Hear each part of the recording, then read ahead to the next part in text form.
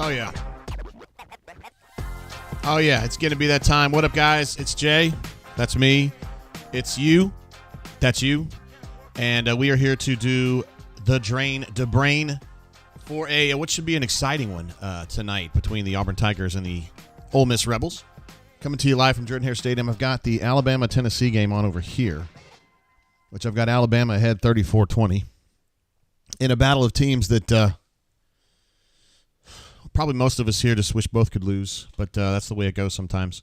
Glad to have you guys here with me, and we're going to be here for a while tonight, draining and braining and watching this game, which in years past was probably a bigger deal than it is now because I used to be kind of homies, friends, associates with the folks at the Ole Miss site, which I'm not really anymore, so I don't know how that's going to go. I bet we'll have some folks that come in and chat and be friendly, and then maybe some that aren't, but we'll see how it goes.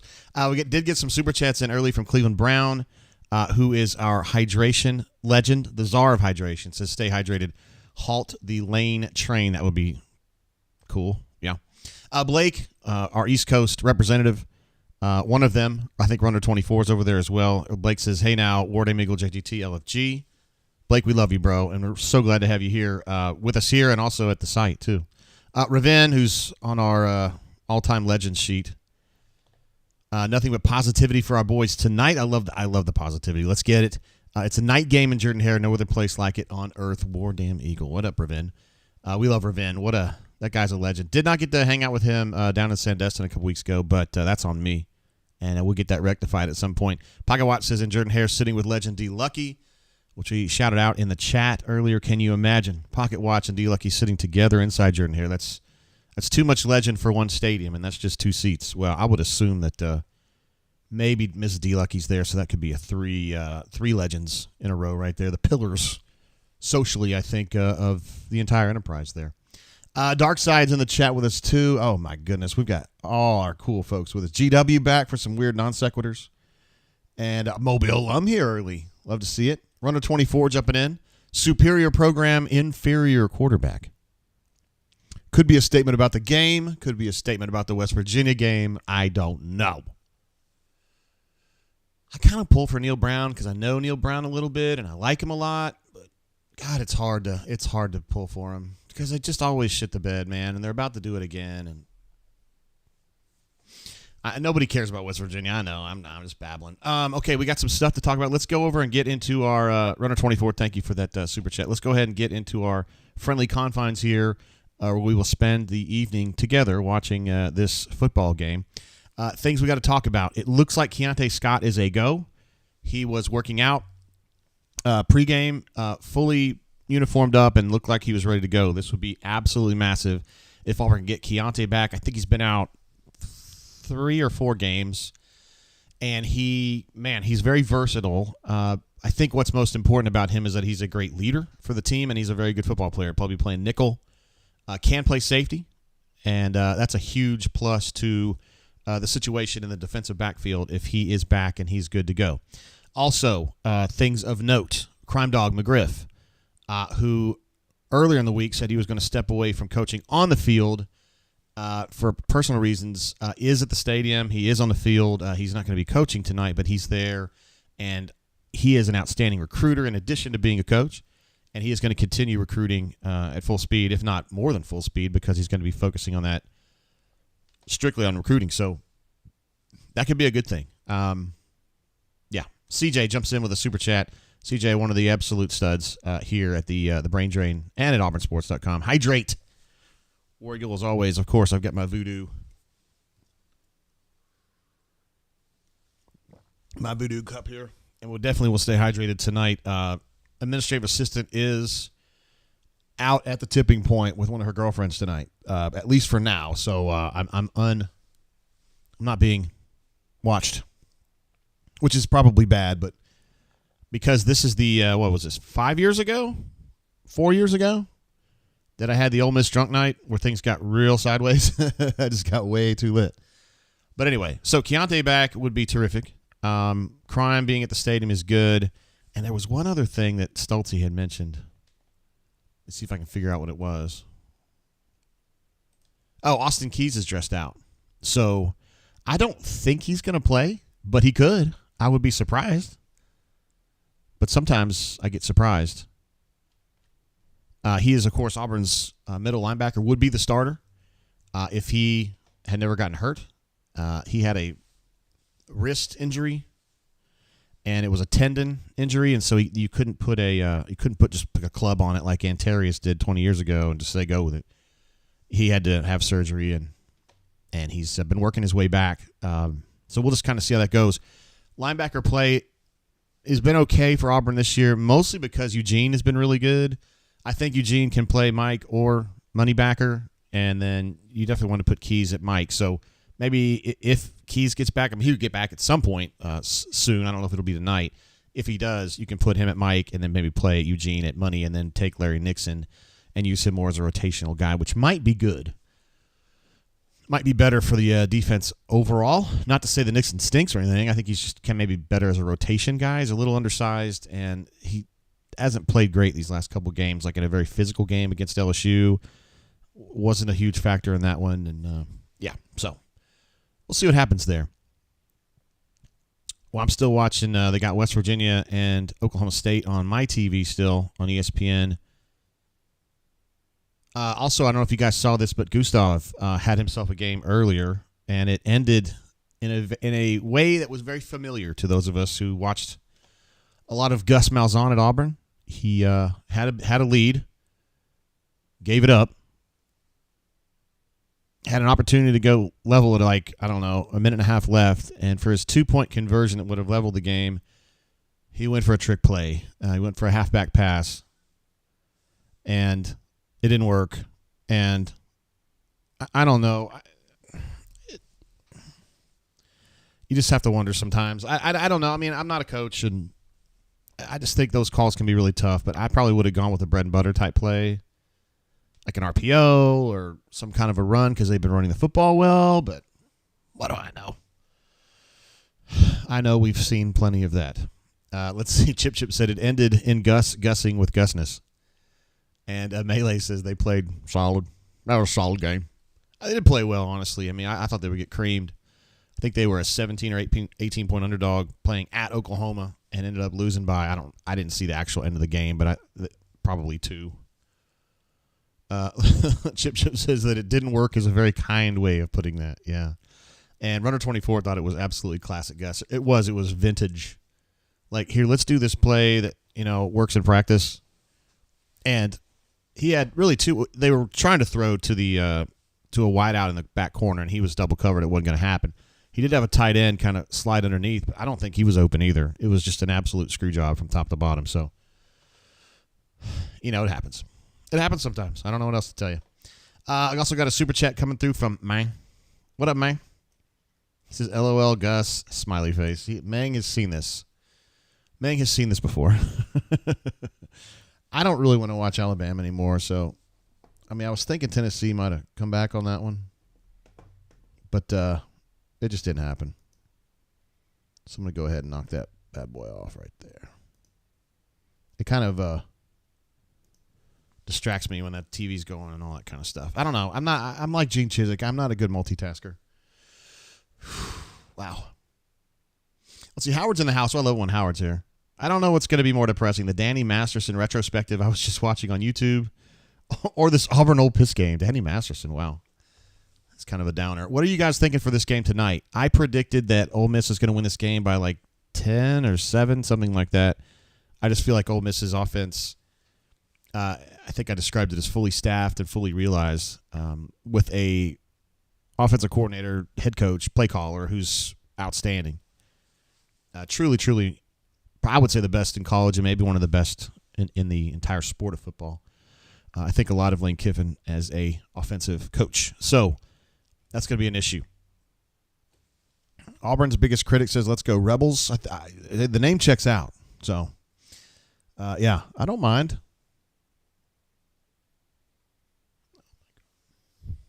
God, I'm just telling you, it's hard to watch West Virginia. I know nobody cares, but it just seems like that's a program that anytime they have a chance to do something, they just trip on their dick every single time. It's been going on for a while. You have to go back to Pat White when they didn't do that, I guess. That's been 20-something years ago, right? Josh says, what up, JG? Drinking Blands tonight. What's in your glass? That sounds delish. I got this Maker's Mark French Oaked cask strength yesterday. Paid a little too much for it. I don't know exactly how much it cost me. I'm thinking this is like $60 because I bought it with some other stuff. But this is not like a difficult to find bottle. But I have found myself, when I was young, going to school in Kentucky, Maker's Mark was what I drank. Because back in those days, man, you had like 6 bourbons that anybody would give a shit about. Maker's was one of them. They used to have regular Makers, and they had a gold Makers, which was higher proof. That was all you had. Now they got all kinds of stuff. You go into an ABC now, and there's probably 120 bourbons. There used to be, they had like your dad stuff, like Ancient Age or KT or whatever, but like bourbons that you would actually drink, you know what I mean? So anyway, a Maker's Mark is gone with this 46. They've been making this for, I don't know, maybe 10 years. It used to be in a different kind of bottle, and now they've marketed it a little bit differently. But, yeah, I like Maker's Mark. A lot of times people will DM me on the bunker and say, hey, JG, I was thinking about getting into bourbon. What do you think I should have to start with? And I always tell them Maker's Mark because I feel like that's a good place to start. It's a sweeter one, I would say, Maker's Mark in general, although this French Oak one is not quite as sweet. And it's got some heat, but not a ton. This one's 110 proof. I thought that would be a nice spot to be for the Ole Miss game because that time that I got absolutely destroyed at the Ole Miss game, or doing the Ole Miss game, I was doing Stag Junior, which was 136 proof, and there's no wonder that I didn't make it. Golly. Runner 24 says Major Harris is not walking through that door, fans. Pat White's not walking through that door, and who was that really awesome flanker they used to have? Divine? Noah Divine? Something like that? And if they do, they're going to be gray and old. Neil deGrasse, what up, bro? Glad to have you back. Ryan D., how you doing, man? Neil deGrasse says, how long until we don't have to drink to watch Auburn football? Hey, I'll give you a laugh on that one, my guy. That's pretty funny. So I'm going to be drinking this Maker's Mark tonight. Josh is going to be drinking some Blands, which is a great choice. That maybe if you're really into Blands, maybe that'll lift your spirits in the event that things go sideways on the field tonight, which could happen. Here's the thing, though. I think if this game were in Vaught Hemingway, it'd be a mess. I think it would be a lot like Noel Devine. Thank you, JB. Noel Devine, who was an amazing flanker. Didn't make it as big in the NFL. I thought he would have. Steve Slayton, runner 24, brings up another West Virginia great. Yeah, he was a stud for sure. All right, we get our first images from Jordan-Hare Stadium with the band doing their thing, the marching band. And the Tigers and the Eagle flight. There's so many good things that go into a good game day. Did the band play good? Did the Eagle fly good? Bridget W. Hey, Bridget. I actually referenced Bridget earlier because she was the aforementioned girlfriend my wife was out with tonight. Hey, Jay, love you having fun with CBT. All right, Bridge. You keep a good eye on her because she's very influenceable and need to keep her on the right track. Let's see. Josh says, I picked up a Blanton's and an E.H. Taylor today at allocation day. I didn't even know today was an allocation day. Shows you how much I've been paying attention. E.H. Taylor is saved for the Iron Bowl. I like that idea. I like it a lot. I've got a theory, and it's going to be put to the test tonight. I think that Auburn is going to get better. I think Auburn's better than this. I think the LSU game was just not a good match for them.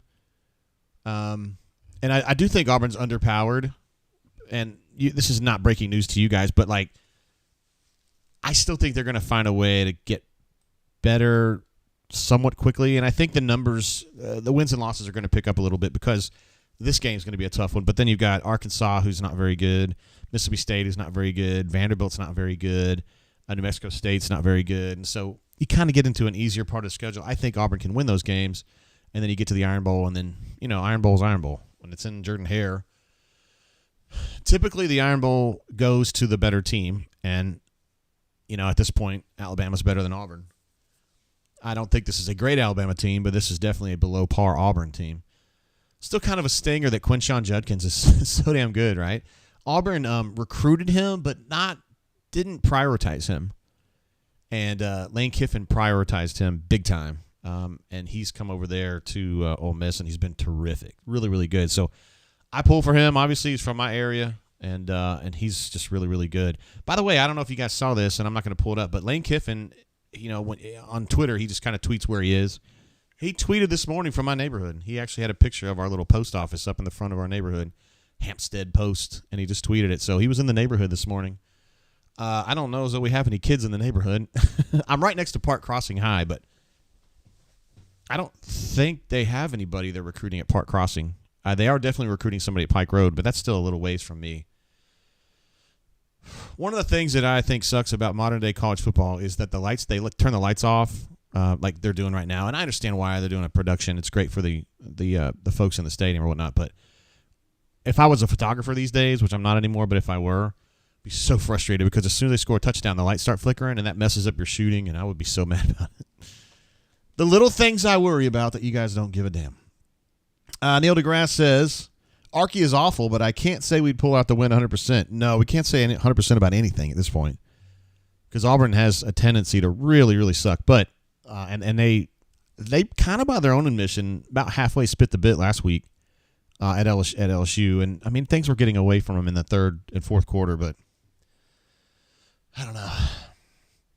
T-Park, what up, bro? Glad to have you this year. You've been funny as hell on the show. Wardam JGT, please give me a competitive game, please. Yes, that would be terrific. Let's see. Solo Tigre said, did Katie George just say that we had a full practice yesterday? First time in Hughes' career. I don't understand what that means. CJ says Judkins or Tank.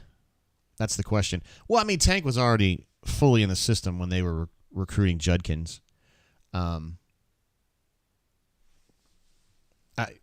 think that Cornell just thought some other guys were better. And to be fair, the tailback room at Auburn is very good. So, I mean, would Judkins be the best tailback at Auburn? Yeah, I think among the guys that are going now. Now, you guys feel the way I do, I think, about Cobb. I think Jeremiah Cobb's going to be an absolute stud. You could argue he is now, but, I mean, I think he's going to be like an all-SEC stud next year or maybe the next year after that. And Wizard points this out. I mean, we're not suffering from the lack of tailbacks. You're right. And you can't have too many. I mean, you know what I mean?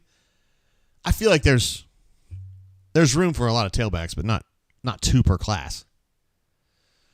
All right, guys, we are now underway from Jordan-Hare Stadium. A beautiful night for football here in Central. Well, I guess they're in East Alabama. I'm in Central Alabama. And the weather's been terrific this whole season. Haven't had a bad weather game. It's been a minute, man. Like that West Virginia game that they had. Hell, it's probably, 09, 10 maybe? T-Park, I appreciate you, bro. Josh C. says, JG, can you elaborate on the McGriff situation? Yeah, a little bit. So I just don't think him and Roberts get along super good. Jeremiah Cobb gets the start tonight, by the way, along with Robbie. I'm interested to see if this is an experimental thing or if they're committed to this bit. First play didn't really go anywhere. They haven't been getting along, and they had a verbal confrontation on the practice field.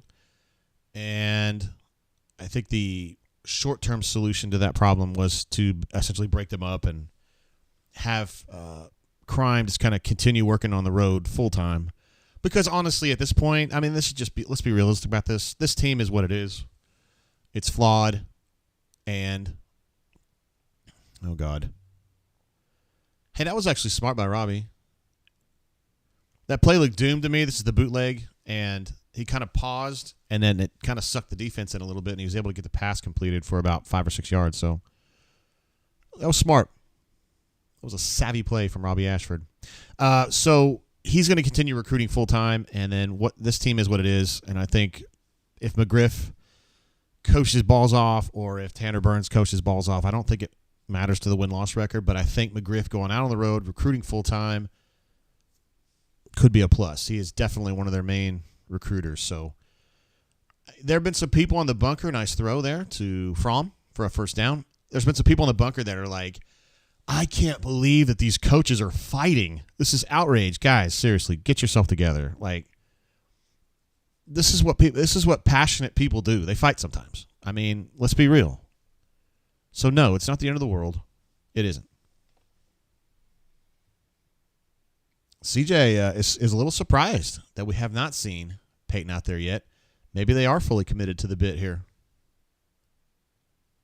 I mean, hell, they got a first down. They've also had 3 negative plays, but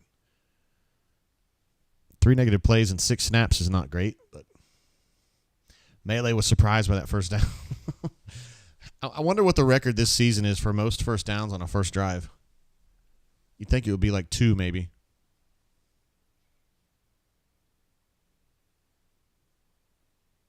Watching Ole Miss on tape this past week, linebacker play has been better for them, for sure. That was a big hole for them a couple years ago, and they fixed that. There's another negative play. A sack. Guys, this is a bad start. This isn't as bad as last week, but it's bad. This is another negative play, so I believe that's 4. It's at least 3 in this drive already. He pumped faked, but I don't think he had anywhere to go. Could have thrown it, but he ended up like losing half a yard or something. So I guess it's just kind of out. It all works out in the wash. 3rd and 14, right where Auburn is a lot of times. In a 3-by-1 with Fairweather on the backside. That was a designed and called quarterback draw. Robbie, go. You got to go. The draw got about 13 on a 3rd and 14, so they got 4th and 1 at the 48, minus 48. I think I'd go here. And they are going to go. Again, 3 negative plays already, but fuck it. Why not? You're playing with kind of playing from behind anyway. You know what I mean? And they know that Ole Miss is going to be able to go out there and throw the ball around.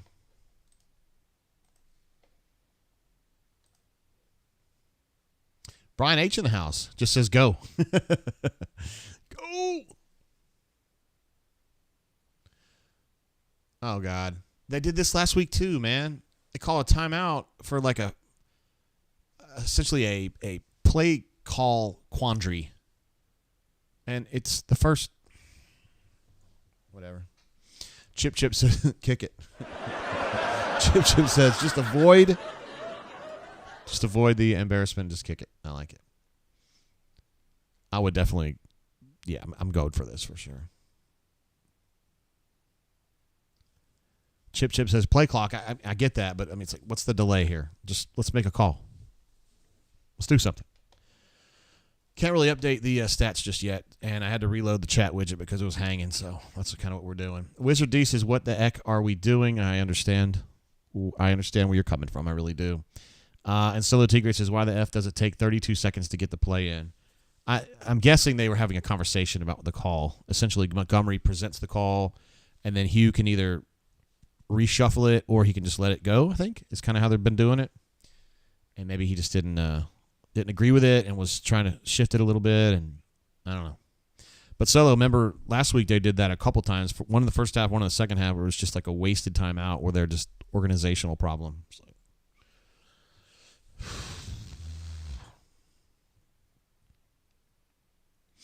Let's see, Josh says Cobb is better than Hunter. There, I said it. Hunter hasn't been impressive this year. I agree. Hunter, yeah. I mean, I remember now, he was away from the team for a while, so and couldn't practice.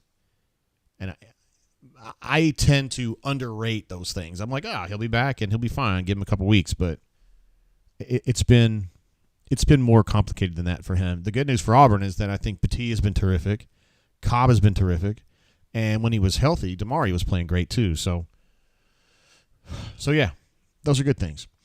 Neil, my man, my Welsh friend who's in Scotland says, what channel is this on? Trying to watch in the UK. This is on the main ESPN. Now, I don't know how that translates to Scotland, but that's what we're watching it on here in the States. It should be a main one to find.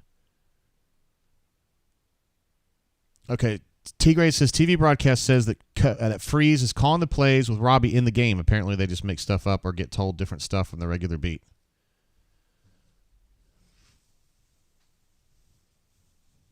Yeah, I don't really know what to say about that.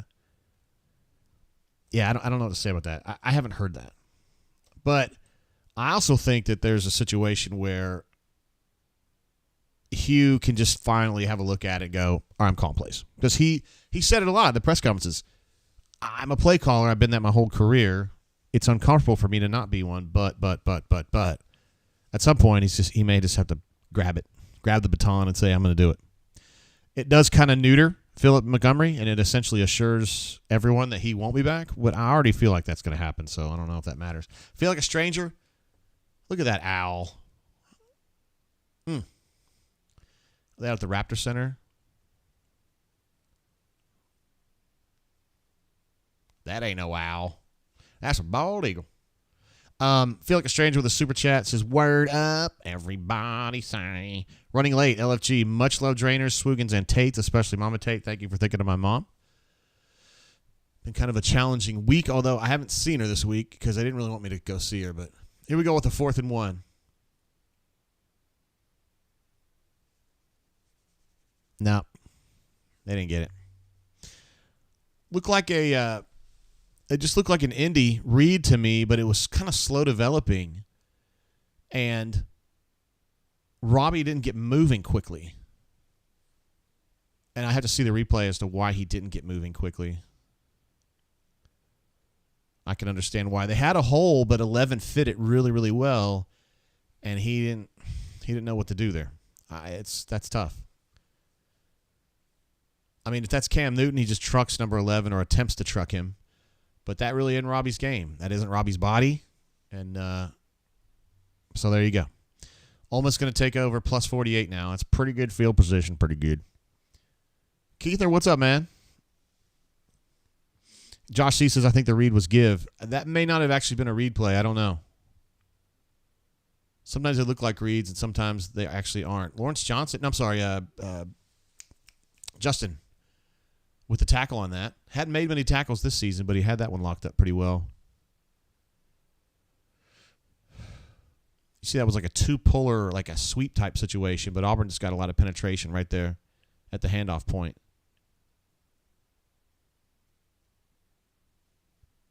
That was kind of weird.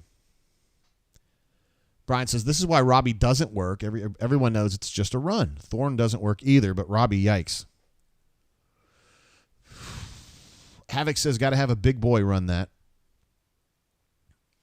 49 minutes to midnight was saying that the sweep was wide open on that 4th down play, which I didn't see the replay on. I was specifically watching Robbie. I didn't see the sweep machination.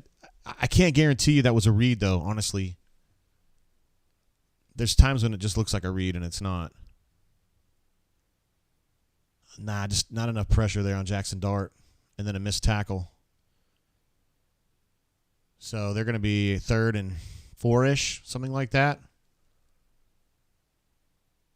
Josh C says, sounds loud AF. Neil says, Amanda, the 9.5 Smoke Show, says hello. Neil's wife, Amanda, she will be your favorite Scott, if you guys knew her. She is quite legendary. 3rd and 7, a little longer than I thought. I thought he would get the yards on that roll. He did, the stop, drop, and roll. But they didn't give it to him. All right, 3rd and 7 is doable. Going to have to get some pressure in there. Auburn's got a 4-man front. And it's not going to happen. And it's getting even worse. Kind of ran away from where the pressure was coming in and got himself a seam and, I don't know, maybe 25 yards. Whew. Daniel says, not a read. You're not going horizontal on 4th and short. Well, Hugh might not. Gus would. Gus would do it on a 2-point conversion. Plum Jam is good. Says, here we go again. Sad face. Howard says, Ole Miss is cheating. They know our signals. Oh, don't say that. They're not cheating.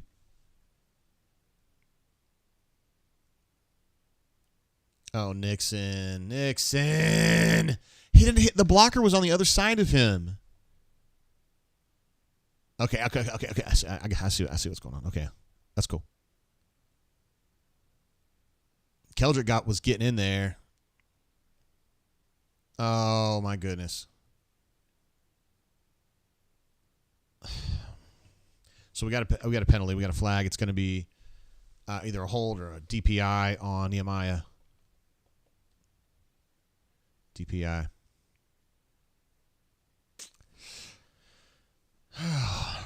A.E. Robinson has the internet meme. Bro, why are you cheating? Come on. What is going on? I say this every week. That just didn't look very harmful on the DPI front, but as long as it goes both ways, I don't really care. That didn't look like much. Yeah, I think Havoc is not a fan of that call. I'm not either.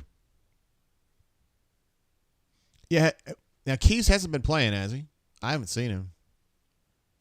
And if Keontae's in there, let's see if we can find him. Yeah, Keontae's playing. He's playing nickel right now. Number 0.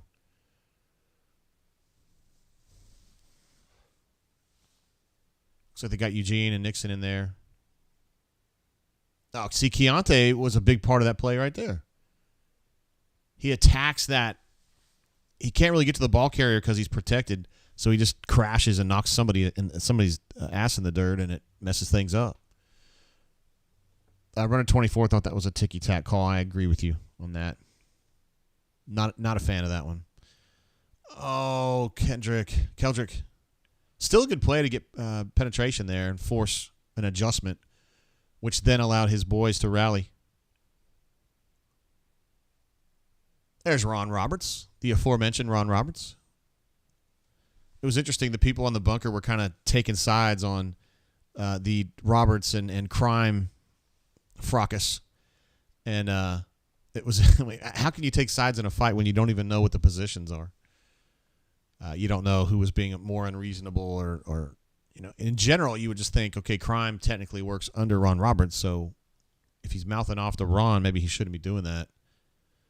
All right. This ought to be offsides, everyone but the center.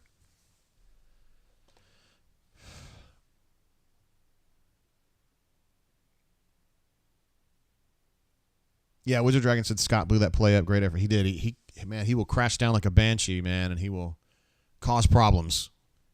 And that's why you like him. He's a high work rate type player, and he's a huge plus in the locker room. He's very respected. He's a terrific leader, and he's a terrific football player too. So that's a plus. Auburn's defense has been valorous tonight so far. I know it's only been like 10 plays, but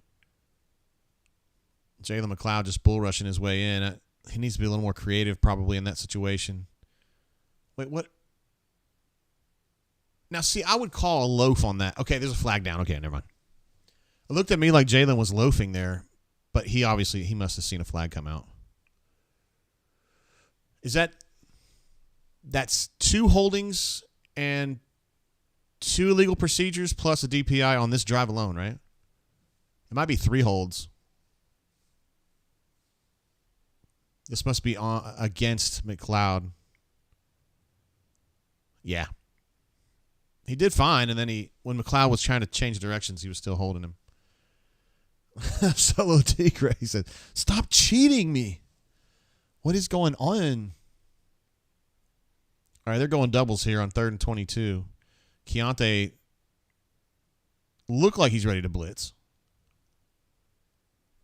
Of course, Keontae being back, I didn't even mention that earlier. He's the best blitzer they've got. They ran away from him, and they're going to get this. They're going to get a first down on a 3rd and 22 with a lead play. Like, come on now. No, it's going to be short. They're 1 yard short. Boy, oh boy, oh boy. Man, if they get this first down, good golly, Miss Molly, man. All the trouble that they forced Ole Miss into, and they would just give it up on a first down. Yep, there it goes. That's bad, guys. That's just tremendously bad. Well, that's just tremendously bad. You go from 3rd and 22 near midfield, and now 2 plays later, it's 1st and 10 at the 14. Like, jeez Louise. Just got to be better, man. Got Zeke Walker in there right now. That's just life now that Mo's out. Mo's going to be out the rest of the year, and Asili Kite. Cleveland Browns says, remember when Auburn could run the ball like that? Good times. Ah, the old days, Cleveland Brown.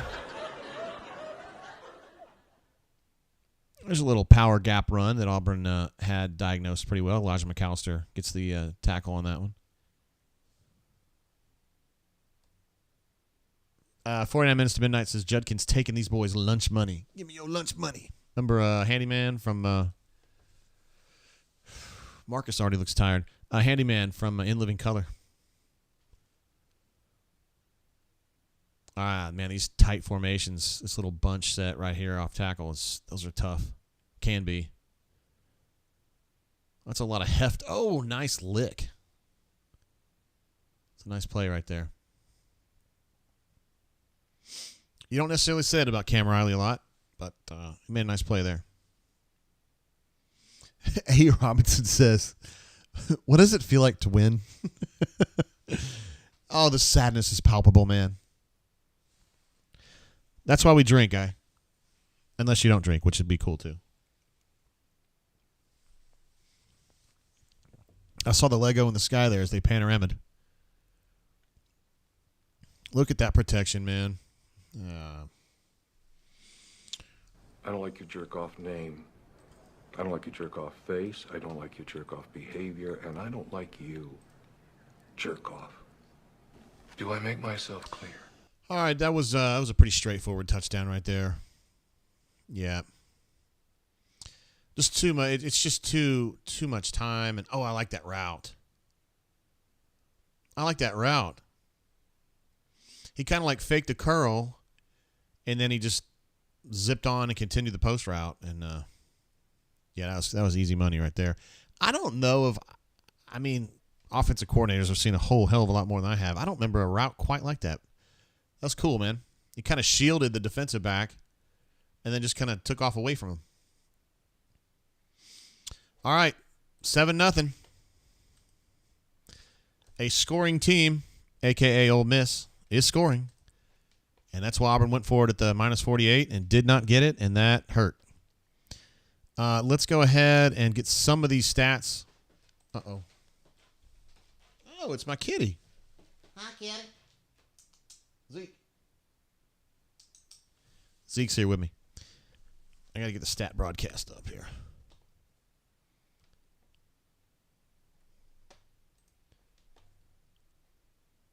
All right. Robbie was, hey, man, I'm going to go ahead and switch that. Instead of saying Thorn, switch that over to Robbie. He was 2 of 2 on that last drive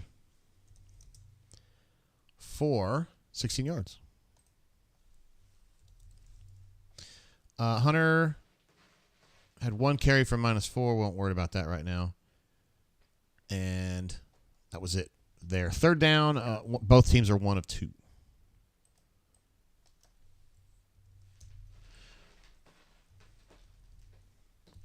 Hey, Zeke, easy, bro. Hey, come here. Come here. You want to come say hello? That's my kitty, Zeke. Can you say hello? Can you say hello? Way to be, Zeke. We got Zeke last week at the shelter, and he's been great. I'm a big fan. CDF jumps in with a massive super chat. Let's just give him an applause just for that. He's always so supportive of the channel, and he's hilarious on the board too. Says embarrassing. CDF has been very frustrated. He was really hoping, as many of you guys did, that the team was going to, everybody knew they were underpowered, but it was like, at least fight. And, you kind of get that the new coach spirit going. We saw it 99 a little bit.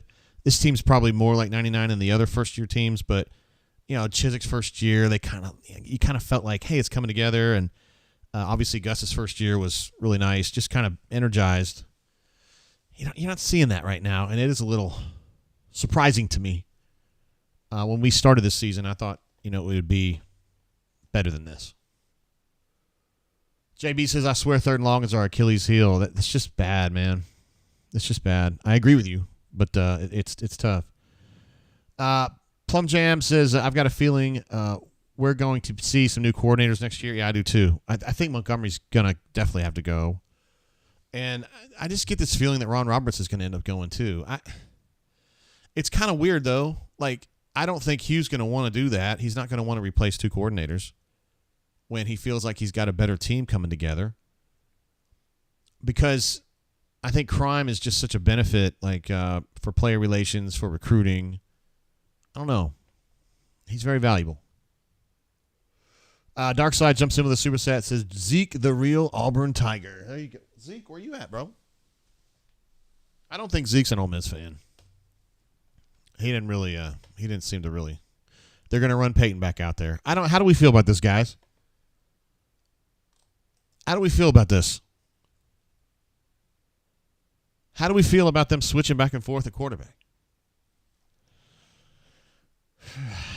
Let's see. LT Great says Ron Roberts is Ted Roof 2.0. Very interesting. Neil says, cheers to Zeke, a feline legend status. Hey, Zeke. You got a fan. You got a fan in Scotland, bro. Come here. Come here. Oh, we're back playing. All right, yeah, Peyton is in there now. Along with Caleb.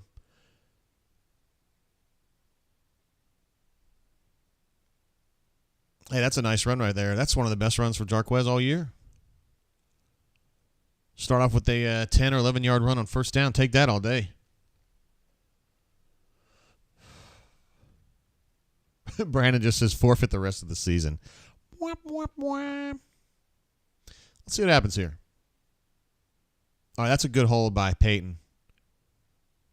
He was going to do like a quick throw to Malcolm, and it would have been knocked down, and so he just kind of held it and ran, got another 5 or 6 yards. That's smart. Neil says, as a newcomer, Hunter came into the season as the star of the team. Neil saying he's a newcomer.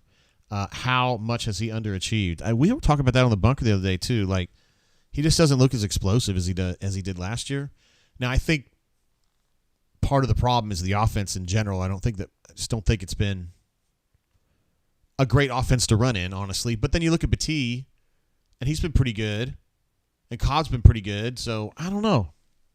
I'm not sure how to answer that, Neil.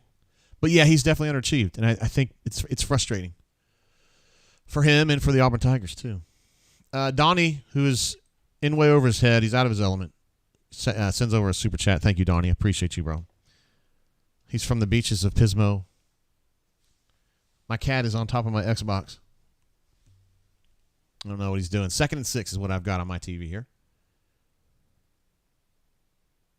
With Luke Deal motioned out deep. This is not good. He's running to the wrong side of the field to find open receivers because he had 2 guys on short routes over there into the boundary, and he had a bunch of space on the other side, but he ran away. It happens. Cleveland Brown just says, thank you, Donnie. Welcome to the drain. Josh says thorn running is not pretty. I think he's a surprisingly fast runner, honestly. Are they calling another timeout? Oh, no, somebody's hurt. My bad. Auburn Arden says OL just got ran over, LOL. Yeah, it happens sometimes. So who's down?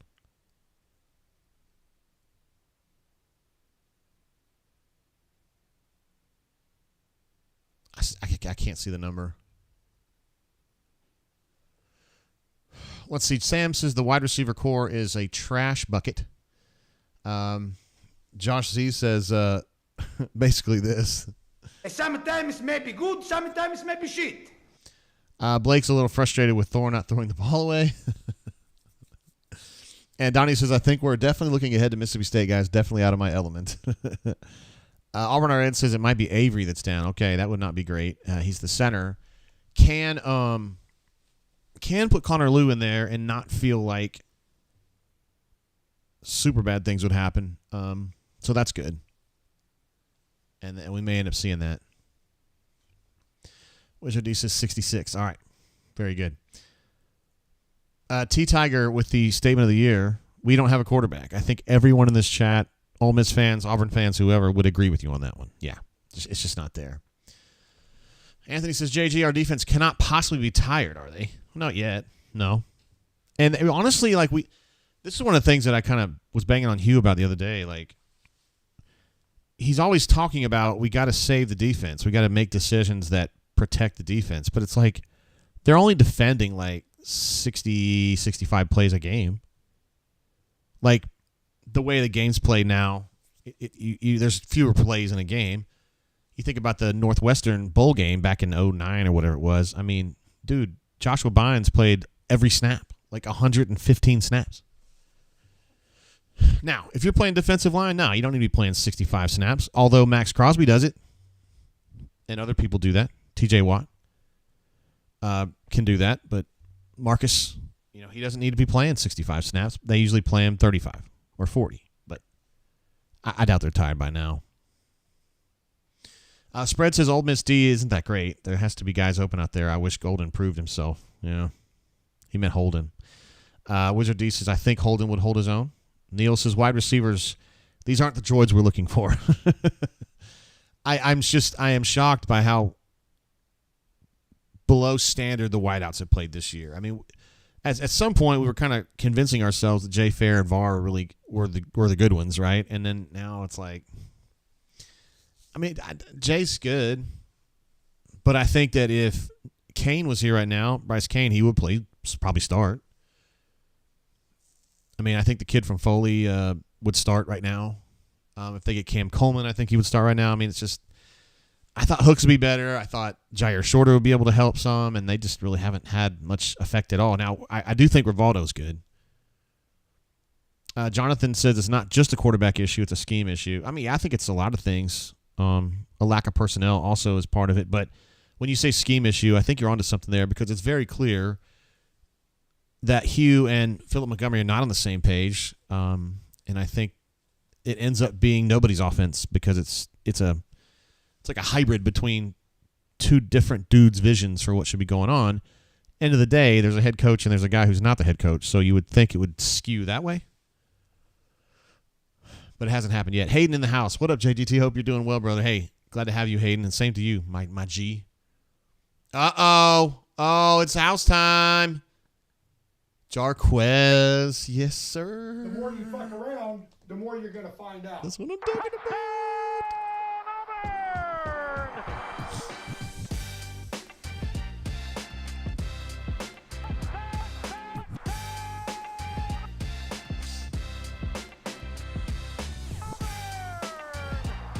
I wonder what I didn't see the play, honestly.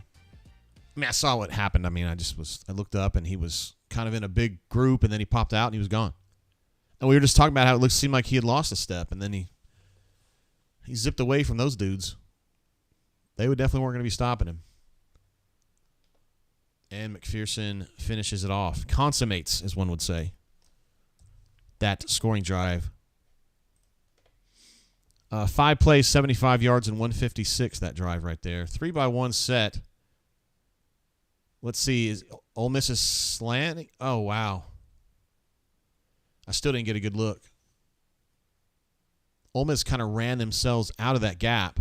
Similar to what I did a play diagram last week from the LSU game, and there was a bust that I highlighted, and it was very similar to that. There's Connor Liu right there, number 75, so he is playing for Jones at center, I reckon. A very similar thing happened to Auburn's defense last week, and then they just did it right back to Ole Miss there. Essentially, you're slanting away. You've got a free hanging. For Auburn, it was a linebacker. That guy looked more like a nickel. I couldn't tell who it was. And he's on quarterback duty, but he ends up being the last guy on the tailback, and he just didn't have a good angle. And then Jarquez was gonzo. Let's see. Let's get some numbers up here. Jarquez, that was a 53-yard run, so he now has 3 carries for 58.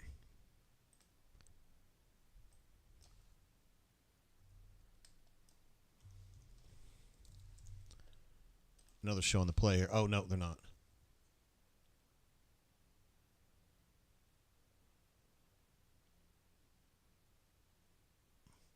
Yeah, Auburn was doing this last week, too. I ended up doing this play even though I had it ready to go. Auburn did something similar to this.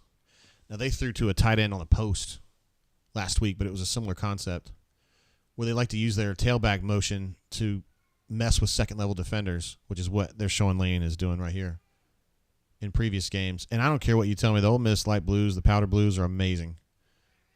It might be my favorite uniform in all college football. Zeke, what are you doing?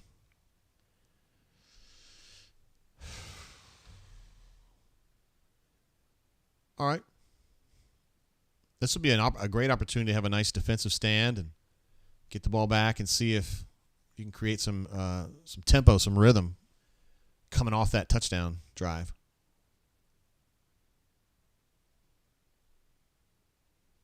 Oh, what a catch. That's a nice catch right there and a nice throw. I thought the coverage was good. Easy, bro. Easy. He's getting a little antsy. My cat's getting a little antsy after that throw right there.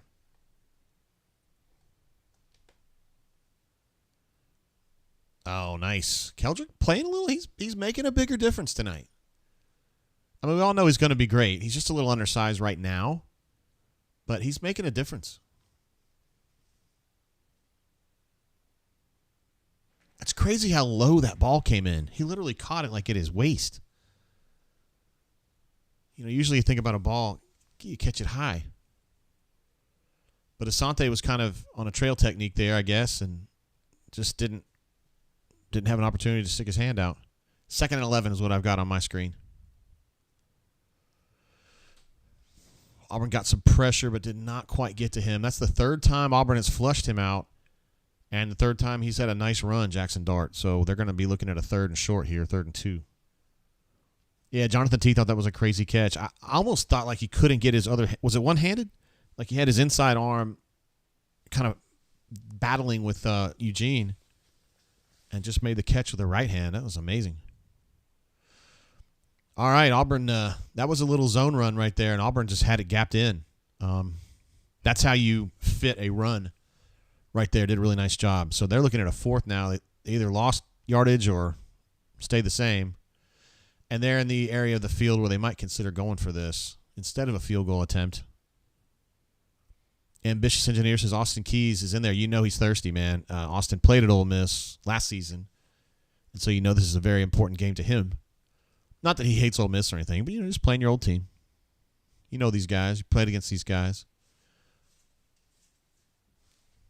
Zeke, chill out, bro. All right, 4th and 1. Auburn's got it.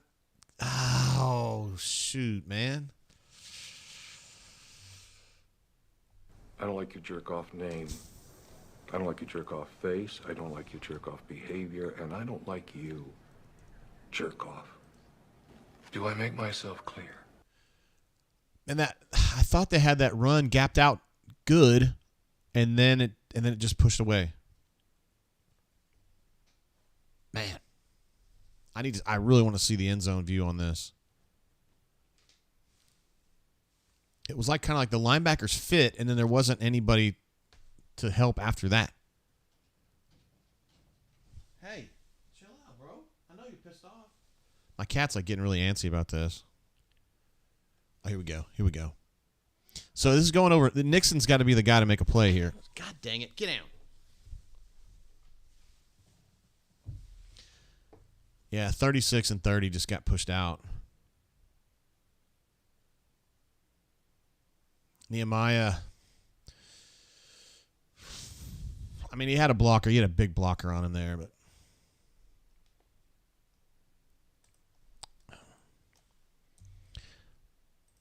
that's a body blow right there, guys. Ouch. I mean, you feel like you can do something there on 4th and 1. You just had a great performance on 3rd and 1. And yeah, runner said there was nobody there to fit that. The Wizard Dragon says number 30 got exposed. It came right through his gap, and he just got bounced out. He's just an average linebacker, and I don't necessarily think that, you know, when they signed him or got him out of the portal, they were thinking, you know, hey, here's our new Taquillo.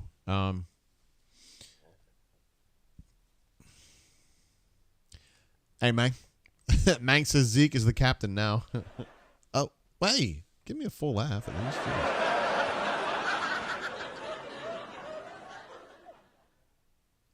Man, got some defensive issues right now, guys. They have 138 yards so far. Auburn has 98. I know it's still early.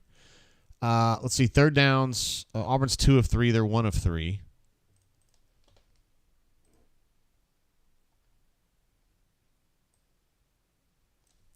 Come on, Jay. You know, my big thing about 3rd downs, though, kind of got exposed in that Mississippi State game. They were 1 of 10 from 3rd down. They won the game.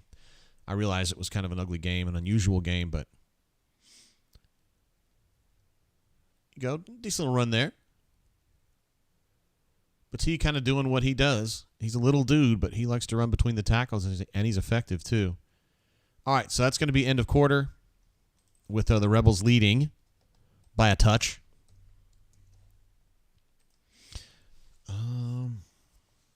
Not sure how to address this quarterbacking situation on our stat sheet here. But so far, Peyton hasn't thrown a pass yet, so I don't have to consider that. Yeah. Total plays. LSU has run 15 plays. Auburn has run 13 plays. Average yards per play for Ole Miss is 9.2. Auburn is 7.8. I think both offensive coordinators will be happy with those numbers. Time of possession, they're up a little bit, but they're also one drive ahead. It's too early in the game to really assess that too much. Tackles for loss, 2 for Ole Miss, 1 for Auburn. Let's see if I can find a negative play stat here. No, I'm not.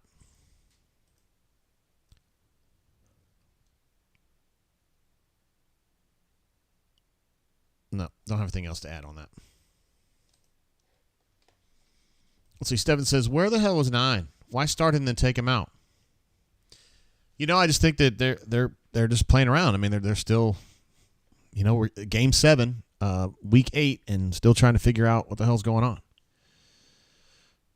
Jonathan says, I guess I just wanted to tease us, LOL. Matthew says, take a shot, JG. I can do that. I've got a little bit of brown water in my glass right now.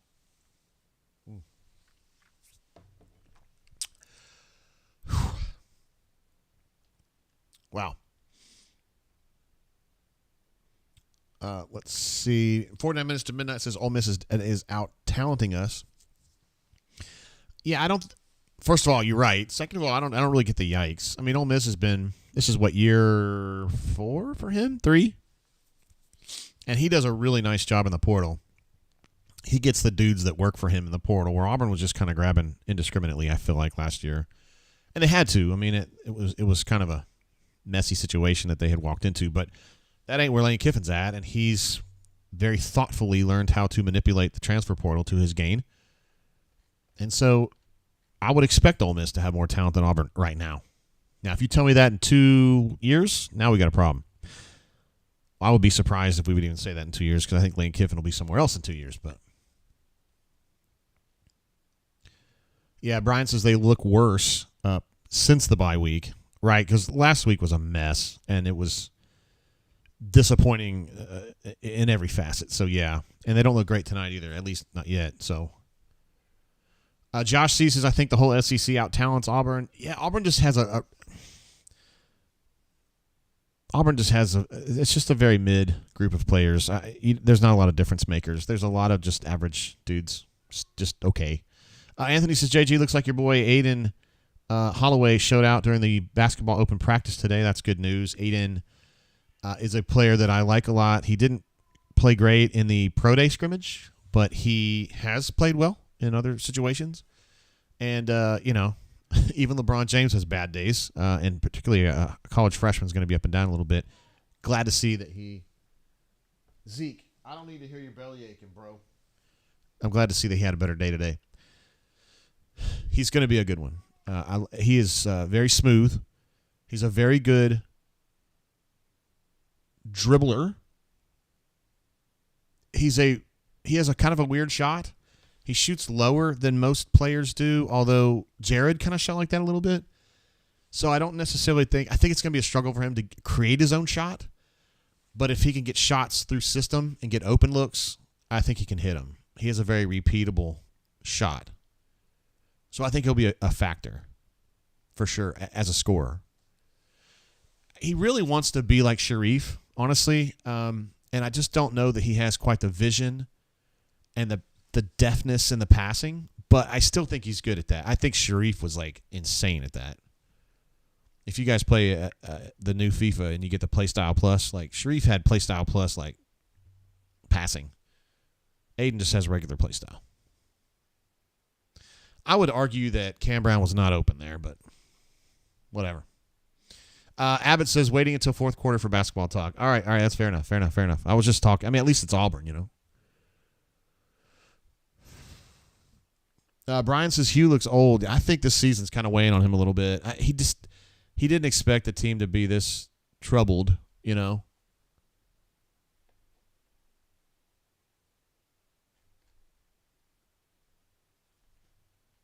And it's going to be punt time. Hey, at least Oscar's pretty good. He's pretty good. Probably wasn't his best kick ever. So they take over on minus 31.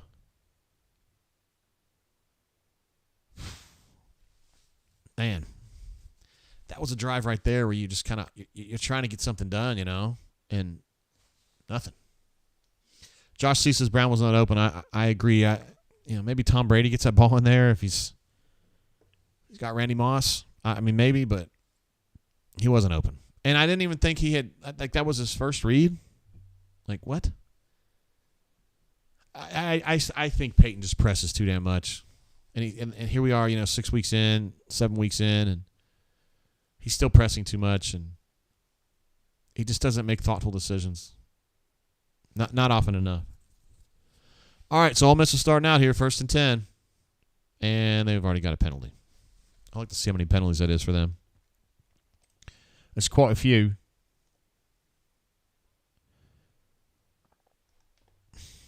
Come here. Penalties 5 for 35 for Ole Miss. Auburn's had the one penalty for 15 yards. All right. Hadn't really been a problem for him, though, for Ole Miss. They've been able to overcome those penalties. And they just overcame that one right there. They're going to look at a 2nd and 2 or 3 now after that long throw into, look like zone coverage. Matthew thinks Peyton is not the answer. I don't necessarily think that anyone thinks he is, though. And looks like they just got the first down on their second play there. So, all right. Let's see. Harbaugh said Brown wasn't near the sticks either. Bad route. Did seem a little short. But I need to look at that, where that play was headed. It seemed like that was an outlet throw as a first read. I didn't understand what was going on there. Oh, Donovan Coffin with a pick. And he's getting some mileage out of this bitch. Yes, sir. He almost got in the red zone there. So just kind of a fluky interception, but you got to give DK credit for having his eyes up, which you don't necessarily say about all of Auburn's defensive backs. But had his head up, hands up, made a play. And returned that bad boy probably, 40 yards? 50 yards? Assuming he stayed in bounds.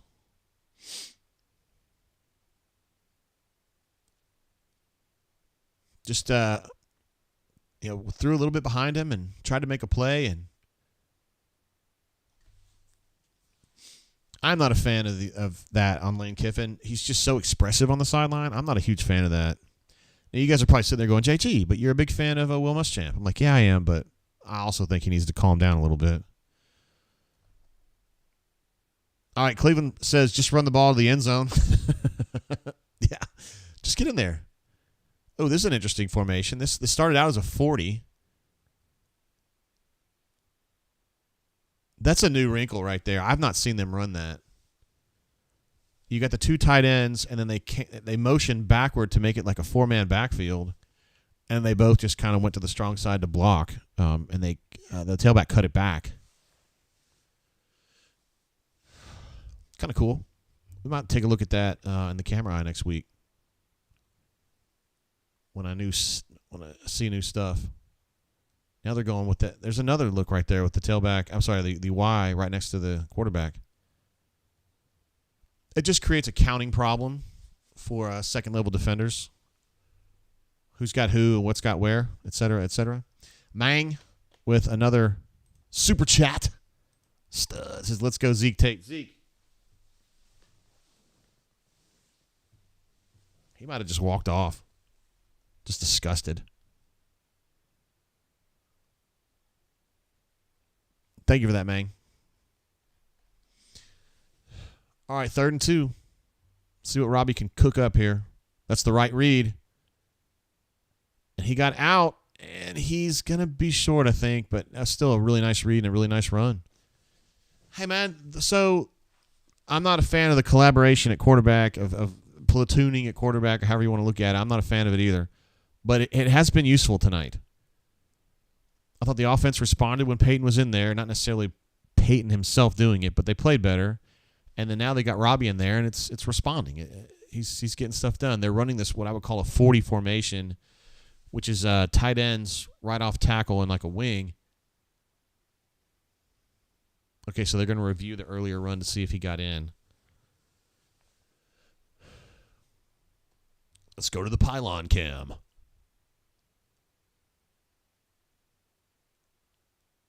God, it's so hard to tell. With the ball on his outside shoulder, and I don't know. It's possible.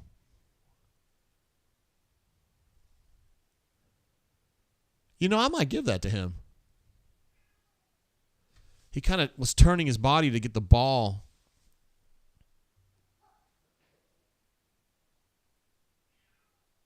Either way, he's going to be at like the half-yard line or he's in. I mean, this should be just a punch in. Of course, with Auburn, and nothing's a punch in ever, but. Jonathan T says, go Robbie, that's my quarterback, LOL. Daniel M says, we used to call that formation pistol power. You can see that. Joko says, has Zeke brought back any birds or mice yet? He is 100% a house cat, so he ain't going to be outside. He does have he has his claws and everything, but hey, come here. Come over here and see. Mang was asking about you. Come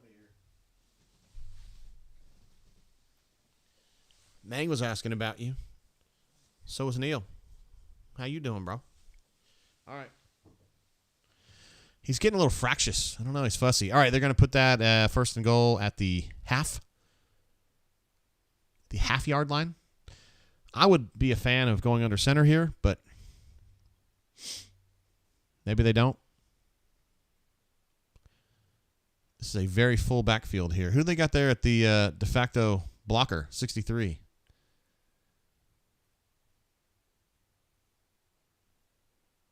I like it. That's a cool play. I'm a fan.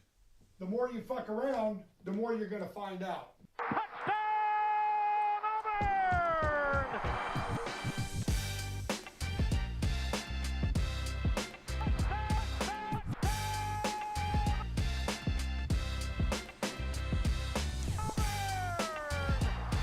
We got Swartzy69 says, hoping you can help Scottish Neil with some footy knowledge as I'm owning him in fantasy football. Swartzy from Cardiff. Yes. All right, we got another one. Another Welsh legend. And he is definitely not Scottish, Neil, as you know, Swartzy. No, he's not. Points off turnovers. Yes. That is big. Again, that drive completely set up by DK getting that interception off a missed throw from Jack Start. And return that like 50 yards. And next thing you know, they're going pistol. They're going Wildcat with Jarquez getting the ball and just goes right in. So, hey, Auburn's keeping pace here. We said this all season long, kind of getting it home with one headlight, but the car's still rolling down the highway. And it's better than what we saw last week. C-Red13 said some creativity. What? I know. It's shocking.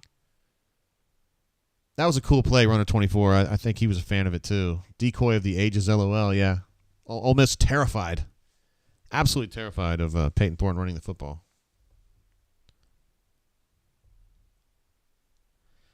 I don't even know what that means. Sometimes I get texts from my guys. I don't even know what he's talking about.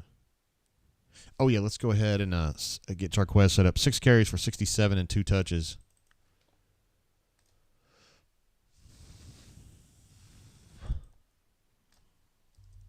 Two touchdowns for Jarquez tonight. And let me see what Ashford's passing. He's still 2 for 2 for 16, although rushing, he's 5 for 26. I'll go ahead and put him on here. All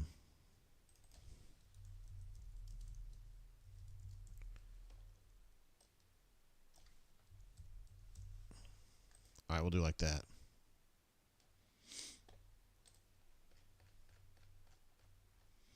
Neil says, Swartzy69 in the house. My man.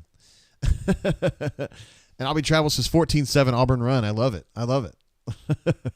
That's a good use of statistical analysis there. I like it. CJ says this is definitely a game for a Wallflowers reference. Yes. Days of Wonder, I would argue. Tonight is a day of wonder. Poppy Clan in the house. What up, my guy? There he is. Cleveland Browns fan. Who they got tomorrow? Maya Raiders play in the early window. We're playing at Chicago. Got to have that one.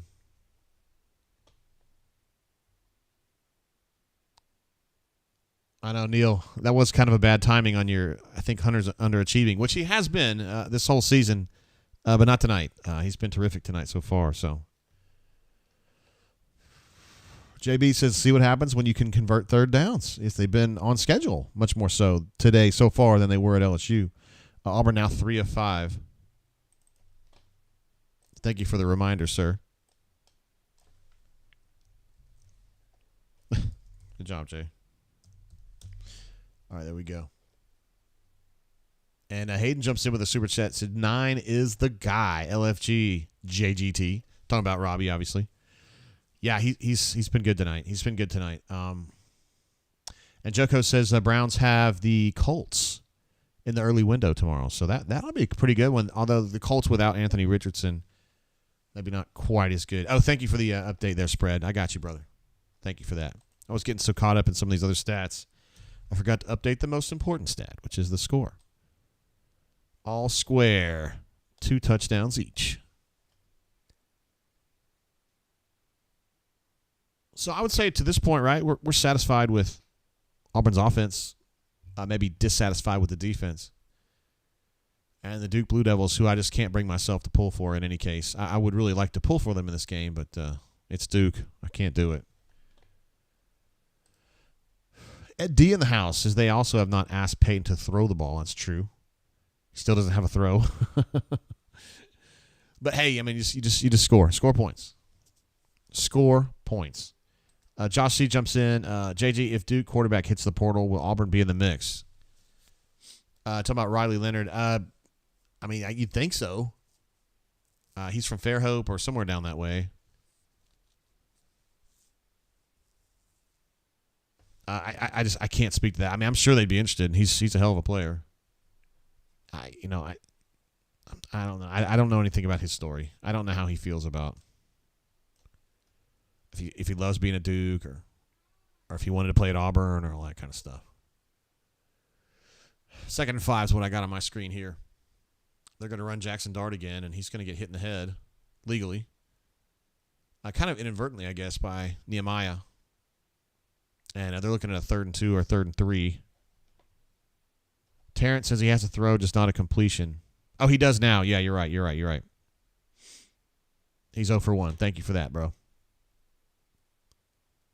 Runner 24 says, hey, man, what, did they get that ball in there? No, they did not. A. Robinson says he grew up an Auburn fan and he has a girlfriend at Auburn, so yes. Okay, cool. I think it was it Caleb? Somebody was telling me that they played pickup ball with him at Auburn like not that long ago, like a year ago. That he was like over here on a break and was like just at the student act playing. And they didn't really know him. He was just like, yeah, I play quarterback at Duke. And they were like, oh, yeah, cool. Oh, yeah, cool. Ambitious Engineer says Keys is headhunting out there. Blake says Keontae's the difference maker. He is a difference maker. I would agree with you on that. He makes a difference for sure. I see Butch Dill. Outstanding shooter for the AP right there.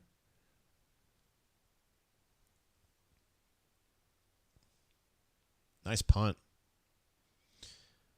Coy Moore charged with returning punts now. Got about, 2 or 3 feet. Cheerleaders, girls on film. Getting his Duran Duran reference out of the way. I would say Ashford's behind the wheel tonight. Nope, they're going to go with Peyton again. And Robbie looks a little dejected, which I understand. You lead a touchdown drive and you feel like you should be back out there, but they really are committed to this back and forth bullshit, aren't they? No such thing as a hot hand. Connor Liu's still playing center, worth noting. true freshman Connor Liu, although he was here in the spring. And a guy who we've gotten great reports on the way he's been practicing, the way he's been preparing, the improvement he's shown so far. So the fact that we haven't noticed him screwing up is good. He actually did a nice job on his block right there. A little quick throw to Fairweather on a play action. Got about 5 on it. Poppy says, Jay, are we going to see this quarterback switch the rest of the season? I think so. This just looks like drive by drive at this point, right? It's been one dude gets the whole drive, and then the next drive, the dude gets it, right? I love that Auburn goes to the trouble to block those hand signals from behind, and then the ESPN just shows them from the front. I like it. Kind of like Big Lebowski when he puts the 2x4 in the door, and then that just opens out, and 2x4 falls on the ground. Great backside pursuit on that one by Ole Miss's defense, and kind of wrecked that wide run from Jarquez. Not his fault, really.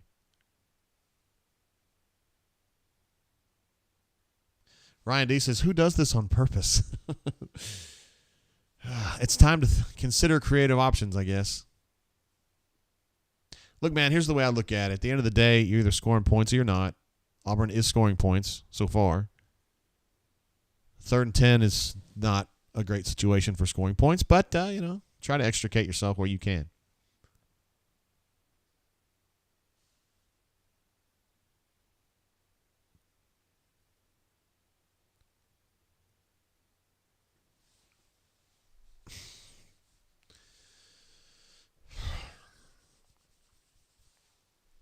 As Mike Insbinger would say, you live to punt. You're behind the wheel tonight. And I've listened to Depeche Mode 101 more, Neil, in my life than probably any human being.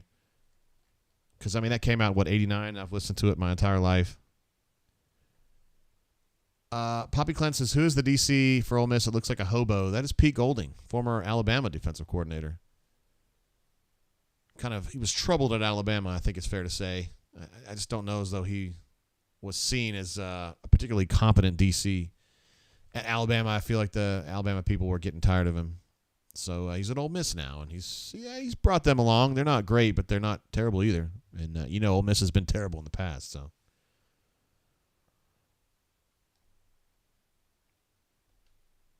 I don't understand. Underarms is frustrated too. It says, why don't you just leave Robbie in there? Again, if that last drive goes somewhere, though, maybe you're thinking, whatever. Maybe it kind of can work. I don't know.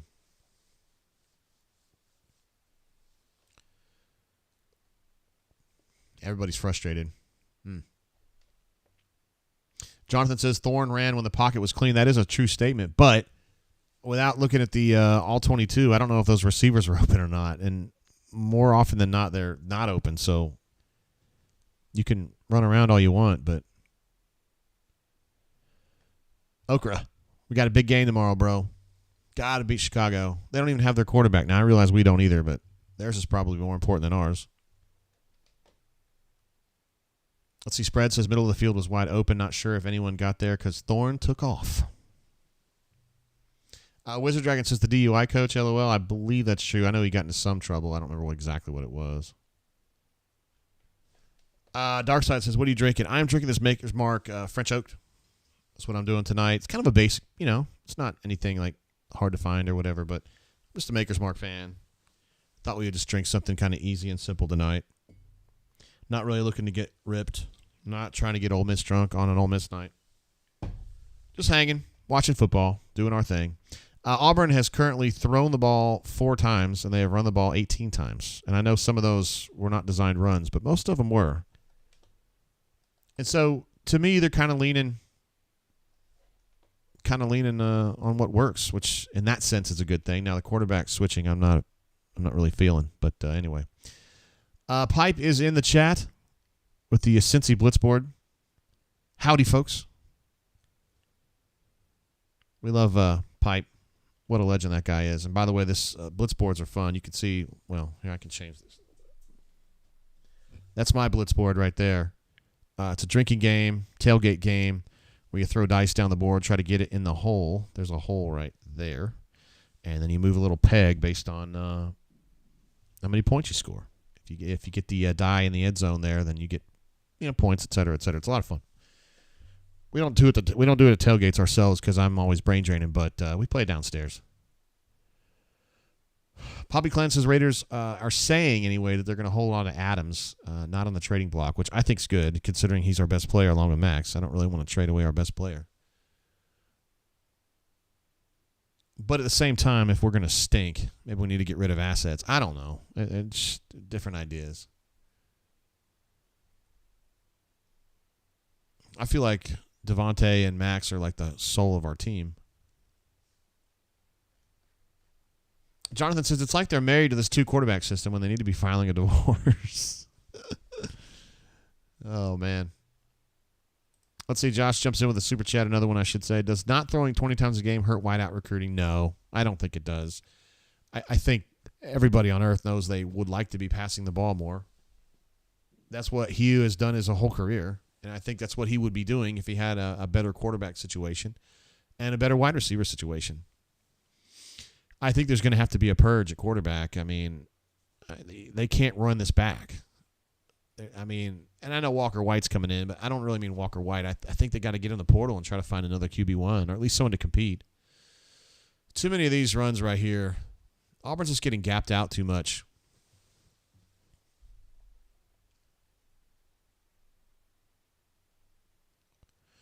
Let's see. JB says Devontae. Hold on, let me see what they're going to do with this play.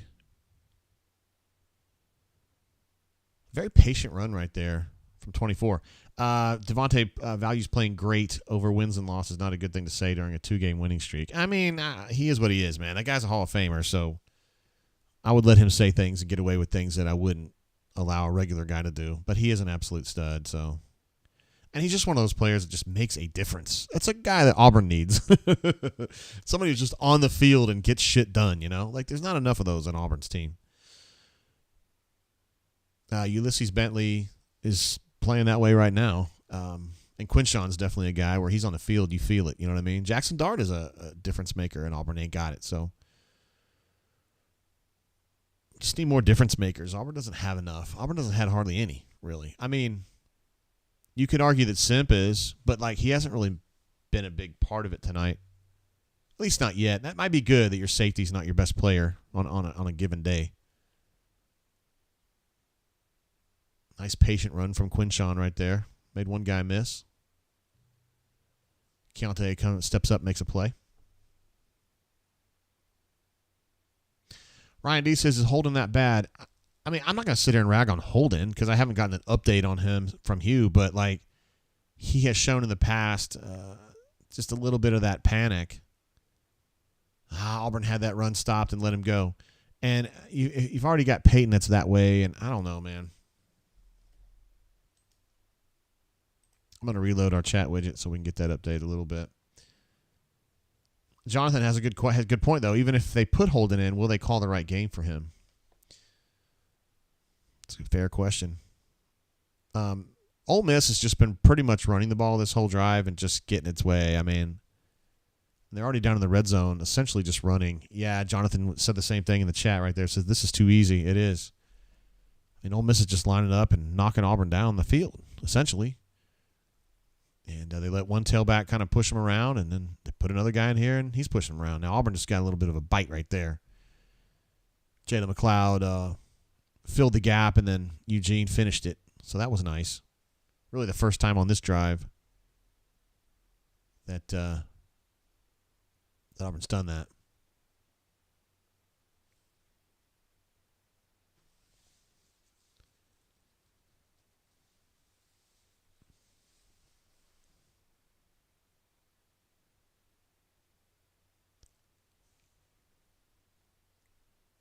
All right. They're going to try to pass something. He's just throwing it away. Best tailbacks in Raiders history. Wow.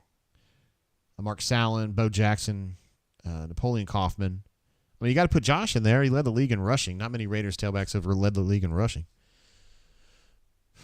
They also had the tailback Darren McFadden, didn't they? He wasn't necessarily that great of a pro, though. For me, Bo Jackson's like the most dynamic tailback ever in the history of the game, in my opinion. I mean, Barry Sanders is a bad man, too. Two different guys. Two different kinds of play, but I don't know, man. Bo was a freight train. Kind of like Derrick Henry, I guess, in a way. I mean, they're the same kind of athlete. I just still think Bo was better. T-Park jumping in with another super chat. Says it's mind-blowing that our wide receiver room is so bad that we have to play 2 to 3 on the field every play with multiple tight ends lined up at wideout. Yeah, I know, man. It's funny to me, too. It's strange to me, too. I'm going to check. We're at the 5-minute mark here, so I'm going to check with Hunter. Make sure that we can get him tonight. That would be awesome.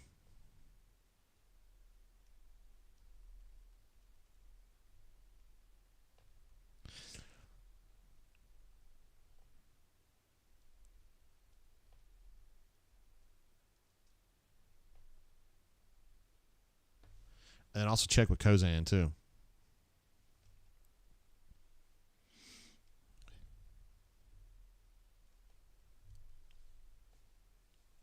Little green dog blitz there. Oh, they got it out, though. Nicely done. Dude, Ulysses tried to truck him and kind of got stood up a little bit, but still.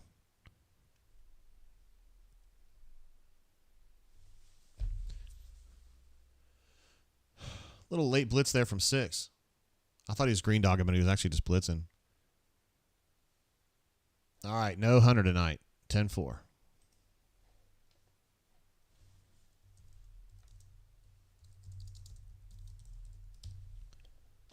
Hunter is probably not watching the game. So we'll check in. We'll see what Alex says. Uh-oh, they're in trouble. Hey, that's technically another pick. It is indeed. Zion Puckett says, I'll take it. Was that a screw up? I'm sorry. I was texting with Cosan. What happened on that?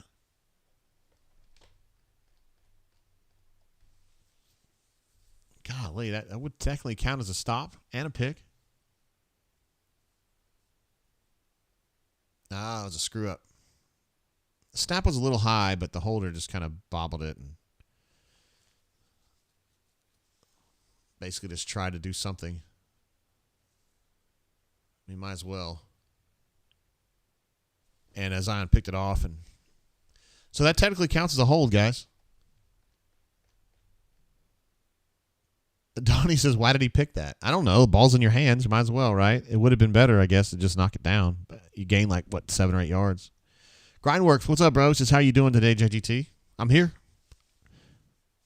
Enjoying it. And Cosan says he's good to go. So we'll be able to get him at halftime and see what's going on. But again, no Hunter tonight, so that's kind of a bummer. But because we love his expertise on all things strategy. Pipe says that holder doesn't skip many meals. How many's a holder, bro? Donnie says Puckett should have dropped the INT. I mean, it would have helped, but I mean, it's 10 yards or 8 yards or something.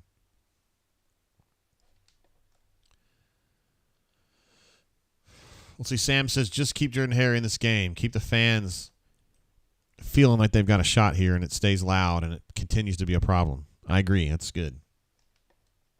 Marbrand says, I'm just happy Zion finally defended a pass. Oh, man. Oh, man, that's tough. Wizard also wondering why Zion didn't just knock the ball down. Melee says Holder thought it was a muffaletta. Come on now. That's not very nice. Let's be nice to our friends. There's Neil saying, my man Pipe, 2 guys that partied down in Mexico together, or at least concurrently last summer. It was good times. Good time had by O. Let me get some of these stats updated. We're not updating the passing stats because they don't need to be updated. Ashford is a runner 5 for 26. Same. And Hunter's now 7 for 63. Great. One more run. A few less yards. That's kind of how it goes sometimes. And Battie does have 2 carries for 6 yards for what it's worth. Third down, Auburn is 3 of 6. They're 1 of 5.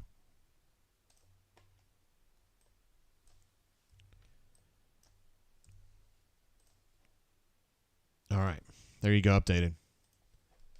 Lane's going to be frustrated with that third down performance going into halftime. But Anthony R. says, JG, any recruit news? So you got 2 officials on campus today, 2 JUCO guys. I probably expect one of those guys to commit. I think there's going to be another decommitment soon, but I don't think it's the worst thing ever. I think some of these, you didn't hear it from me, but I think some of these kids are getting purged a little bit. I think Auburn is feeling more confident about other players. So that's something that I would expect to have happen. And I still think Auburn's setting up for a nice finish, too. There's that 40 formation again, and they're going to back out again, as they did earlier. So you got 4 men in the backfield. I like it. Little play-action pass to Luke Deal for 14 or 15 yards. We do have a flag thrown late. I wonder what that's going to be.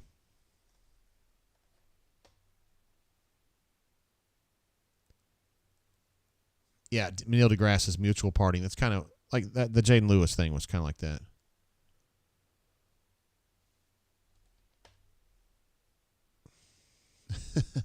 Josh says got a new prop bet for Auburn offense. Which quarterback comes out? Next drive, Peyton Thorne, Robbie Ashford, or could it be Holden Gerner? It could be. So they got Brandon Frazier with the hold. Hugh didn't look very happy, but he's not been looking happy lately. From the shadow of their own end zone here, shadow of their own field goalposts. Isn't that the word I'm looking for? Yeah, I think so. Jonathan says Robbie looks more comfortable. Yeah, he's running stuff that Robbie runs. He's running read option and running the football. He's good at that. 2nd and 11. The throw, I think, to Cam. No, Coy Moore. Hey, that's not bad. It's 3rd and manageable now. Back on schedule. What's it, 3rd and 4? 3rd and 3? Oh, Damon said it was offensive pass interference. Wow, I didn't realize that. Runner 24, that's probably a good guess. Yeah.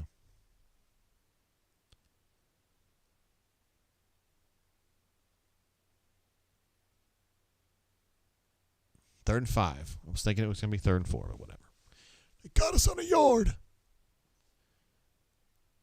Has Muskrat been playing right tackle this whole day? Oh, guys, that was a mess.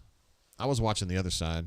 I was watching Muskrat, who very quickly, he was running a combo block and really diagnosed his situation well, but it didn't matter. The run wasn't going to his side. But that's a shithouse play right there for 3rd down. Come on, guys.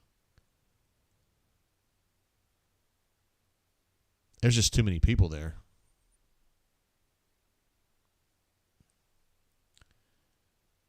Yeah, I have to believe that's the wrong read from Robbie. It has to be. Because you can't. He was never going to be able to get into there's too many people over there. He was never going to be able to have a chance on that. So maybe he just holds that ball and tries to get a one-on-one there on that defensive end. I don't know. Neil deGrasse says, what the hell are we doing? Jonathan thinks that was a horrible play call. Ryan D says, you put him in to run that. Cleveland also says he thought that was kind of a Gus play. That is kind of true. There's some truth to that. Anyway, punting off the back of the end zone. Uh-oh.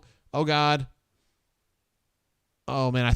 Number 3 should have had that. I don't know that he got it, though. So that's a punt that he was going to fair catch it, but he muffed it, and then it went bouncing on down the field. You got to respect Jalil Irvin for saying, hey, I think it's our ball, but it's probably not going to be. I thought for sure Kane Lee was going to be able to get that. He was the first man on the scene to get his hand on the ball. But, didn't get it. Near disaster for Ole Miss. There's a flag to be adjudicated.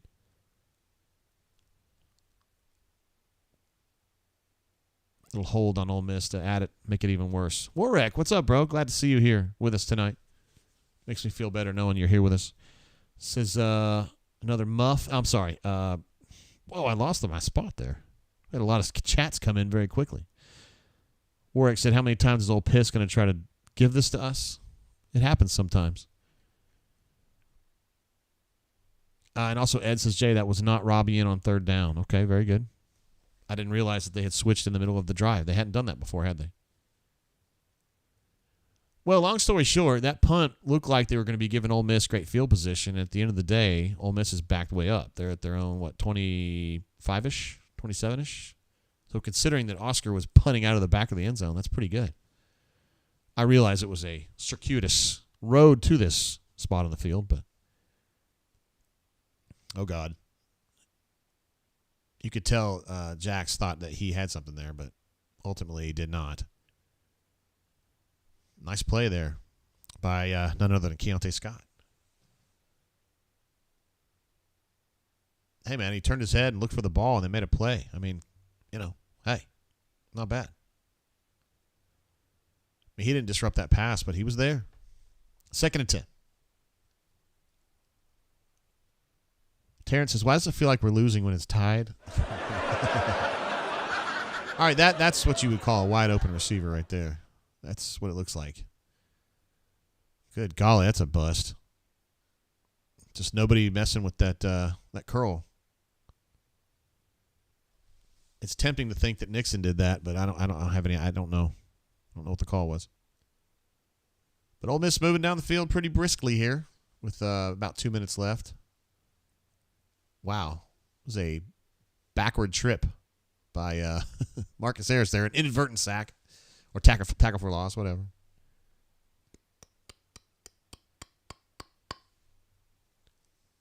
Yeah, I honestly think he got like a butt sack on that, or like it wasn't a butt sack. It was more like just a trip.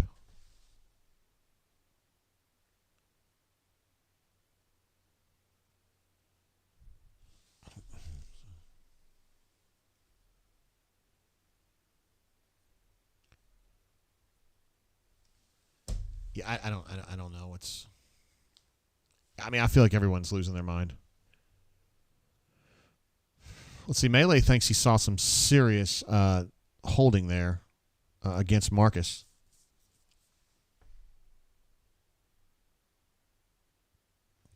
Third and 16. This is where Auburn's got to get off the field and maybe, just try to get some points. What is that guy doing? He's doing like Stevie Wonder playing the piano. He's just like, I love it. Like I said, this pass rush could be better. I'll put it that way.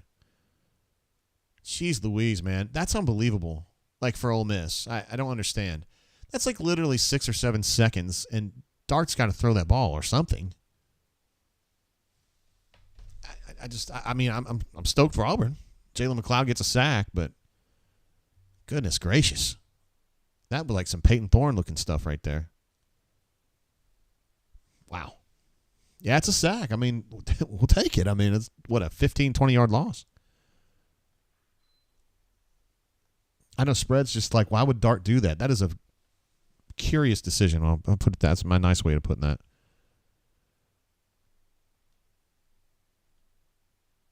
Let's see. Terrence wants to know if Zeke can rush the passer. He's got claws, man. He's got these big claws.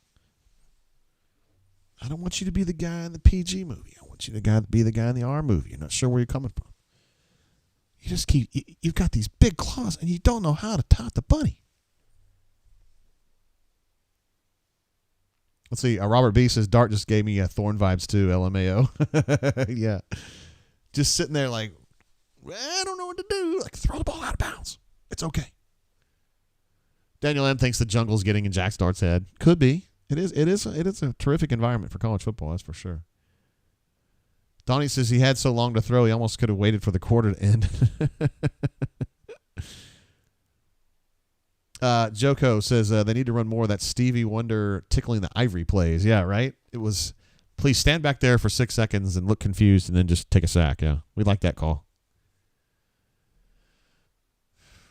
All right, so we're going to take action, Josh. Which quarterback comes out on this drive? I would take Robbie, but I don't know what it would pay. Probably not a lot.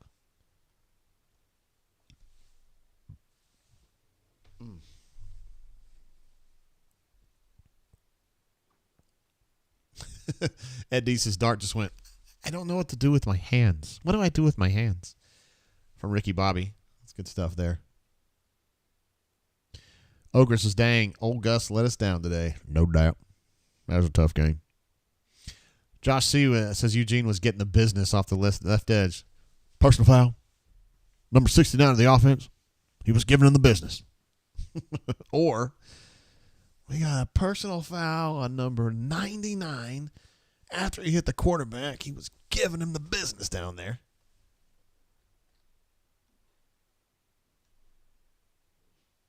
Solo Tigre says, is the DJ going to play Layla for Lane tonight? Interesting. That would be an interesting choice. Just because it's a great song, right, guys? Just because we love Eric Clapton, Derek and the Dominoes, of course. JB says, I wish our quarterbacks would pull the ball and keep it. They have running lanes. I mean, Robbie does some. Maybe not Peyton as much. I feel like we have a mystery guest coming up the stairs.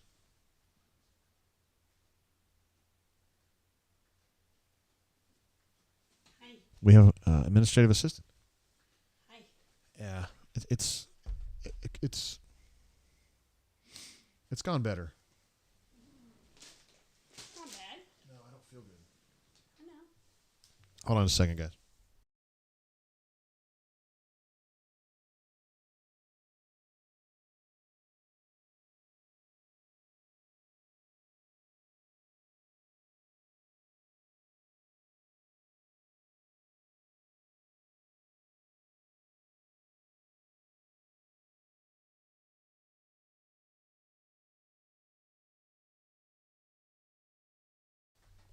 All right, guys. We back. Let's see. Neil says hello. Neil, Welsh Neil. Hey, Neil. Says what up.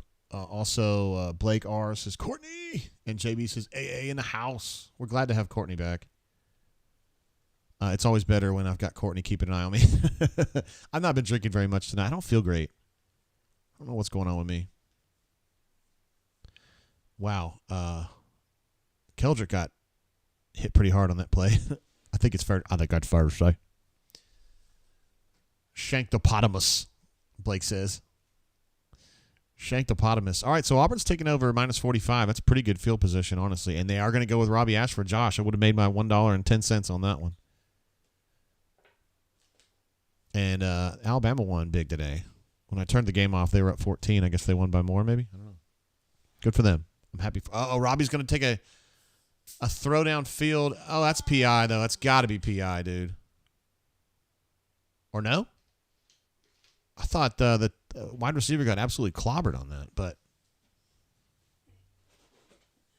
that was before he caught it when I was fussing. That was not a great pass, and Robbie's beside himself. I just feel like I'm missing something here. What am I missing? Yeah, Wizard thinks that's PI. Regardless of what happened, the receiver got absolutely clobbered before the ball got there.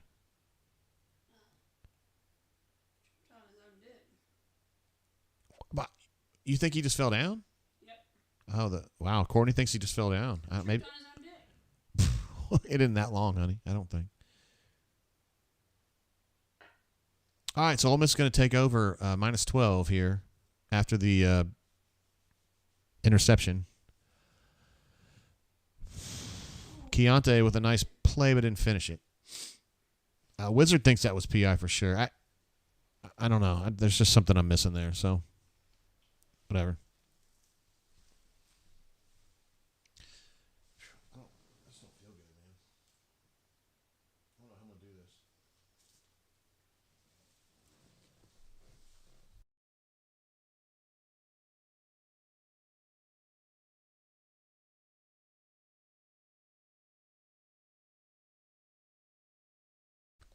They're just going to run this out, get this half over with, and it'll end right there. 14-14 is where we go into halftime. And my basic statement on this half would be, sometimes may be good, sometimes may be shit. Terrence says Robbie threw into double coverage regardless. He did. There's no doubt about that. That was a ill-conceived throw. No one's arguing that.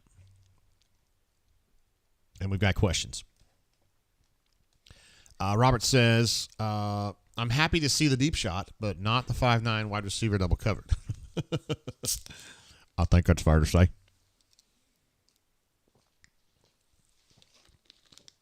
He always looks like he just woke up. C-Red says, our quarterbacks couldn't even throw a birthday party. You like that one, Courtney? Yeah, Lane always looks like he just woke up He does kind of have like a bedhead look. all the time. And he was in our neighborhood earlier. I don't know why. I'd like to know why. Just kind of weird that he was there. I don't know. We don't have any kids in our neighborhood, like any football players. I don't know. Somebody here gives like Ole Miss a lot of Yeah, it must be like a big Ole Miss booster or something that lives here. There's some Ole Miss flags around our neighborhood, though. I just figured it was like, street people, like sidewalk fans or whatever. Let's see. We want to get Cosan on the horn and see what he thinks what he's thinking about this game so far. Oh, I got to get that queued up, don't I?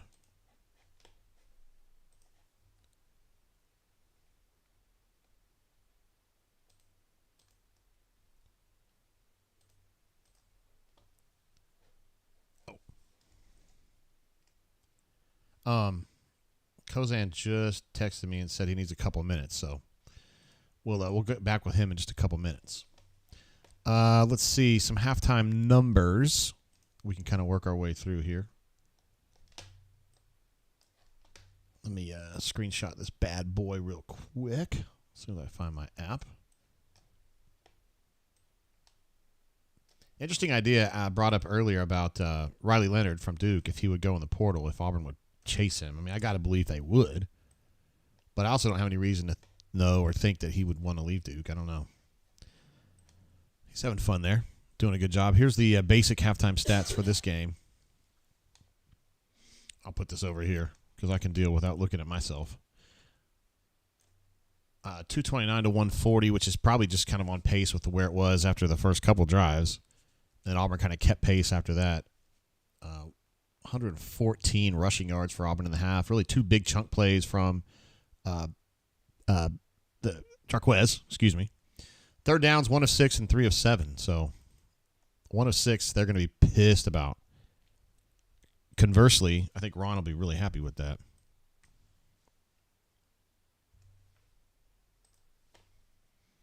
And turnovers, 2 for them.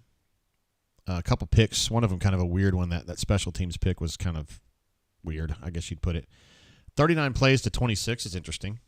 That's a pretty big deviation right there. Mar Brown says Riley Leonard is going to the NFL first round, LOL. Okay. He ain't going to the Raiders. I haven't seen him predicted that high, but he is a hell of a player. There's no doubt about that. So, yeah, Auburn. It's interesting that Auburn's got 39 plays defended when they're doing so well on third down. So, that's kind of an interesting one. And time of possession, +5 for Ole Miss. But, again, it's still kind of early. That's not a number I look at in the middle of a game. Super chat coming through from T Park. We appreciate another one from you, bro. Love the defensive effort on their side of the field, but damn, this quarterback personnel game plan is mind-blowing. I would say mind-numbing. I agree. It's strange for sure. And Stu Pup jumps in. He's super chatted us every single show we've ever done for almost 5 years now. My U10 team, of course, Stu Pup is coaching soccer this year. My U10 team won 6-1, and Auburn is playing competitively. Not a bad night so far. Big defensive drive to start the second half. Let's get a stop and get this dub. Thank you, Stu Pup. I appreciate you, bro. We're going to try Alex again and see what he's thinking.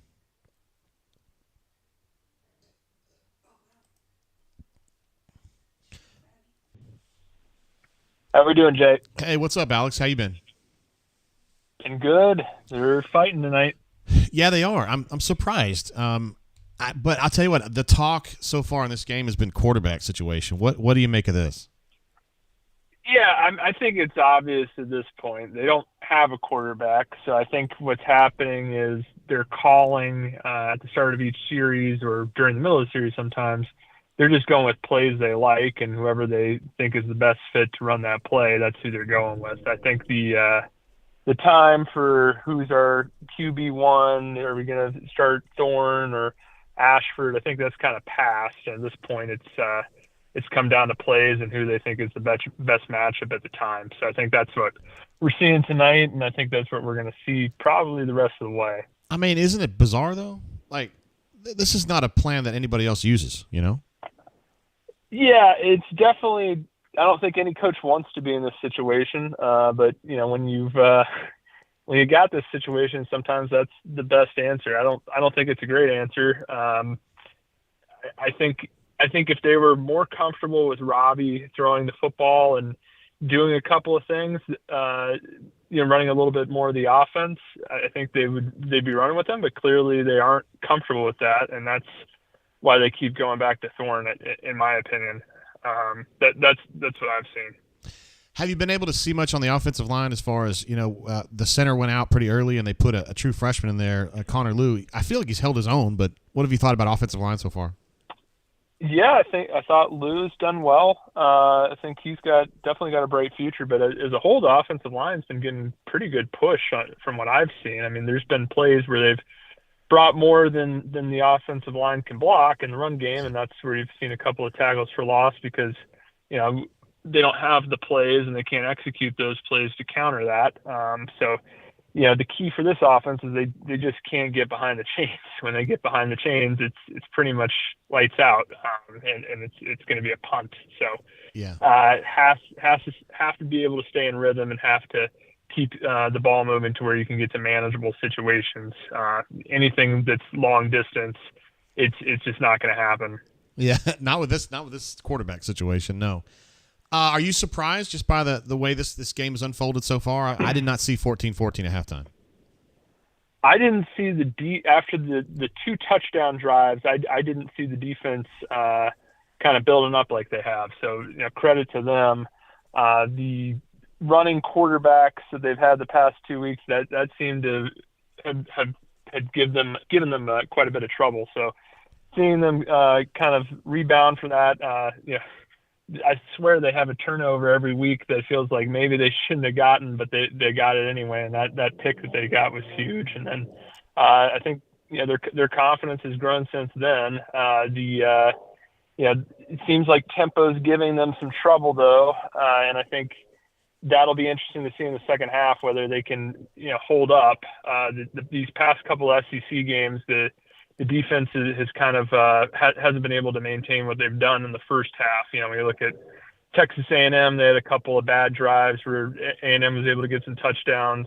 Same with Georgia there in the fourth quarter, and then last week with LSU, every drive they gave up a touchdown on. So can the defense keep it going into the second half? That'll decide the game, in my opinion. But I think for Auburn to win this, it's going to take probably another turnover, a big play somewhere, and you have to be able to keep running the football. So it's a lot needs to go right, but it's gone right the first half, and I think they have a chance. Yeah, they do have a chance. They've given themselves a chance, and after last week, man, I mean, that's really pretty much all you can ask for at this point. Yeah, exactly. I mean, when you get blown out like that, you just have to be able to show that you can compete and keep the team together and keep the team fighting. So yeah, I think playing back at home, that's probably a big part of it. All right, Alex, we always appreciate your expertise, my man. Thank you for giving us some time. Yeah, thanks, Jay. You have a good one. See you, bro. Bye. There he is, Alex Cosan, former Auburn offensive lineman. How would you rate the quality of this call, Skype? 5-star. No doubt about it. Let's see. Page 69 says, JJ, ask him when he's going to sign. I love that we still do jokes about that, about Cosan signing late. Absolutely love it. LT Gray says, Coach Hunter for Auburn, D.C. Yeah, Coach Hunter was working on something tonight, and I don't think he's watching the game. So we're not going to get him on the horn tonight, which sucks. But we're happy that he's able to get a little bit of time away. He's the AD and head coach at his school now, so he's got a lot more on his plate than he had before, and sometimes he's got other stuff he got to do. J.R. Harris says he's buying Jay a back scratcher. I needed a shoulder scratcher for that one for sure. Let's see. Bo is great. Says, why is the band playing Metallica? I thought they were popular in the 1960s. Oh, Bo was great in his sense of humor. I do have something in common with Bo is great though. He was a Pike president. He was an SMC. Not of Kappa chapter like me, but of a different chapter. Timothy Beast is loving the new graphics, JGT. Thank you, bro. I didn't know I had in my mind what I wanted to do, and that's what it was. By the way, right as we were getting Alex on the horn earlier, Patrick D., legend that he is, dropped a massive super chat, as he often does. Says, sick of Haskins 2.0's offensive coaching. Patrick's been frustrated, as many folks have been, about this weird offense, and this is game 7, and I really, if someone who didn't really watch Auburn would say, what's their offensive plan or philosophy, I don't know how I would answer that. And it's weird to be this far into his season and not have an answer to that question. There is no identity that I know. I don't know if you guys can discern one. It's just weird. And I never would have thought that with Hugh Freeze here, this would be the problem. But, this happens more often than you would think. I didn't think that with Gene Chizik as the head coach at Auburn that the defense would suck, and it did. I never would have thought that with Gus as the head coach at Auburn that the offense would suck, but it did. And now here we are again. So I don't know. B-Rad with another question. Courtney, I'd be interested to see what you think about this. JG, when are you and Neil going to make up and bring back G-Pits? Always enjoyed that pod in my rundown. Great work as always. Thanks, B-Rad. Appreciate you. It was a great one. Courtney liked it. Not going to happen. Yeah, probably not going to happen. Although, yeah, I don't have anything bad to say about him. And I had to just back out of Rebel Grove this week. I think the folks over there are just not happy with me for reasons I don't really understand, but it's okay. Doesn't matter. Everybody's got to have a fall guy. Patrick D. also asked, does Jeremy Johnson have a COVID year? Justin C. jumping in with a super chat as well. Glad to see you here, bro. Coming in here at halftime. How much of the Thorne offense is to show skill position recruits we're not just a running team? I don't know. I don't think they're going that. I think we're thinking too deeply on that, honestly. Look, anybody can look at this offense and say it's not working, and the whole message has been, we need playmakers. You're a playmaker.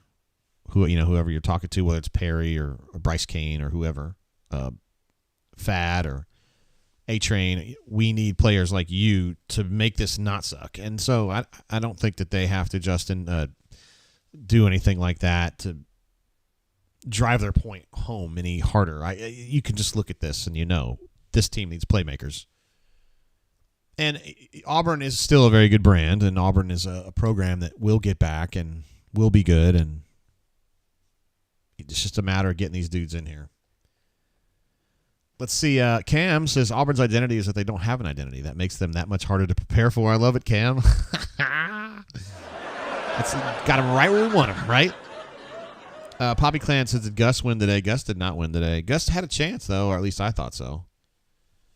They got down to like a 2-point conversion, and then they went for like a trick play, which I just thought was really weird, and kind of thought to myself, nobody else would do that. And then I think Penn State did that, too, later on in the day. So I don't know. Maybe it wasn't that crazy.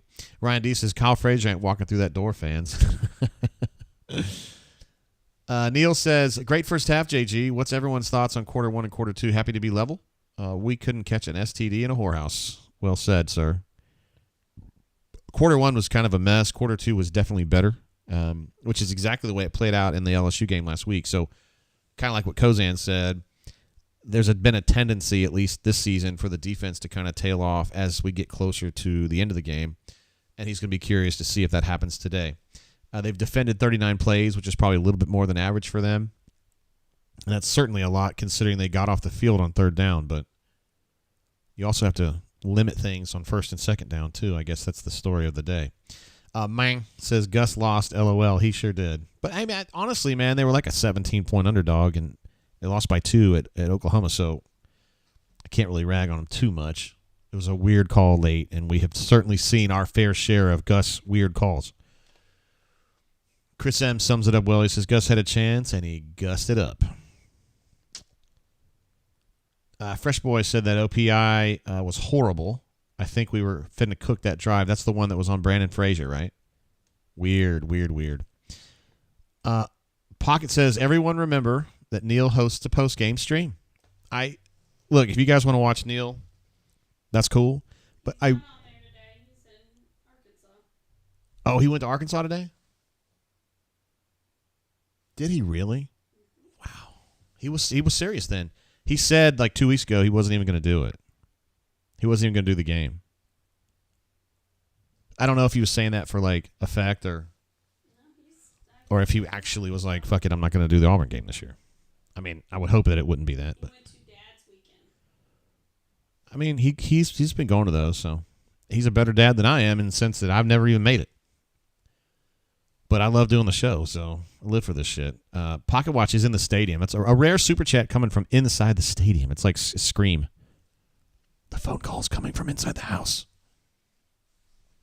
It's almost Halloween, guys. I got my outfit ready, too. I'm going to scare some kids. I'm going to scare them real good.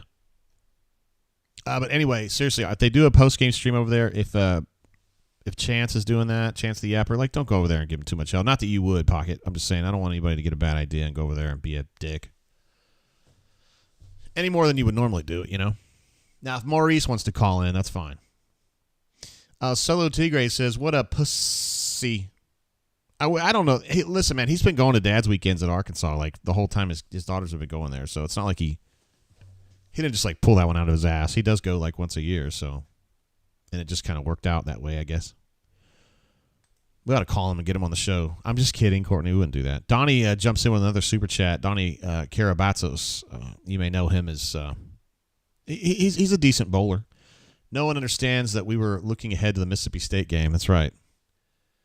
Getting ready to take on Zach Arnett and the hated Bulldogs from Mississippi State. Everybody hates Mississippi State. Courtney, I was saying earlier I can't pull for Duke. Even though it's the football team, I still can't pull for them. As much as I'd like to see Florida State lose. Yeah. That first touchdown for Ole Miss is just too easy. Let's see. Josh C. says, JG, did you see the AT&T partnership to put a mini screen in the helmet of the deaf team quarterback? I did see that. I couldn't understand, like what kind of telemetry would be there. I mean, I understand in theory what you could do to help someone who's deaf, but like in real time, I don't know.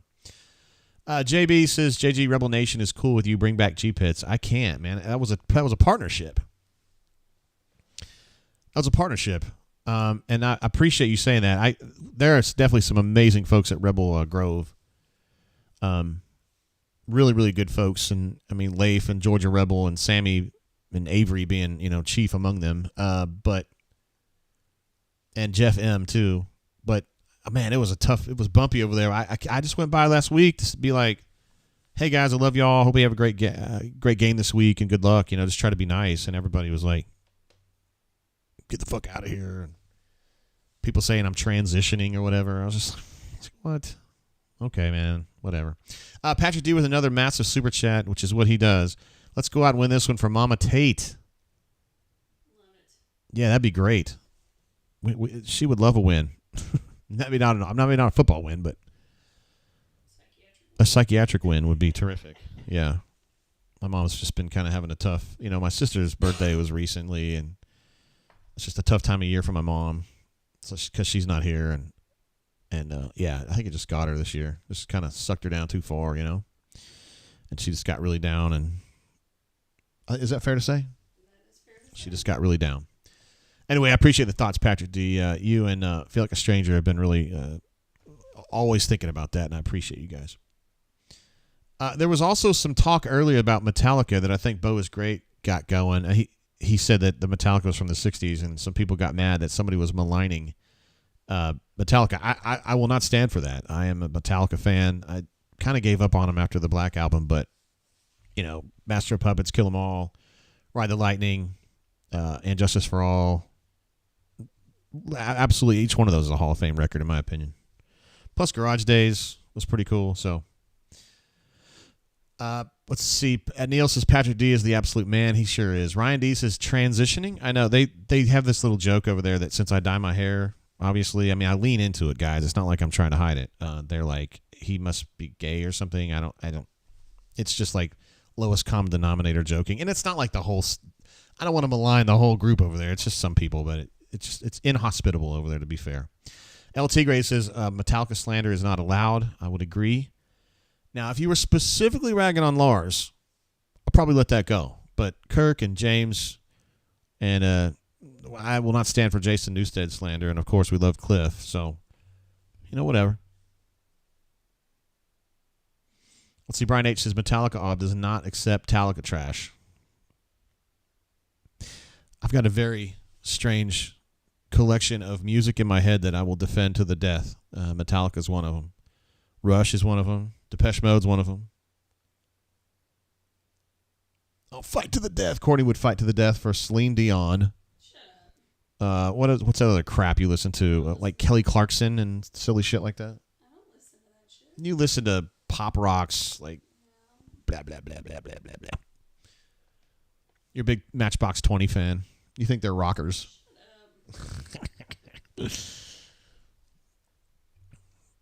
Let's see. Solo Tigre says, regarding the halftime thing, it's a Metallica contest that the band is running. Our band could win like $100K, I think. That'd be sweet. Havoc says, Black Album is one of the top 5 of any genre ever, hands down. Honestly, Havoc is a great record. It's almost too smooth. And Chris M., who I trust always when it comes to band stuff, says $75,000 for top prize for D1 bands. Amazing. Just for playing Metallica. Like, the joy of just playing Metallica ought to be enough, but yet you can make money doing it. Kyle M. jumping in says, Wartime Eagle family, I believe this is 00008. I can't remember exactly, though. Just got in from tailgating, so not sure what's been up in chat, but Neil can EAD. Let's get this dub and F Ole Miss. Oh, what sound should I make, Courtney? We'll just let that one go. Thank you, Kyle. I appreciate the super chat, my G, and for thinking of us getting back real quick. Ryan D says Nickelback. Yeah, Courtney loves Nickelback. No. She loves Nickelback and Creed. Nope. And Celine Dion. Nope. Yeah. Brian says greatest Jane ever.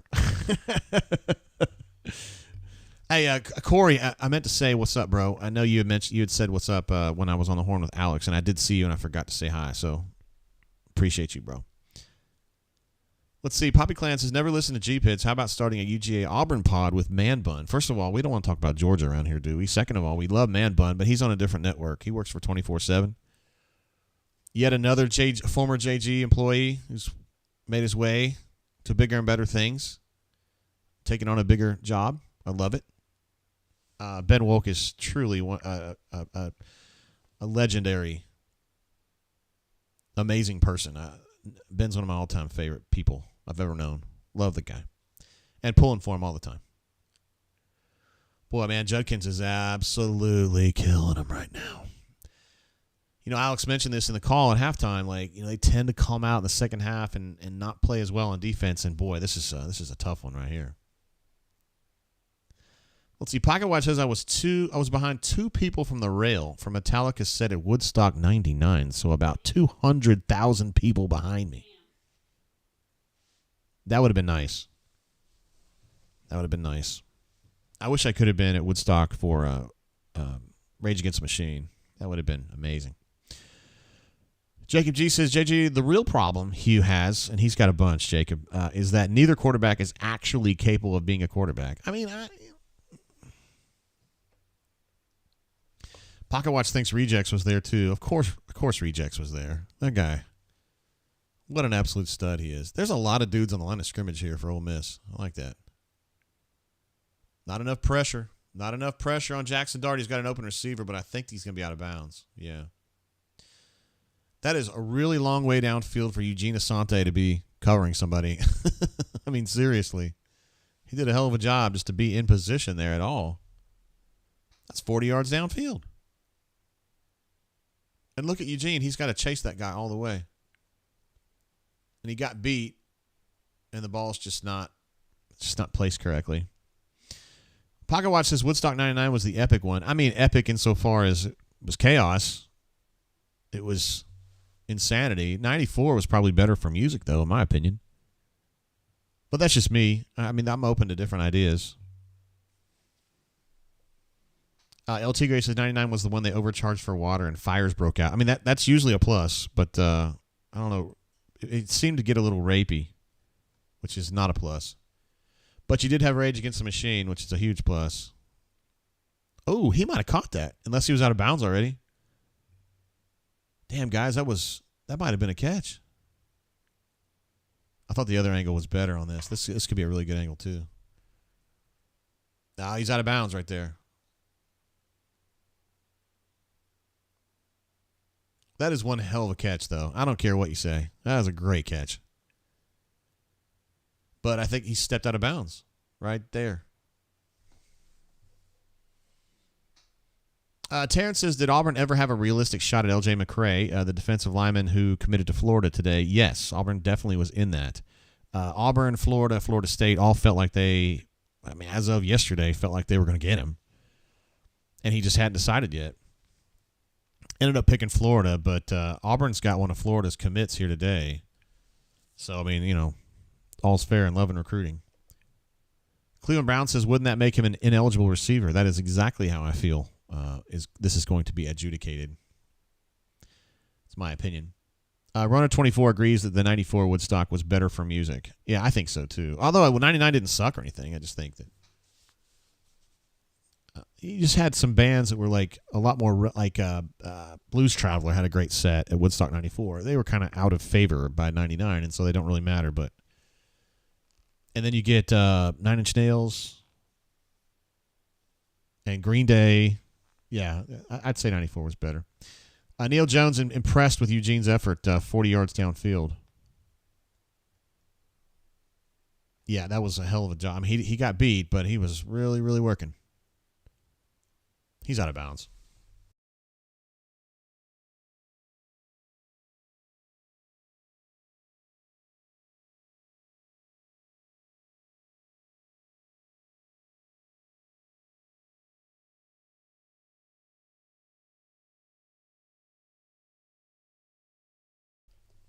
I got a soundbite for that one.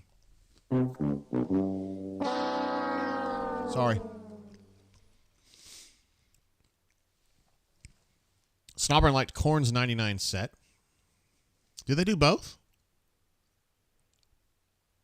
And a Runner 24, yeah, live. That's a good one, yeah.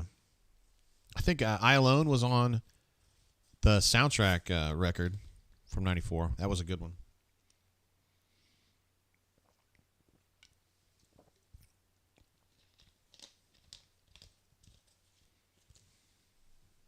I think Candlebox had a good song. I think Lit played there too. Wizard Dragon says, ha ha ha ha ha, they got a penalty. Yeah, they did. You can't do that. You can't do that. That's like a basketball chant though, isn't it? All right, 3rd and 9. Hey, I'm about to reload this widget on the front here. It locks up sometimes. All right, 3rd downs. They're 1 of 7, and they're going to be 1 of 8. And Auburn Tigers are 3 of 7. 1 of 8. This is getting bad. So you can definitely say on the Auburn defensive tip, maybe not so great on 1st and 2nd down, but they have been pretty stingy on 3rd. And that's a good down to be stingy on. 4th and 10, they're going to have to punt it. So it looked really, really bad. Things were not looking good there for a minute, and then just kind of stalled right there at midfield. Auburn's defense bowed up a little bit, made a few plays. Eugene with the effort play. Boy, I'm glad Nehemiah got the hell out of the way because he didn't know where that ball was. Gone. Brian says D isn't great, but they are playing hard. Snowbird says, Jay, listen to Bad News from Blink's new album and tell me they aren't back. I like Blink 182. I haven't listened to the whole album, though. I will say that Edging is on my playlist that I use when I'm riding my bike and stuff. So that's a terrific song. And that song, to me, would suggest that they're definitely back. Stu Pup says, live did I Alone on SNL, best SNL performance I ever saw. Eddie Kowalczyk and the boys from York, Pennsylvania, I believe. Runner 24 says Lightning Crashes is something special. That is a really special song. Really very deep song. They also had a record that came out on 9/11. Seriously. I mean, just terrible. Trying to think of the word there. When random things happen at the same time.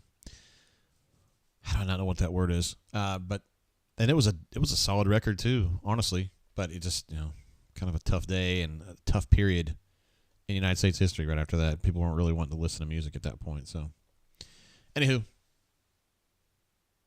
they're going to go for it on 4th and 5.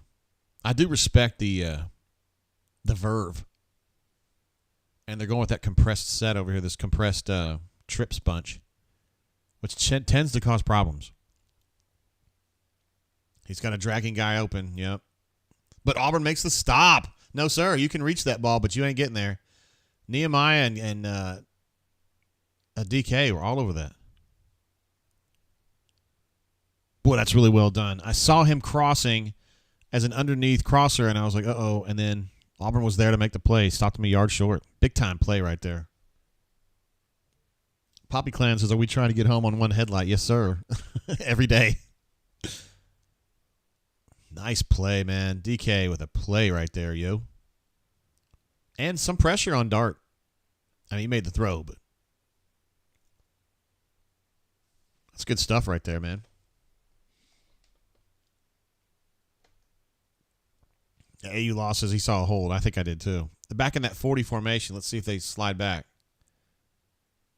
No, they just rearrange into more like a pistol. That's a nice run on first down there. We'll take that. 8.5 yards.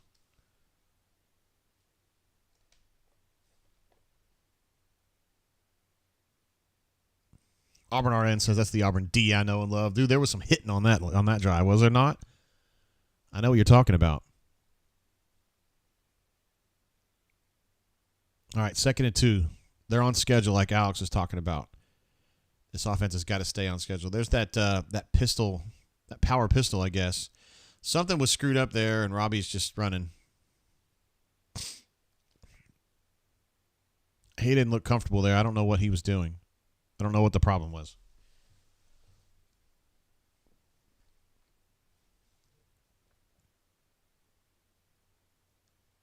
And Hunter looked back at him like, what are you doing? I got to believe that was a Robbie mistake, which means you're going to see Peyton in the game now. Yeah. Yep. All right, 3rd and 6, guys, after a 2nd and 2. Make the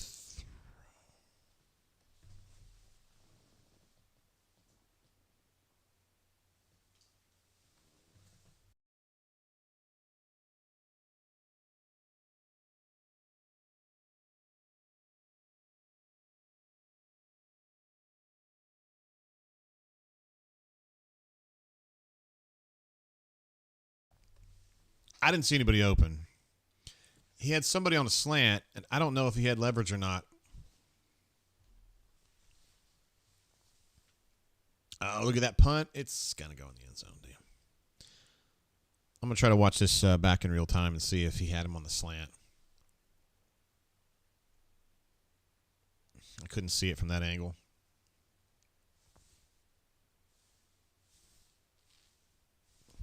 Well, damn. Go for 2nd and 2 to a loss on 3rd and 6. Awesome. Chris M says, I'm dead of a heart attack due to the opposite of a surprise. Well said, sir.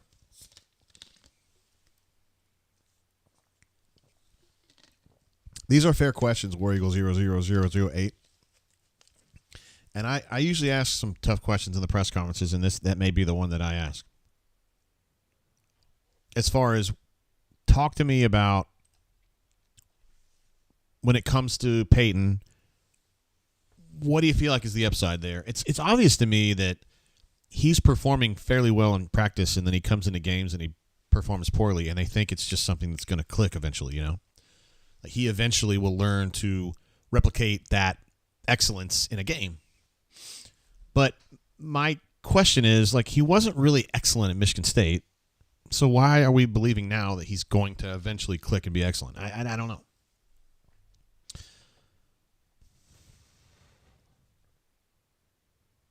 It's just you guys are making so many great, points in the chat. I mean, Joko says that are they playing rock, paper, scissors to decide who plays quarterback? Bo knows says I think people need to ask him until he stops about Hugh and talk to me about Peyton a little bit. Courtney always teaches. She works with kids, and she's always like, when a kid brings me a piece of art, I don't ask them about the art. I just say, "Tell me what you've drawn for me here," and you let the kids kind of explain it. Maybe we'll do that. Tell me, what do you like about Peyton? What would you say you do here? Let me change some of these numbers. Hunter's now 10 carries for 71.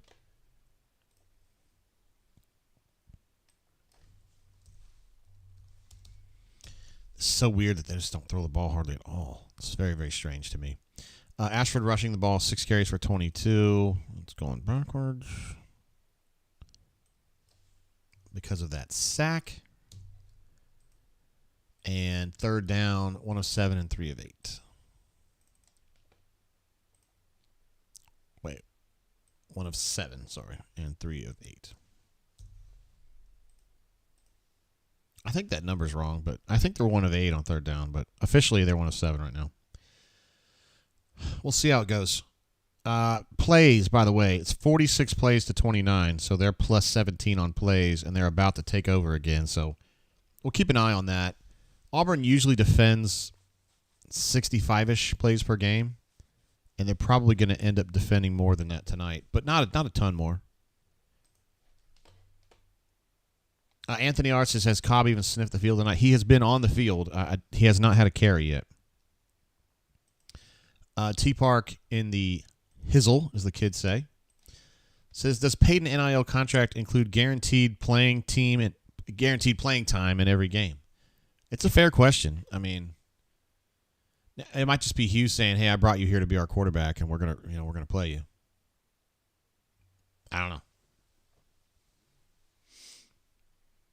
Auburn Arnett says, y'all forgot Thorne had Keon Coleman and Kenneth Walker, by the way, and played against Big Ten defenses. He ain't it, fam. I don't see why the staff is so headset on getting him snaps. It's a little frustrating. JL Senior, what's up, brother? Talking about how it's been a kind of a rough night. Yeah, it has been, for real.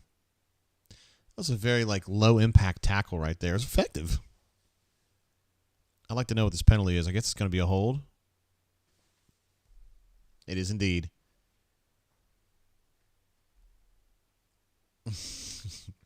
Neil says, what do you like about Peyton? How long you got? It better be a short conversation. Oh, no, this kid's hurt, man. I hate that. It's interesting that he's hurt, though, because I said it was a low-impact collision. I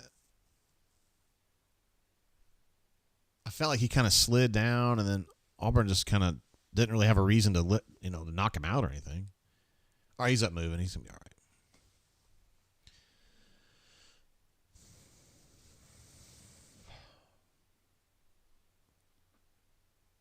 So the Tigre also reminds us that Jaden Reed was helping Peyton, another player of a caliber that he ain't got it here.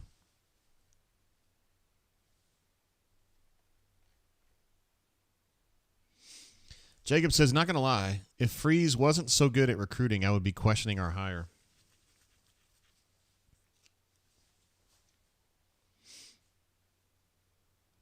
I understand. That's a hold on number 6, by the way. And some really nice defense there from Keontae. He's making a difference, man. There's a big-time hold on the pass rush to the quarterback's left side.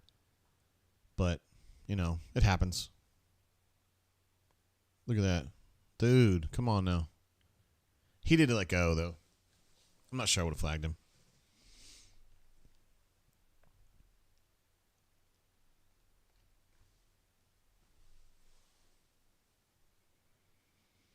All right, that's another defensive hold and another third down hold. So they're now 1 of 8.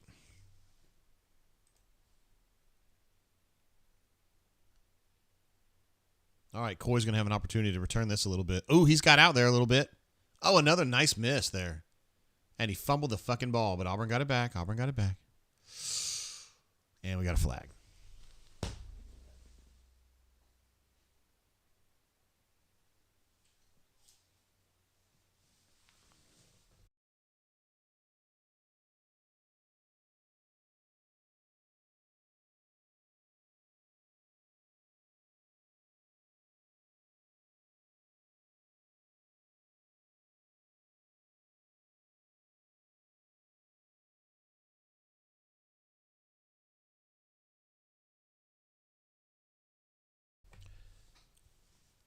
Good return, fumble, block in the back.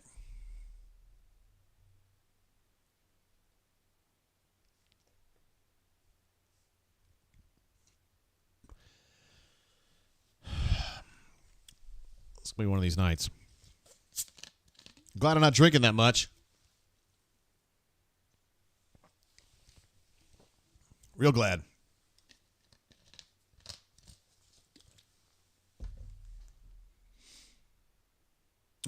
Wizard D says ticky-tack penalty. I feel like most of them are, you know. Legit. What up, bro? Good to see you here.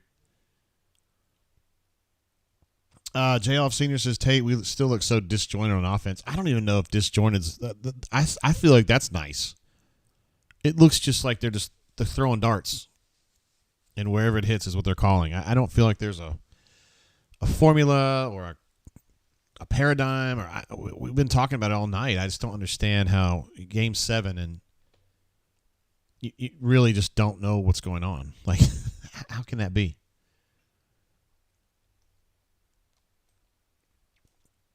Joko says, what's the choice of bourbon tonight? I'm drinking this Maker's Mark French Oaked cask strength. Pretty easy to find in the state of Alabama. I don't know where you're at exactly. This shouldn't be hard to find. 110 proof. I just like Maker's Mark and just thought I would drink something familiar and friendly because I thought this was going to be, you know, I thought we'd have a lot of angry Rebel Grovers over here. Chris M says, how drunk would you say you are on a scale of UMass drunk to Ole Miss drunk? I don't remember UMass drunk. Was I trashed? I am as sober as I've probably ever been on a brain drain in the second half. I didn't feel good today. I don't know what's going on. Real Deal's in the house. What's up, bro? How you doing? Great to have you here, man. Real Deal, one of our Huntsville legends.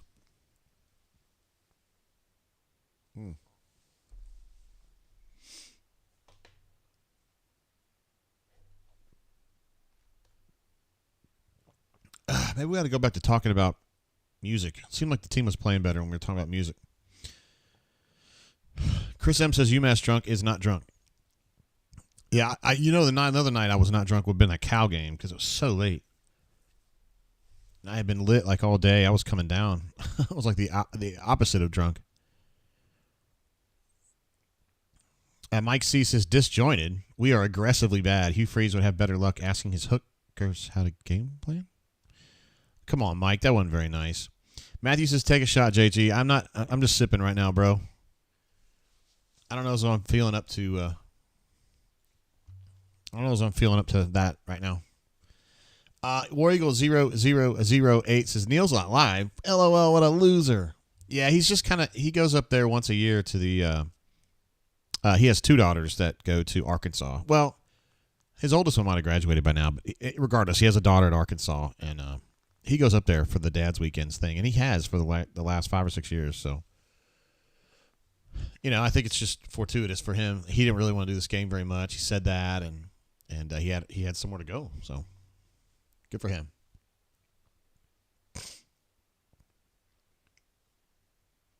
Neil Jones says, respect to the Maker's Mark. It's solid, man. I don't know if y'all can get that in Scotland real easily, but you should.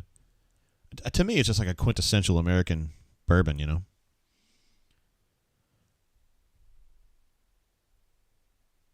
Jonathan says, I'm telling you, there's something to this madness, meaning like it's so nonsensical as to almost not be believable. I mean, the best plays they've had tonight have been just inside zone runs to Jarquez, and I thought that one was going to be one of the good ones, but it kind of went sideways at the end. Looking at like a 3rd and 5. JL Senior says, I'm surprised we have 20 yards passing. Matthew thinks he's out drinking me. I mean, you probably are tonight. That shouldn't be hard tonight, but typically I can drink a lot of bourbon, as you guys know. I'm just not feeling up to it. Okay, there's that cool little 40 thing that they're doing again.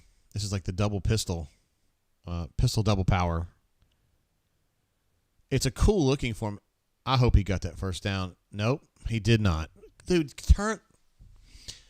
No, you've got to turn that run in. You just got to, bro. You got to turn it in and fight. Yep.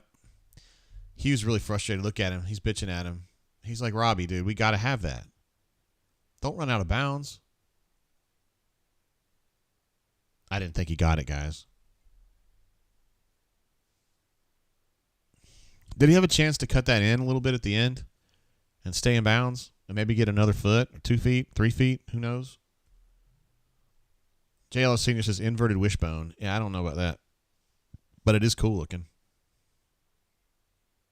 Man, that guy has been really wobbly fielding those punts tonight. He already had one screw up, and that looked like it was going to be another one, but he did catch it. So Ole Miss will take over inside of the 10, I believe. That was a good lick right there. Cam Riley. Yeah, Ryan D says, turn it up the field. That's absolutely, I agree. Now, Chris M thinks that was a horrible spot. I thought it was a bad finish by Robbie, but he may have been closer, yeah. JLS Senior says a lot of folks call it the diamond. There cannot be a lot of folks running that formation in 2023. I mean, 1940 maybe. Mike says, do we even care anymore on offense? I'm with you, Josh. He says Robbie's got to turn that up and fight for it. He does. He absolutely does. I don't understand. He's not a wimpy guy either. He must have just thought he could get there. But this is a very interesting play call right here, and it did not work at all. That's a double pull. They're essentially making it look like a sweep, and then they ran essentially an ISO to the backside. But Auburn was, first of all, he fumbled it, and second of all, they had too many guys over there.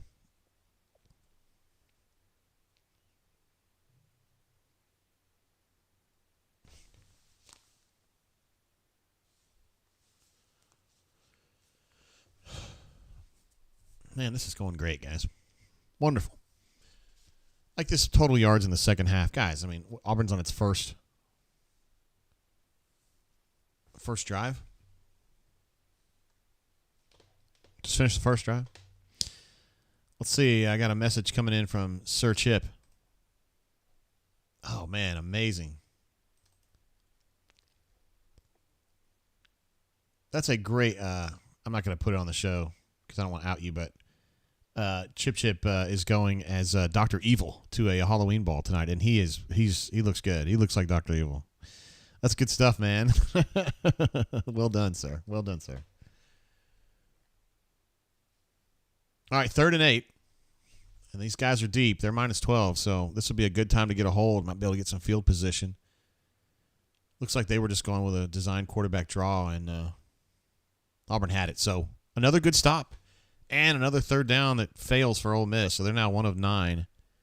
That's got to be a source of frustration for Lane Kiffin. And again, 14 points so far for them is way off where I would have expected them. And this defense is they're hitting. I mean, the pads are popping today. Really nice trigger, read and trigger by Eugene there. Kind of a short kick. It was difficult to field, though, and the ball just kind of died. So Auburn's going to be at minus 49. Mike C wants to put Holden in. Mike, I'm just curious, man. I mean, I appreciate you being in the chat. How old are you? You seem very fickle. I'd be curious, like, how long you've been watching Auburn. And if you say 51 like me, I mean, that's fine. I wasn't trying to I'm not mocking you. I'm just curious. Poppy Clan says, this feels like we're going to pull this off. It does feel like Auburn's kind of hanging, right? Oh, I still have it on halftime over here. Jeez, Jay. Come on, bro.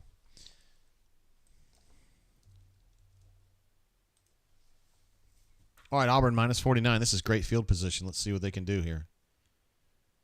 Did a little split zone run. I don't remember them running that tonight too much. Got about 6 yards on it. That's good. That's good. That's good. Let's see. Neil says, we're going to get on top here. War of attrition. It's bad, but they're worse than us. Not normally, but tonight they've certainly had their struggles. I mean, they haven't scored in a while.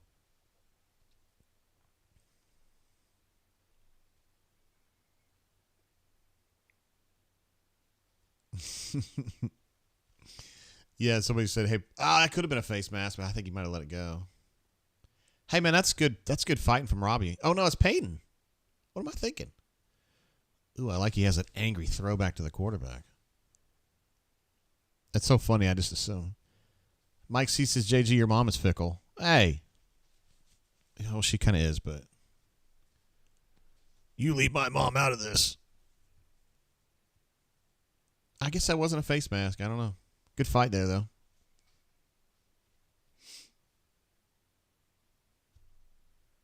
Wizard Dragon says Thorn Bo Nix did. He kind of did on that one, didn't he?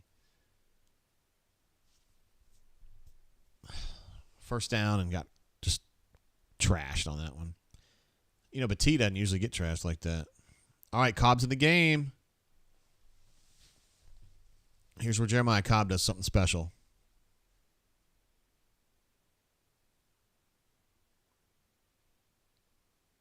Wait, Holden's in the game.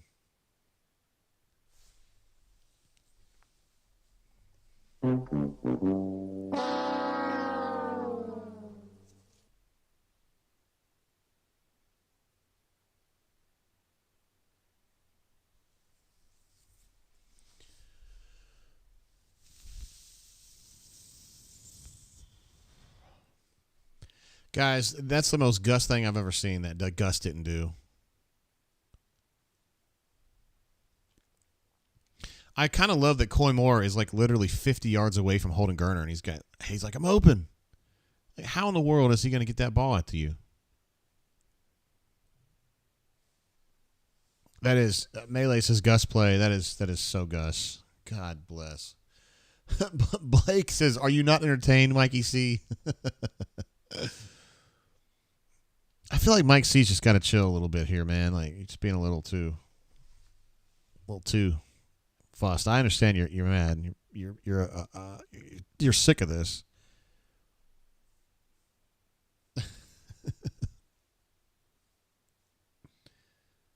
Oh my goodness! They almost had him at like the 1 right there.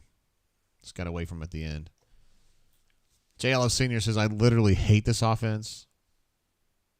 Oh, he's already doing the accountability push-ups. That's an experienced guy right there. A.U. Robinson said, "Worst offense I've ever seen." There's no way. There's no way this is as bad as the 1998. That was so bad, dude.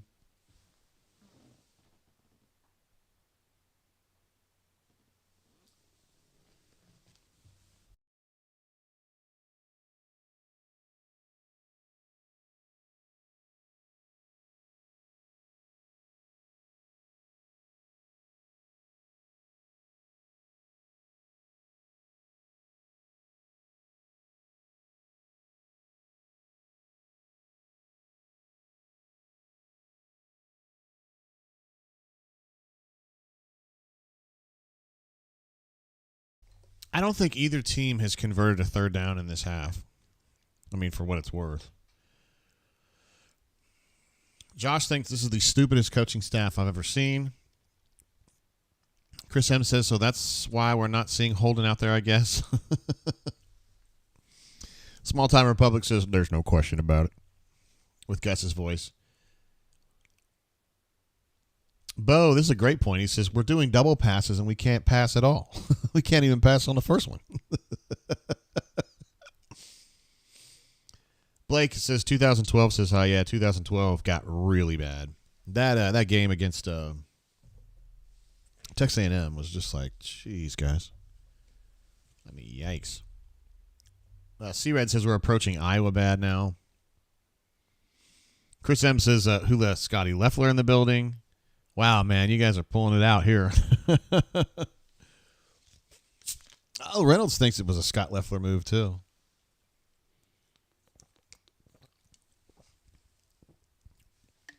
Real Deal says TJ Finley be like, how y'all doing? JB has a point. Holden had no one to throw to. I mean, I don't necessarily think we are blaming Holden here. It's just kind of a very Gus-ish type play. That was the most. Gus is looking at that going, that was a pretty good call, really. Could have worked. War Eagle 0008 says, Freeze needs to be asked, who is doing all the substitutions? What is the logic to all the switching? This is unwatchable. Hey, do you remember somebody else used to substitute too much? Yeah. He's at Central Florida substituting too much now. Keithner says, I want Al Borges back. Gorgeous Al Borges, where are you? Save us. Please. Mike C says, predictably, that Montgomery should be fired before this game is over. We don't even know if he's calling plays, bro. We don't know that. Like, if he's not calling plays, I wouldn't fire him at all. I mean, not now. Jonathan Taylor thinks maybe just 2 more passes, so maybe like a quad pass. That's amazing. So Auburn's pass-run distribution to this point is 6 passes and 31 runs. And I realize some of those runs were supposed to be passes, but not many of them. So this is probably, when you're talking about play calls, this is probably 10 passes and 25 runs, which I kind of like. On one hand, I respect it because it's probably leaning into what they can actually do is run the football, but golly, man. It's making things too easy for Ole Miss.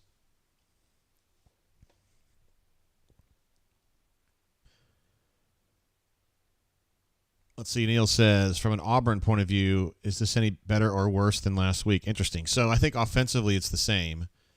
Defensively, much better. They've been in the game. Really, the first drive was kind of messy. What was it, the second drive? Defense has been much better than last week, and they're in the game. It's important that Keontae Scott's back out there. I think that makes a difference, and also Austin Keys. Nice play there by Lawrence Johnson, the transfer from Purdue. Getting his paws up in the air to knock that down. Auburn Guy 08 says defense needs to score. SMH, which is true. It almost seems that way. Minor hold against Jason Jones, but not called. Minor. Just dragged him to the ground, but no big deal. Zeke Walker trying to run down the Quinshawn. Didn't quite get there, but at least he knew a menacing defensive lineman was chasing him. Real Deal says Harsin is calling plays from Idaho. Hot potato, hot potato. Hot potato, hot potato. Josh, thank you for using the word paw. And you get extra credit for using that as a verb. Also to Solo Tigre, thank you for using the paw. I love that. Oh, for fuck's sake. Got him on 3rd and 3, and then they hit him on a skinny post, and he was wide open.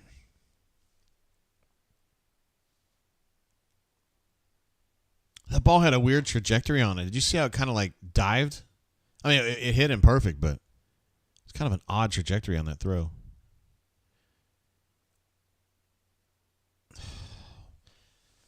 You know, Auburn's defense playing really good, and back-to-back, just gnarly-ass throws, just wide open, man. Jeez, and now they're down on the 25. Let's see, Fresh Boy says, I don't know why I continue to watch this team, man. I need to get a new, probably, hobby. Page 69 says, at what point does zero offensive identity hurt recruiting? Hopefully it's really all about money. We were talking about that earlier, bro. I don't think it really matters. The message they've been sending to these kids all along has been, we don't have enough playmakers, and that's why we're recruiting you. That's why we want you. Come in here, bring your ability, and we're going to be better. And so a shitty game like this really doesn't, well, you know what I mean, shitty. They're in the game, obviously, but offensively,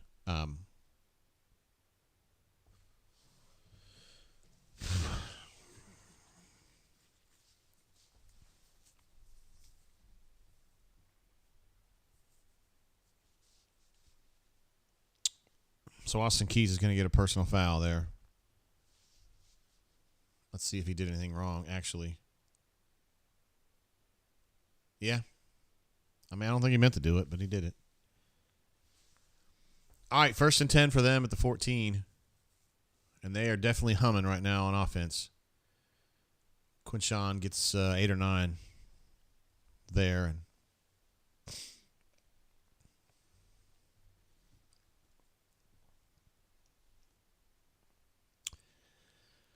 Mike, man, I need you to chill, bro. You've just been so angry. You know, here, this is my soundbite for you, bro. It's only a game. Why you have to be mad?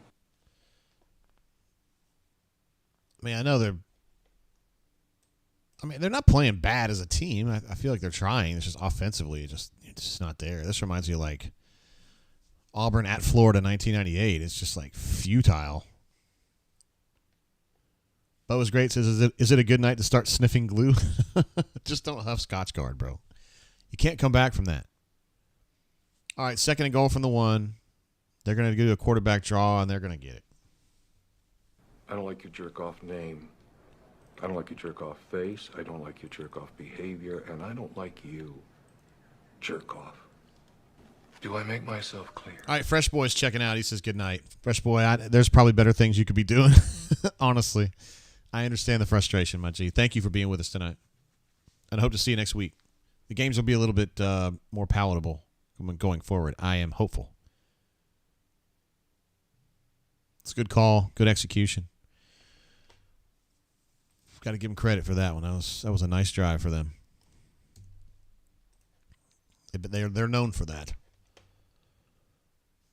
Brian H. says, disheartening but inevitable. Reynolds says, Lordy. Mike C., dude, listen, man, I get it, man. It's not going well, and I'm good with you kind of saying what you want to say, but just don't be super, super negative all the time. GW thinks Vandy's going to dog walk us this year. Man, what?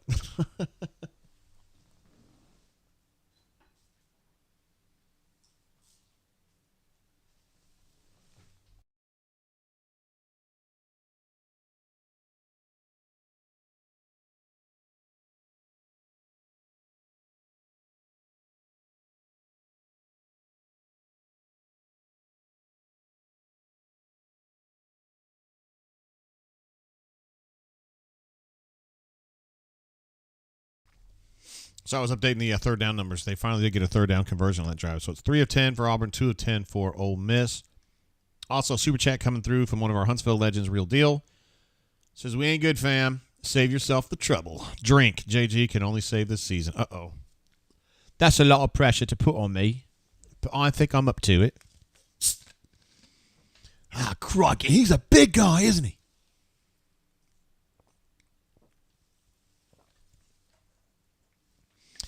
Reynolds says, wow, an entire quarter is left, but we're down 7 and it feels like it's out of reach. Damn. It does kind of feel that way, doesn't it? It feels like Auburn is a bad wishbone team. Like they don't run wishbone, but like back in the 80s when I had to watch, I was living in Oklahoma at the time, and I had to watch all these terrible Big 8 games like Missouri and Kansas State, who were dog shit at the time, would be running like triple option, but they were terrible at it, and it was just like, it was just hard to watch. And Oklahoma would beat them like literally 77-0 or whatever. And Kansas would do this stuff too. And it was just like, God. I mean, what's it like to be on the field and lose 77-0? Anyway, used to be kind of different. FJ, what up, bro? Glad to see you here tonight, chatting it up, adding to the intelligence of this group.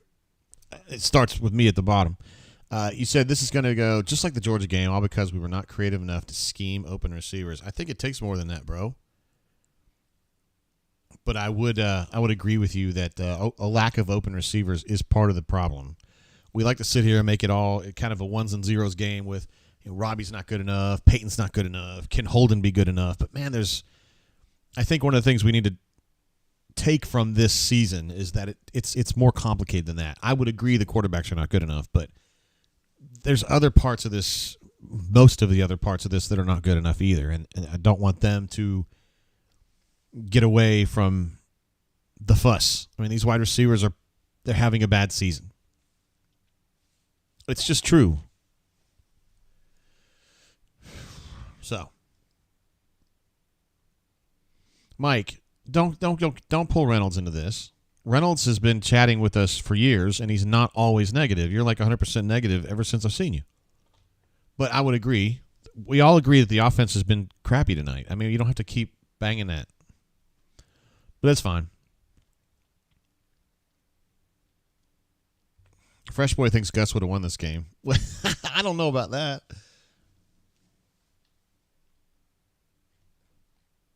Spread says having a bad decade, JG.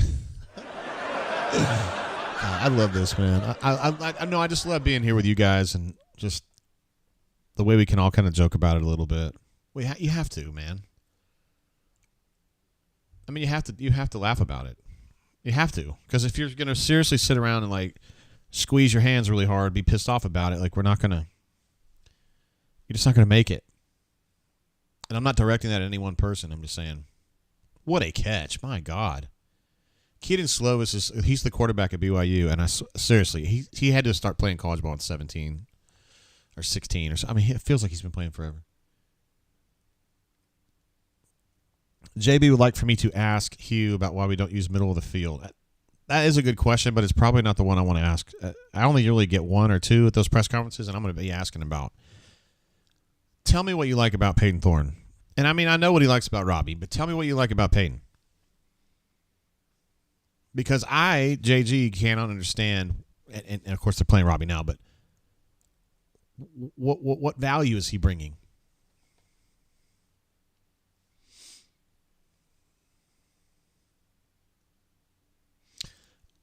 Be Mr. Life says, wearing thin on me is the remark. I felt good about the plan going in. It's about up there with we had a good practice, which Hugh loves that one too, doesn't he? He loves both of those. Wizard Dragon correctly points out that Auburn hasn't lost to Ole Miss in back-to-back years, or hasn't lost 2 in a row to Ole Miss since I think it was the 50s? Yeah, I think exactly that. Yeah, that's what you were saying. I think it was 51-52 was the last time Auburn had lost back-to-back games to Ole Miss. So that's a lot of history. To be fair, Ole Miss has been kind of shitty for most of that time, and they are not kind of shitty right now. They're a good football team. And Auburn is shitty. This is I had no idea they're going to be this bad. No, I just absolutely no idea.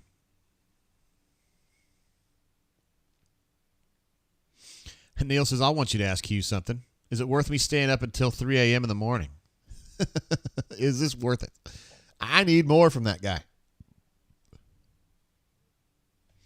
Blake says, I stole the kids' fun-size Sour Patch Kids. This game's going to stress me eating. Up to 25 fun packs. Bro, look at this. Look at that, buddy. I got this just in case. Courtney got one of these. I don't know. She like a teacher, like a boss's day or something. They got her a bunch of Mike and Ike's. Just brought it up here in case, you know. You never know.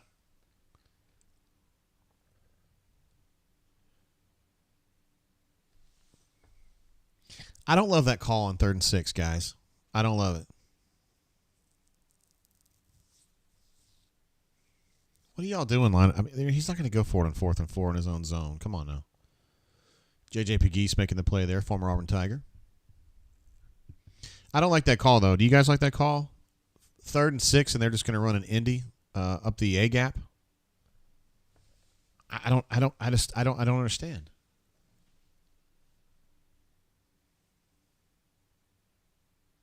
He's getting some hang time on that kick right there. He fielded that one cleanly, though. Spread says everyone in the world knew he was going to run the ball. I mean, I know, but it's because you just assume Auburn's going to do something uncreative. And War Eagle says it was 3rd and 1, and we got a penalty for subbing in Thorne. Scott Pitts is just saying why. Why? Also, Damon says would have worked better on 3rd and 1. That is true. Chris does not understand why Thorne is still in an Auburn uniform. This is really something, guys. I know Hayden says he's absolutely speechless. The problem is that I can't be speechless. I got to keep jabbering about this. Patrick Peace says Freeze needs to defend why we should accept this BS. Fair. That's a fair statement. I mean, I kind of went into this season. I thought they were going to be decent. I thought they were going to be pretty good, actually, because I had a lot of faith in Peyton, which obviously was misplaced. And I didn't really think all the receivers are going to stink at the same time. I mean, I just assumed that, like, you know, because Hooks played pretty well at Jackson State last year. I know it's the SWAC, but he's pretty good. Jair Shorter had a good year at North Texas. Again, it's North Texas, but it's, you know, it's college football. Like, I thought they would be decent, and they're not even playable. I'm not sure Auburn has a single receiver that, like, say a program like, not even Alabama, but like Ole Miss. Like, would Ole Miss take any of Auburn's receivers? No, I don't think so. I mean, they might take Fairweather. Bono says every question should be about the quarterback substitution patterns, which are curious, is the way I'll put that. Jacob says, are screens impossible? Like I have to ask, every type of throw is really impossible. Can they not throw shallow drags or shallow curls? They're obviously not even going to try to pass in this game, IG. But typically, his best passes are screens. So, yeah. Josh C said, I guess 8-4, but looking more and more like 6-6. Got to have. Yeah. Mike C., this is a very standard and typical thing for a young fan to say. JG, stop being nice and call out this bullshit. Freeze makes millions, and he's an offensive coach. Our offense is a joke. I've literally been talking for 3 hours, most of which I've been fairly critical of Hugh. I have a different spot than you do. Man, I deal with him. I know him. I interview him. Like, I'm not the guy who's going to go out here and call him an idiot.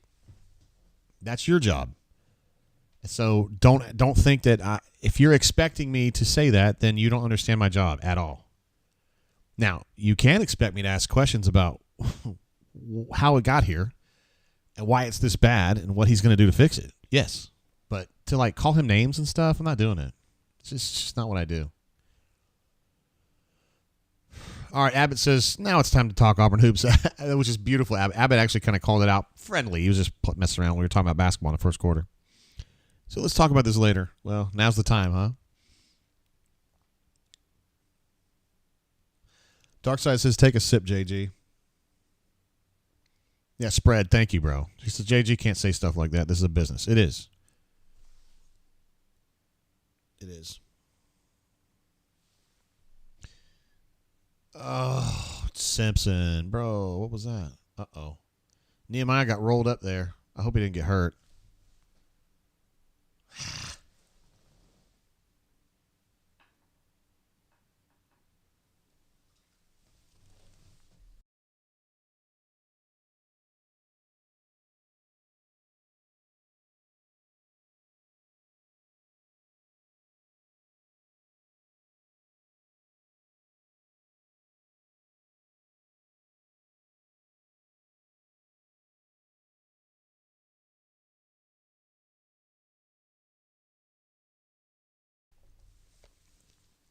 They're showing Hugh right now. He just looks dazed.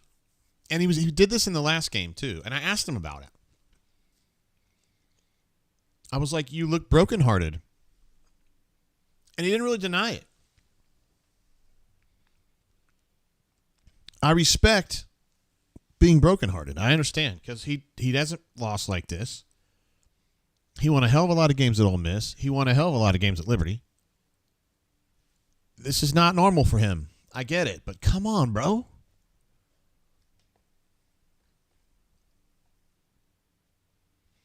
All right, I'm done, Mike. That's just everybody say goodbye to Mike C. Bye.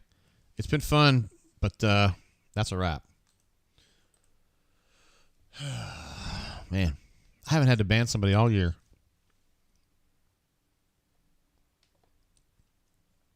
Brian says he looks like the fans. That is true. Let's see. Stoop Up going in. Says Hugh is not a good coach. He's a retread. War Eagle asked him about the substitutions. That's just I'd have to ask. I don't know. FJ says, well, JG, if he's brokenhearted, it's his own fault with these brain dead substitutions. Yeah, I mean, I know it's his fault, but I think as a coach, you don't want to be just sitting there you don't want to have that far away look in your eyes. You want to, you know what I mean? Like you want him to fight.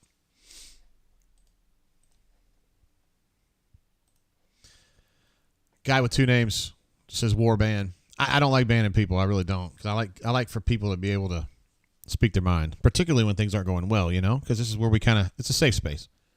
But you just can't be. I'm tired of the hookers shit. That's just too much. He already gave me a couple of those earlier, and yeah, whatever. Let's see. Matthew R says Mike G, not Mike C, but Mike G was right. What was he saying specifically? Which part was he talking about? Ryan D says, is Mike C an undercover G-Pits member? You mean Rebel Grove, but I get what you mean. Yeah. Jonathan T's. Now, see, this is a very diplomatic way to put it. The head coach, offensive coordinator marriage isn't quite working. I would agree with that. Hugh probably won't say it outright, but I feel like there is a serious power struggle here. I don't know about a power struggle, but I would absolutely agree with your initial statement, and I think it's just, hey, there's Reagan. I don't know. Power struggles, I don't think the right word, because we know the chain of command, and there's no disputing that. So it's more about just there's a complete lack of harmonization there, and they can't figure out how to get on the same page. And I think Freeze, he was so sold on the idea of letting an offensive coordinator run things that he can't change now. I mean, he can't change in the middle of the stream because he uses different terminology and he has different things that he accentuates, and so he can't.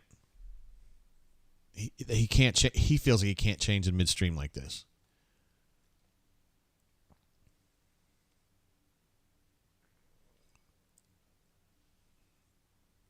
Well, I tell you what, man, I hate seeing all this Hugh Freeze hate, but I mean, I respect you guys for being pissed off. If you weren't pissed off, that means you didn't care, and you may be sitting there thinking, maybe he doesn't care. And when, from your perspective, when he's sitting there on the sidelines and he's not talking, and he just looks forlorn and brokenhearted, it's like, I understand where you're coming from, man. It's frustrating. Small Time Republic says, let the granddaughter call plays. My man. Not Salty says, because why? It can't get worse, JG. I mean, it's offensively, it really can't get much worse than this. I agree. But, I mean, at the same time, like, I know a touchdown feels like a lot right now, but they're only down one. They're only down a touchdown right now. Defense has been playing much better today.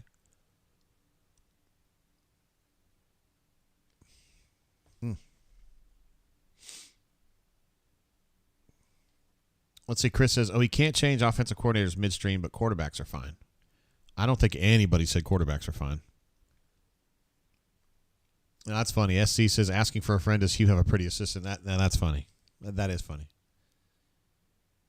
Cam, get him.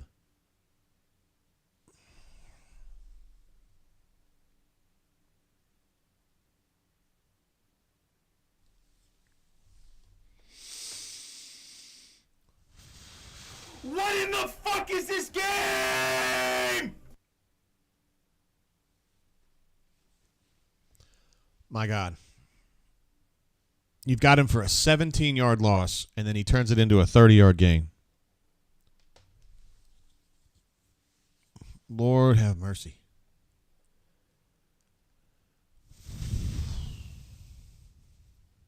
Patrick D's, he's done. Well, not done, but he's frustrated. Little quarterback sweep there. Oh, no, but no, he's fine. Cam Riley, you've got to skit him down. Alan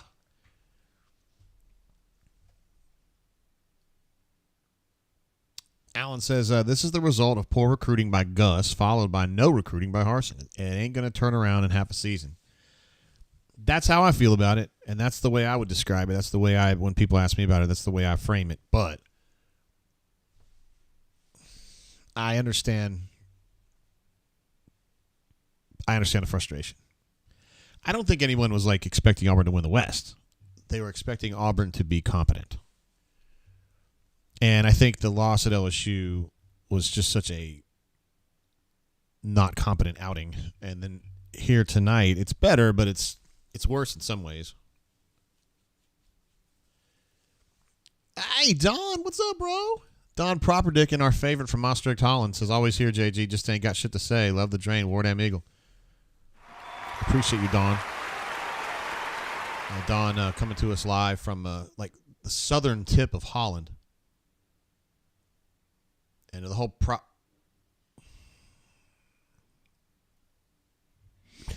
I'm going to start looking like Hugh pretty soon. Ay. Poppy Clan says, if we go down 14, I can't watch anymore. Well, my man, it's been good. It's been good with you. Small Time Republic says, Jackson Dart's mom, hey now. She looked nice, didn't she? She looked friendly. Josh says, and they still got Cam Riley in the game. Well, they're having they're having to kind of have a hot swap at defensive end, bro, because with the Staly Kite out, I mean, somebody's got to play end, and they don't really have anybody. And so it's Cam Riley, and he should be playing better, and I don't know. The end. I mean, the other option is Zeke Walker, who was in there for that play, but you wouldn't know it. He doesn't really make much of a difference. Man. Fenrir. I expect at least the coaching staff to have a game plan, not this quarterback carousel. War Eagle 0008 says Jackson's mom. Gals we adore. Yeah, we'll add her. Well, guys, let's get that. Poppy Clan says Jay looks crestfallen. Here we go.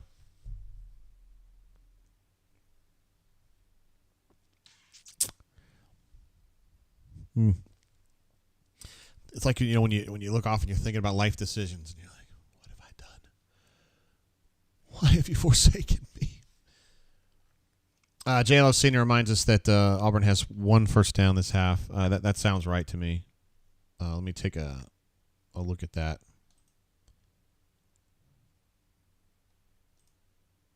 Home.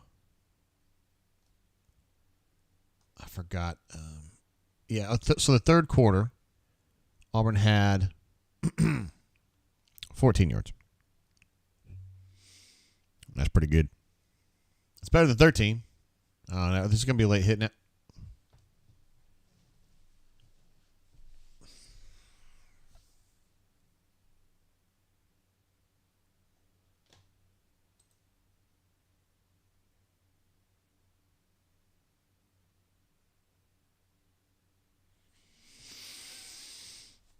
Yeah, you better come off the field, bro.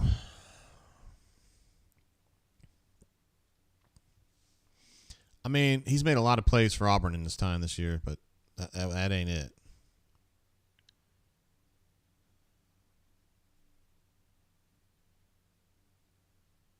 Yeah, he hit a guy that was probably a full yard out of bounds.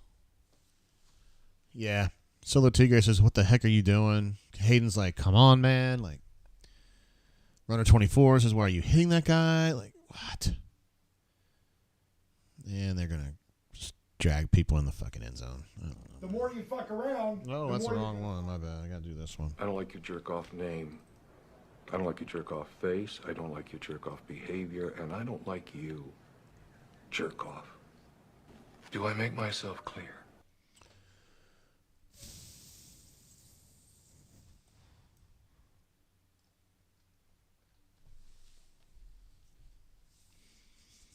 Well, let's see. Blake says, got any nuggets about Crime Dog? I kind of went through that early on, right as the game was starting, but I mean, on the practice field incident, I should say, and I think it's just better to keep those guys separate for now, and they'll figure it out after the season ends. But Crime is like there. He's on the field tonight. He's not coaching, but he's there, and he's going to be recruiting full time. So it's not like he's just taking it to the house and going to drink beer all day. He's working his ass off on, and I got a face mask too, but. He's going to continue working on the things on the recruiting trail, and he's a terrific recruiter, and he will continue augmenting Auburn's most pressing need, which is more players.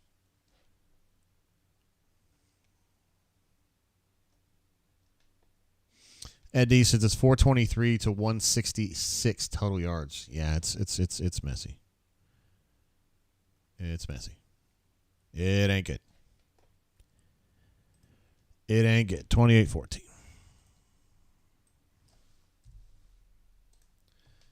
think this might be a good time for me to take like about a 30-second break. I'll be right back.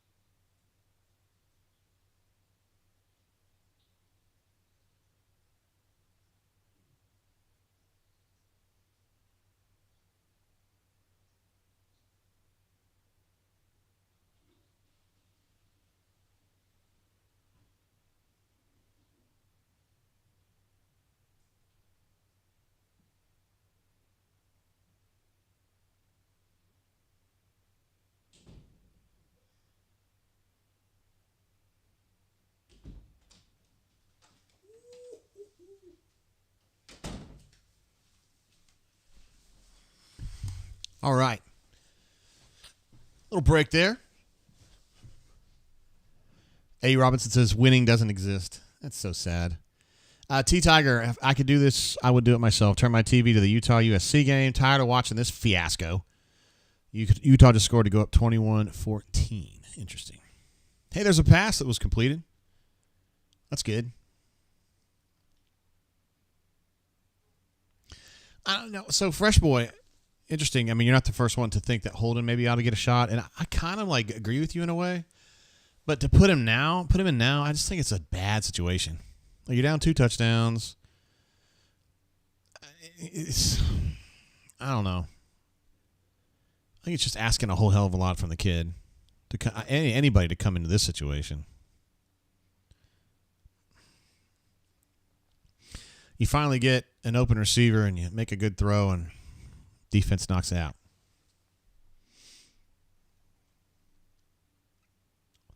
Hickadoulis says, stop holding out, put in Gurner. Very, very clever. I give you that. That's well done.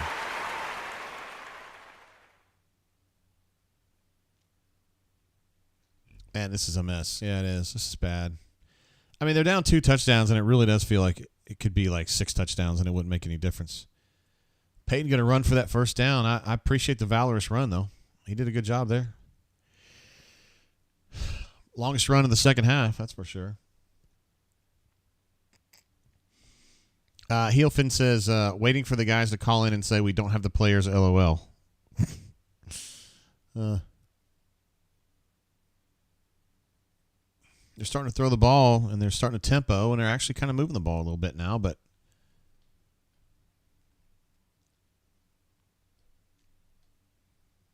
Josh C. jumps in with a super chat here. Hugh messed up by saying he's known for quick turnarounds. This roster was lackluster. He realizes that, and that's why he looks depressed and sad.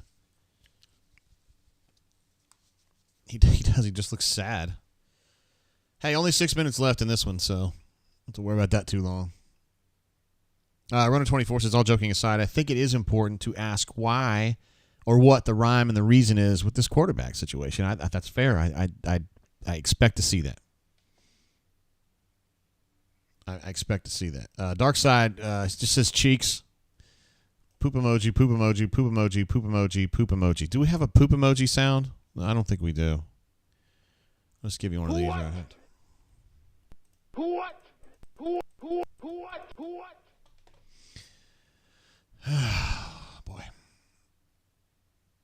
Runner 24 says need to press on this about asking Hugh about the weird rotation at quarterback, substitutions, etc.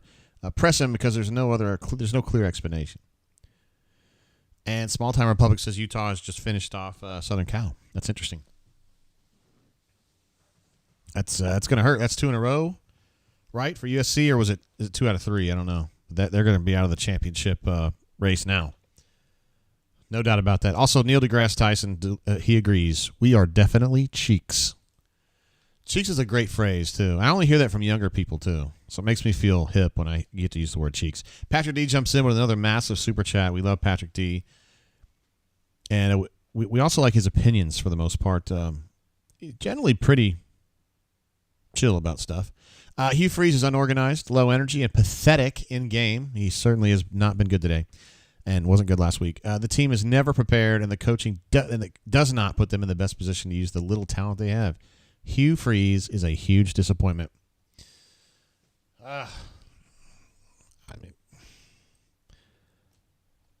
Yeah, I see what you're talking about. Luke has come over to say go Rebs. Hey, guys. Just be cool, Luke. You're good. Ole Miss played a much better game than Auburn tonight, that's for sure. He says, have fun with the Reverend. Hope it works out for you.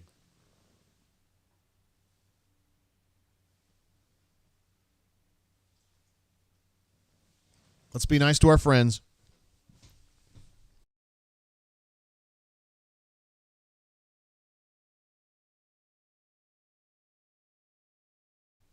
Good question coming in from Ed D, who tends to ask good questions.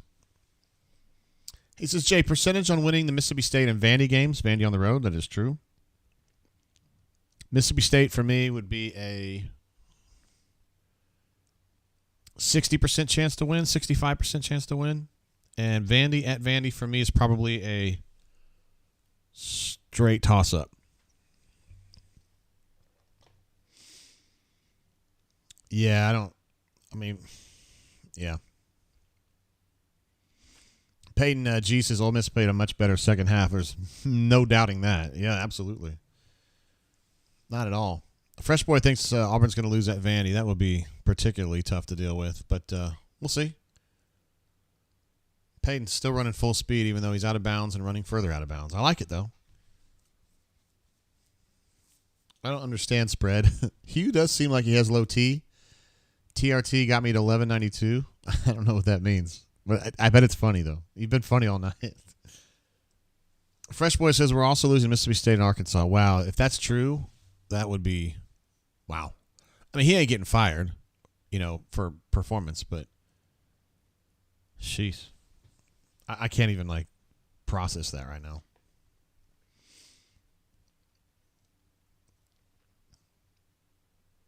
Mega jumping in with a super chat says Patrick Dukes talks a lot.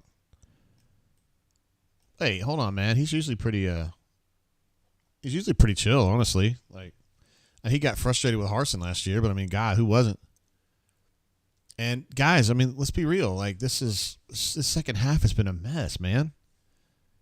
I don't think you have to have high expectations, but this is below low expectations. I mean, I'm not out here just gonna Hugh Freeze's got to go. I mean, that's not me. I don't feel that way about it, and I don't necessarily think everybody's thinking that, but it's frustrating, dude. It's Auburn football, man. Come on. That wasn't a shot at you at all, Mega. I was just saying. Chris M jumping in again with a 5-19 super chat. Very clever. Obligatory 5-19 super chat. Also, we are totally cheeks at offense. Do I have to call all of these out? Poop emoji, poop emoji, poop emoji times 20. Lots of poop. Patrick P says, what's the buyout on Gus down to? Oh, God. No. Oh, my God.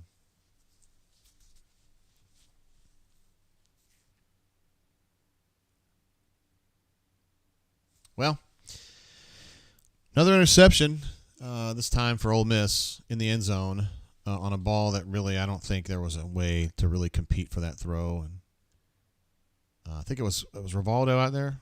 No, it was not. It was Caleb Burton in double coverage.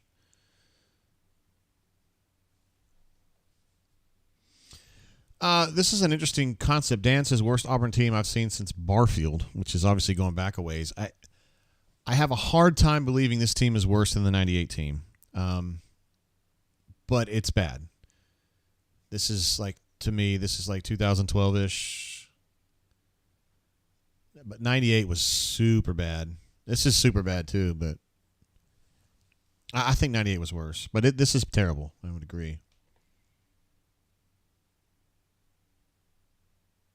Oh, here's our, one of these. By the way, I have never, ever in my entire life said something negative about Rebel Grove or Ole Miss or anything like that. And the people over there who got upset that I said Auburn was a better job than Ole Miss, Neil McCready agreed with me on the show. So you need to aim. If you're mad about that and you feel like that's disrespectful that I said that, you need to let Neil know because he thought the same thing and he said the same thing on record. Josh C says 2012, y'all forget. Yeah, that was terrible. Really, really bad. But the 2012 season, the second half of that season, had this kind of feel, right? It has this feel.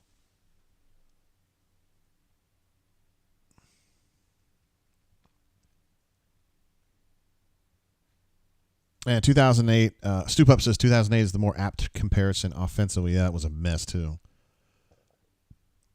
I mean, the worst I've ever seen personally for one game would have been the A&M game in 12 and the game at Florida in 1998. Those are terrible. But we did find some other games that were just as bad. I think the Mississippi State 3-2 win was atrocious from an offensive perspective, which would have been 08, right? Was it 08 or 07?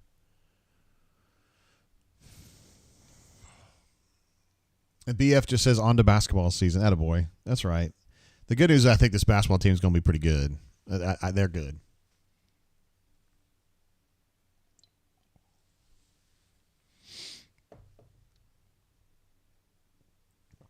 Hey, Luke, I could kind of tell you weren't coming over here to be, like, mean. So you're cool. You're good, bro. I got you. See you, Luke. Congratulations on your win, too, for real. Just been a whole lot better in the second half. And yeah. Just wish you to beat Alabama, but that's okay.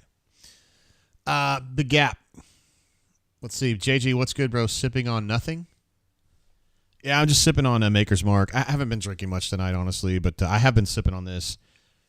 I kind of wish I had something a little lighter. This is 110 proof, which isn't super hot, but I'd rather have something in the 80s right now. Josh says, JG Thorne is defeated. Should we just roll with Robbie the remainder of the year? I don't have an answer to that question, my G. I mean, if we're just completely just going to punt it, like if you're just going to say, hey, there's no hope, all hope is lost, I would probably just play Holden just to see what happens. I mean, it's not like, not necessarily tonight, not now, but like the next game. I don't know. Peyton says, out of bourbon and on to red wine. FML, what a night. Golly. Uvid says the same thing. I think it's time to go with Holden. Just go with it. Yeah, I mean, just see what happens. I don't know. I mean, maybe he gets out there, but here's the problem. Let's say that Holden goes out there and plays pretty well. I'm not saying Jackson Dart, but he plays competently. He still has wide receivers that are bad. He still has what I would say, and I'm trying to be diplomatic when I say this, a disjointed offensive philosophy. I don't really understand how, so I don't know. Mark says, got to get some of that Suntory whiskey here in Japan. It's mint. I'd like to try some of that.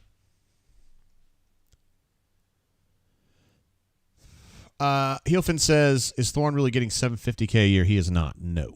That is ridiculous. Absolutely not. Oh, and the play stands, so that's going to be an interception. Good for him. It was a good play. Chris Brown says, man, getting paid $6 million a year to put this product on the field. LOL.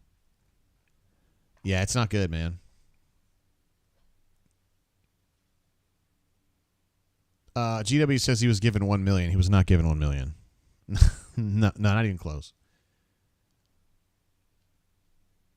Man, it's tough, man.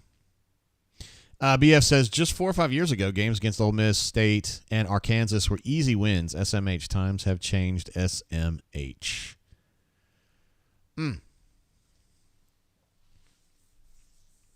Yeah, I mean, SEC's tough, man. When you fall behind now, you get absolutely killed. Absolutely killed. You just fall so far, so fast. You know what I mean? Spread does make a point. He says when you're paying players to be your quarterback, he's got to play. I mean people are like, well, he must have dirt on Hugh. No, he's getting paid to play. Like, you got to play him.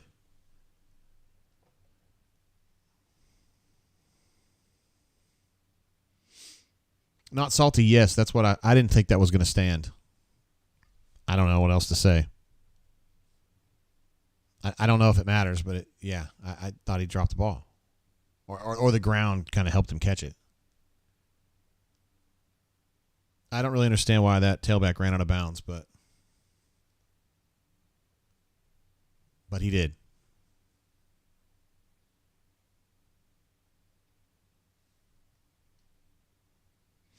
Let's see. Brian says, honest question, JG. How does this offense look right now with Lane? Yeah, I couldn't answer that. I don't even know how to answer that. That's a good question. I just don't know how to answer that. I mean, I don't know. I mean, if you had Lane Kiffin, you'd have a unified idea on what you're trying to accomplish.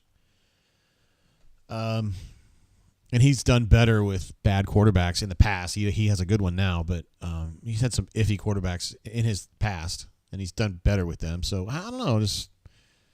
It'd probably be better just because the vision would be there, you know. Justin C. says, why is the clock running? That's a great question. So Lane was arguing that even though that tailback went out of bounds, that he had actually landed in bounds, and I guess the referee felt like that was fair. There go the fans. They're going straight up deuces, man.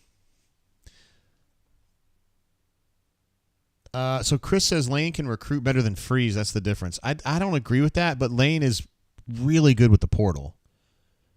It's kind of like the way that Auburn basketball is really good with the portal, or they have been. I mean, this year is going to be when you get Denver going and you get Chad going, and then you say, oh, wow, they got some really good steals out of the transfer portal. And, I mean, they got Janai out of there through that too. So Lane is kind of like that, He's just really good through the portal. And we'll see what Freeze can do.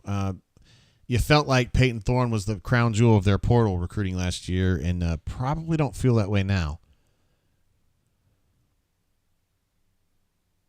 Don says, FFS, if you can pay coaches to not coach, you can take a flyer on a paid player. And also Pipe says, must be handing out bags of cash in the parking lot. Attaboy. Let's see. Some good stuff here in the chat. Poppy Clan says, are we in danger of being relegated? Oh, man.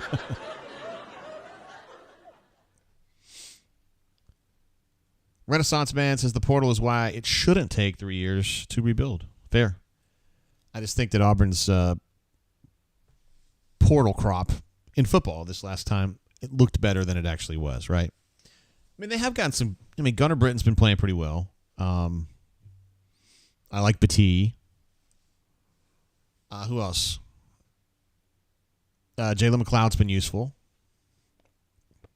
The center's been solid.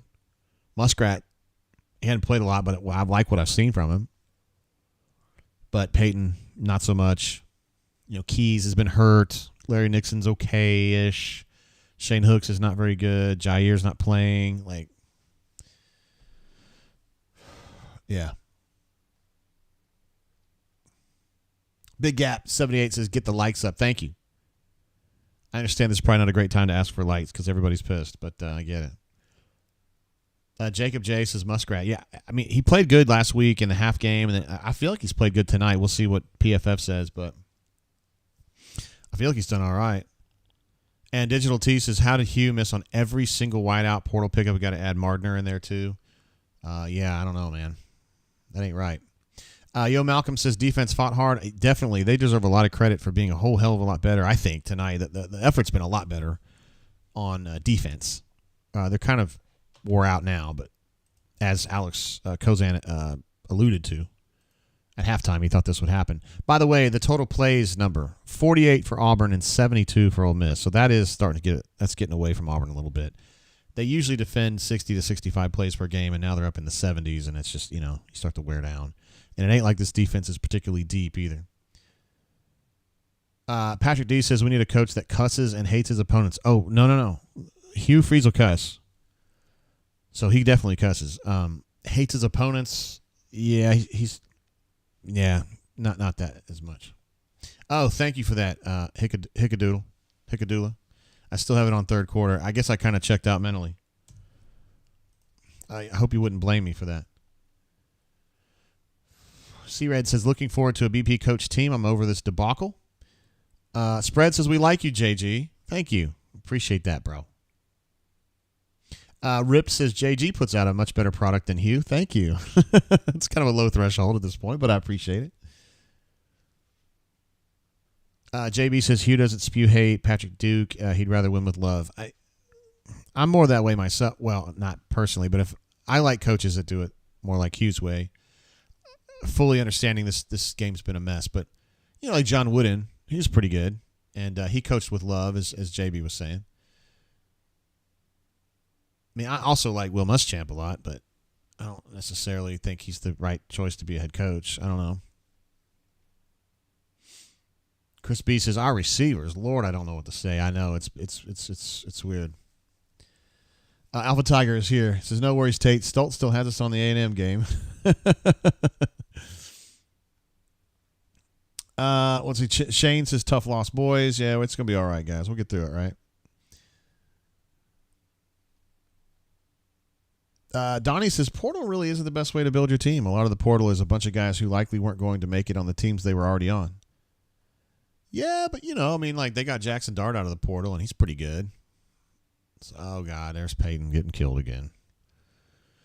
Carrie says, I'm done with football season. Be glad when Robbie and Thorne graduate. When's the last time Auburn has had a good offense? Montgomery needs to go.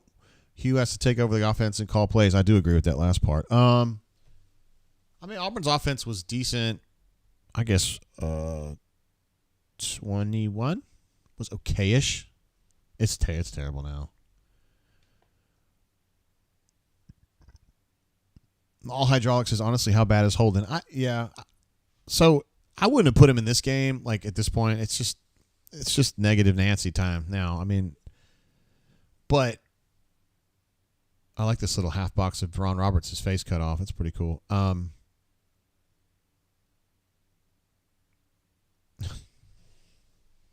don't even know what I was saying. Just talking about defense and shit. Pocket Watch says D-Lucky and Fam and myself and Fam are still loud and proud. That's a legendary section right there. All right, guys. So 3rd and 16. Peyton got a 1-yard scramble there. So now it's going to be 4th and 15. It's totally makeable. No problem at all. JL Senior, it's so bad that even his wife says it's a joke at this point. It's a joke.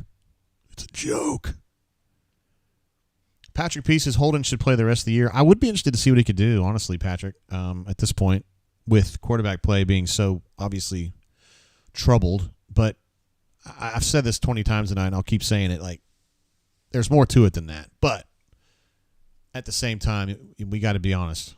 Quarterback play is bad.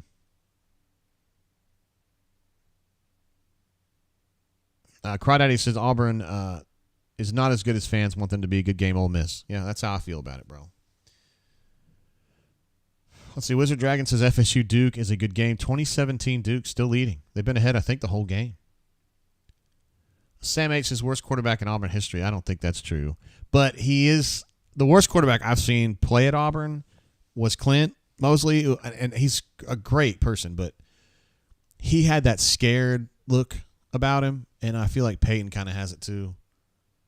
Oh, a little tip pass to himself from Hunter. Oh, shit. Out. No. Said he was down. I'll say Peyton's fighting in his own way, but he just gets too jarred. This is actually a nice play, though, to just get that ball out to Hunter.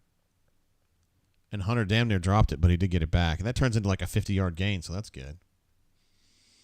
Jonathan T says, I feel like he's been rattled since week 1. I know. Like, we talked about that. I remember it might not have been the first game, but I think it was the second game where, like, he seems really spacey, you know? What's that all about? And we kind of chalked it up at the time to just, you know, being in a new school and getting used to the system. But he's pretty used to the system now, I think.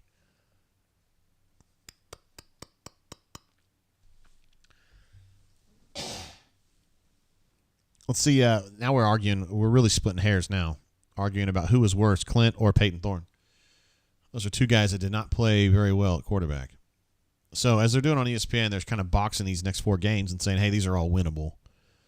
Which is technically true. But after watching this team right now at home, and it's like, I don't know, man. Wizard D says Kyle Frazier, Jeremy Johnson, Barrett Trotter. I think Barrett actually was decent. Cody Burns, not very good as a quarterback. Yeah, Kyle Frazier was not great.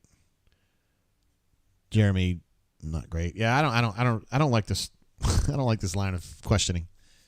I don't like being in a position where I gotta say, you know, this guy stinks worse than this guy or whatever. Caleb Burton with the catch right there gets 8 yards. No, he gets more than that. He gets like 12 yards. Hayden said, will Hughes say he liked the game plan? Big Gap says, JG, dude just sucks. This hurts Freeze. No, I mean, this damages some credibility he's got with Auburn people. I believe that.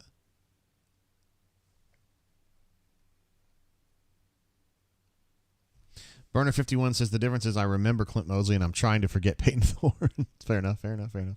Brother Brian says Ben Leard. Ben Leard I like Ben Leard. He was a tough ass dude. And he was dealing with some bad stuff at the time.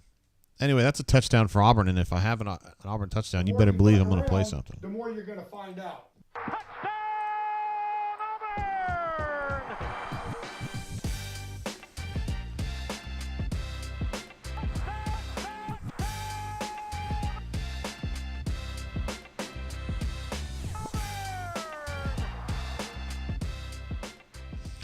I mean, look, dude, I know it's late in the game, and this really isn't winnable, but that drive made a lot more sense. Pass the ball, tempo, had some open receivers. So, I mean, I don't know. Doesn't change my opinion on what we saw for the other 93% of this game, but I thought that drive had some useful pieces in it. Let's see. Wizard Dragon said Cobb was a side armor. Daniel Cobb, yes, sir. Chris Todd, how dare you, man? Chris Todd wasn't even a bad quarterback. Chris Todd, remember when he got to Auburn, he was coming off a grade 3 shoulder separation. Like he never really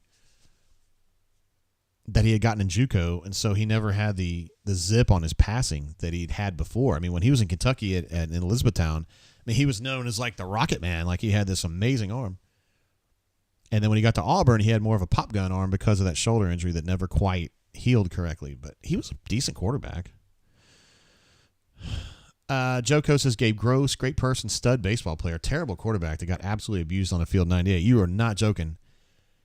Gabe, it's amazing that he lived through that season because he was sacrificed to the God. He also wore number 22, which is a kick-ass number for a quarterback, by the way. Digital Tiger says, JG, really, how does this play on the field not affect recruiting? Because it's the same message they've been saying the whole time, which is we don't have players, and you're a player, and we need you.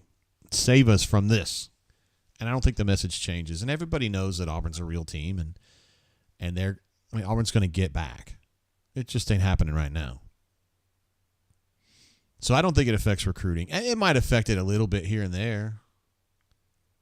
I mean, there might be individual guys that just say, hey, man, this sucks. I got to go to a program that fights more than this. I would respect that, but, you know. Grant Loy. Well done, Kyle. Hell, I forgot that guy. He's the transfer from Bowling Green, right?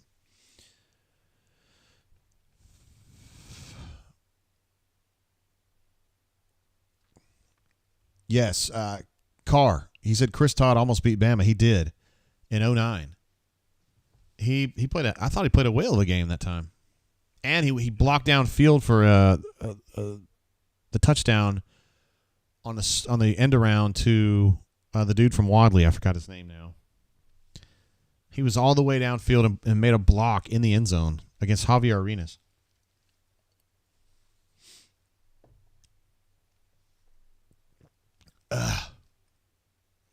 Small Time Republic says Grant Loy could have won state if Coach would have just put him in. Well said, man. I saw a movie the other night. I was watching Napoleon Dynamite.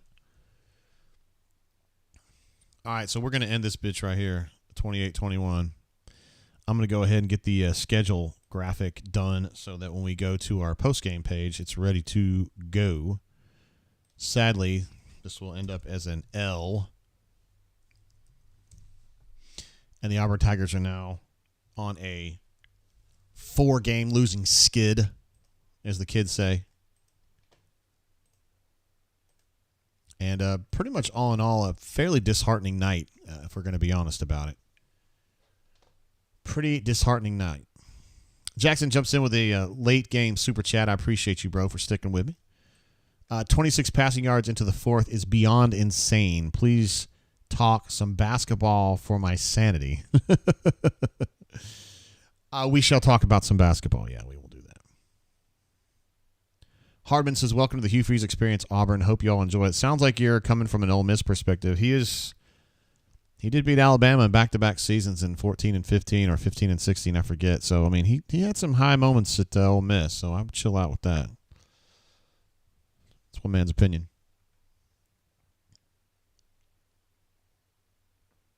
Real Deal says, are we taking calls? Terrell Zachary, T-Zac is exactly who it is. Thank you, Ryan, Brother Brian, Blake. Thank you for that, bro. T-Zac is exactly who it was. And it was the first touchdown of the game. It was like an end around. And then, seriously, Chris Todd ran, 60 yards downfield to make a block. Poppy Clan says, Miko Collier. Are you nominating him for worst quarterback at Auburn? He was not very good. So, I mean, I don't know. Oh, and now we've got the graphic. First back-to-back wins against Auburn since 51-52. Well, ain't very good, as the old ball coach would say. Interestingly, my feed is just completely crapped out. I don't know if I've ever seen that happen before. But this is a good time for it to crap out, honestly. Hayden hates his Tyler Queen as an interesting choice. Blake says, yay, 4 straight losses and absolutely sucking again. Yeah. All right, let's get over here. I do have a new schedule created. Cassidy P, what's up, bro? Let me get this schedule put back in here. I do have it updated. Not that we care. Need to find it. Still looking. Oh, I saved it as the wrong type of file. What an absolute L.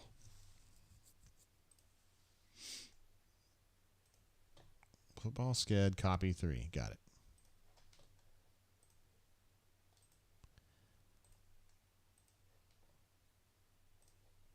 There we go.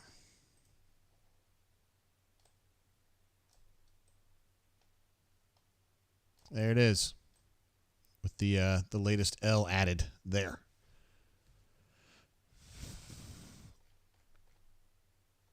Let's see. Oh, Sam H says, here comes Oxford.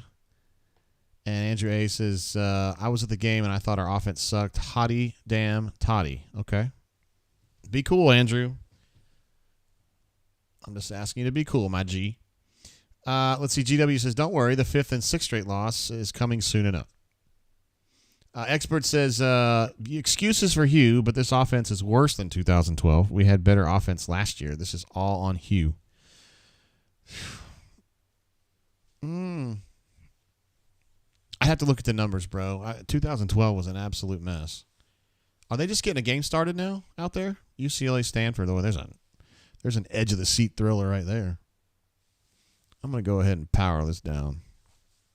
Blake says, JG, appreciate you staying calm. Definitely helps some back away from the cliff. War Damn Eagle. Yeah, I mean, listen, man.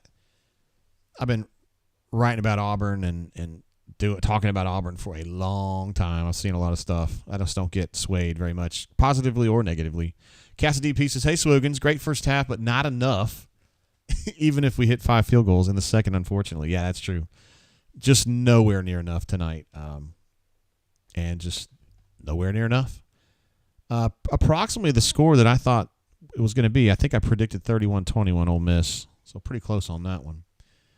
Mark, what's up, bro? He says, JG, we miss you in our world. He will be fine. He doesn't have the dudes yet to handle Kivin's revs. Yes.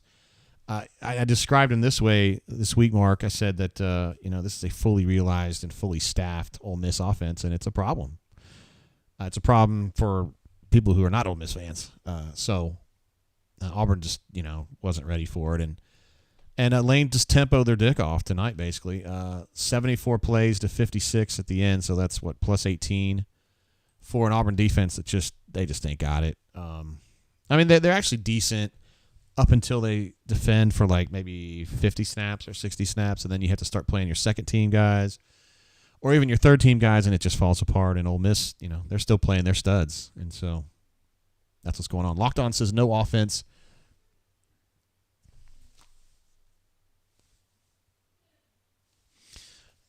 He says this offense no offense should be this pathetic. I think we would agree with that. Another super chat coming through from Cassidy P. Says, late joining. Fortunate to make it to Auburn today for the game and spent time on the field with Ira and Burgo. Excellent. Expectations are high, fam. Football just needs to recruit, and it will be fun again. Outstanding. We got Crocky Poo on the line. What's up, Crocky? Hey, Jay. Can you hear me okay? Hell yeah, I can. How you been? I'm good. I'm driving back home from the game. So, and you're probably not satisfied or good, are you? I got a pretty bad headache after watching that, Yeah. It's just frustrating. Hey, first, can I give a shout out real quick? Yeah. Shout out to Mr. Bob Mapplethorpe and Brian Schultz for what they did for Shorts and his family. That's just incredible stuff. And I wanted to go over to meet Shorts beforehand, but I got down there kind of late. So just incredible from the Bunker family. First off, they need a shout out. They need a shout out, man. Yeah, for sure. I mean, they were doing something for Shorts' I think niece. Is that right? Yeah. Her name is Bryn. It was his brother. Yeah. It was a couple people from Schwartz's brother's side of the family. Bryn's been through a whole hell of a lot, and it was really nice to see Auburn, really kind of roll out the red carpet and support her. That was really cool. It was really cool.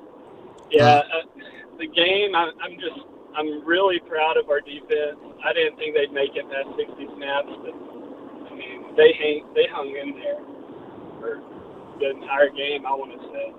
They just kind of faltered a little bit in the third quarter, but I mean, you got to expect that with how much they're having to play.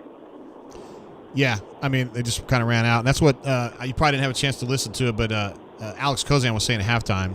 He was happy with the defensive effort, but he said they tend to fall apart, late third quarter, fourth, and that's exactly what we saw tonight, Yeah, and they got their turnovers. It's just, I don't know. When we turn over the ball, I don't think it gave that many defensive possessions to them. It's just like we could have hit a field goal before the end of the first half. Yeah. I want to say when Robin threw that and missed points on Peyton's interception. So I mean, you got to play perfect with the kind of offense we play. I just don't see how we can play perfect with what we got out there. No, just short at some really important positions, specifically quarterback, wide receiver. Just don't have it, man. Play caller. Hopefully they get some guys in there soon because I don't know. It's tough to watch. The defense deserves it at least. The defensive guys deserve some sort of offense out there. Some sort of offense. Yeah, I agree with you, Crocky. All right, Jay. Well, all right, bro. I appreciate you, and I'll keep listening on the way home. All right, man. We'll see you, bro. See ya. Bye. There he is, Crocky, a valuable, very valuable member of the community. Appreciate him calling in and being part of the show. Also, Tyler F. jumps in and says the prayer circle wasn't quite enough this time, hotty toddy. Tyler's one of the good guys from over there, and I appreciate you super chatting and being a funny, good part of the group here. Yeah. And I'm actually getting some nice supportive comments from some of our friends from the Rebel Grove world. So thank you guys. I like you guys, always have. I tried to come over there and be nice this week, but just kind of got hit with some folks that didn't like me. That's cool. Oh, Jay Young's probably, as I say that, Jay Young was not doing that, but that's okay. Again, I've never said anything bad about Ole Miss. I still like Ole Miss a lot. And like the folks at Rebel Grove, never said anything bad. Not once. I remember there was a thread over there at Rebel Grove maybe 2 weeks ago, and it was like, JG can kiss ass or whatever. And they go, what did he say? And everybody goes, I don't know. What did he say? I don't know. What did he say? Did he say something bad about us? No. Where? You have a link? What did he say? I didn't say anything. Let's see. Billy P says, JG, not to try and stir the pot, but on the drain, y'all talked about the talent on the roster not being there, but didn't he flip over half his roster this offseason? Yeah. Honestly, it's an interesting point. He did. That tells you just how bad this roster was, honestly. But, I mean, he had a lot of misses in the portal, to be fair. Now we got another legend on the horn, number 19. What's up, brother? Hey, brother. Word. Hey, can you explain to me what the logic was in switching quarterbacks today? No. I couldn't even start to come up with something on that. Nope. It's difficult to understand. Yeah, it is. It is. When I am flummoxed by what we're doing, I have concerns because nobody's paying me anything to worry about Auburn football. That's true. Right? And we'd like to pay you, but yeah, when people are getting paid a lot of money to worry about Auburn football, I expect them to make good decisions. And you're not seeing that. No, I'm not. No, and it confuses me. Well, the switching at quarterback was just very confusing. I can understand that. Yeah. So, if I feel like I can do a better job than the people who are currently doing the job, then I have concerns. Yeah. But I mean, it's not like you think they should make a change, right? You're content to just kind of ride this out and be pissed off and withhold judgment until next year. Is that fair? I mean, I feel like we could be doing better with what we've got. There could be better outcomes with the talent that we have. Look, given that the talent we have isn't great, but we're misusing that talent. I think that's fair. So I feel disappointment. I understand. You know, this goes back to you know, I'm old enough to feel like you know, Pat Dye maybe could have passed the ball on 3rd and 5 instead of running up the middle. Yeah. Yeah. You know, maybe we could have had someone throw the ball on a passing down. It's possible. Yeah. Yeah. You know, I don't know. I would have liked to have seen Holden. Yeah. I want to see Holden. I didn't think tonight might have been a good option because it was getting kind of negative and it was a tough situation. But maybe this next game. Yeah. The one time we saw Holden, I think we saw why we haven't seen Holden. They just think that little of him. Well, no, I mean, he had plenty of time to take one step to the left. Or right. Because that guy was coming at Mach 3 at him, and he did not move. Well, I don't want to, you come into a game cold. He hadn't played in a month or 5 or 6 weeks, so I don't know. One play. No, and you can't blame Holden for that because he's not game tested, right? But good Lord, why do you keep cycling quarterbacks? Yeah, I don't know. I don't have an answer to that, and I'm going to be very interested to hear what Brian and Brian hear after the game because obviously they're going to be asking Hugh that question. They may be asking him right now. Yeah, hopefully. I hope to get. Hopefully somebody's asking him because nobody's good right now. No, neither guy. You can't defend either guy right now. You just can't. Yeah. So it's the eternal truth. When you have two quarterbacks, you have no quarterbacks.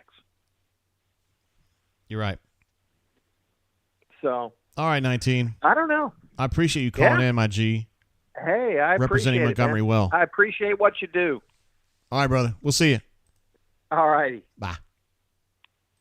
There he is, number 19, a legend, one of our favorites, and he's just incredulous. Also, I am incredulous. First of all, we had a super chat coming through from Andrew A12. Says Jeff Lebby near the top of the hot board if Hugh doesn't work out. Love the show. He's certainly interesting, but we're a million miles from Hugh getting fired here. And I know you're just kind of kidding around, but Jeff Lebby is really good. And then we had a super chat come through from, hold on, was Cassidy P? Yeah, Cassidy P had one.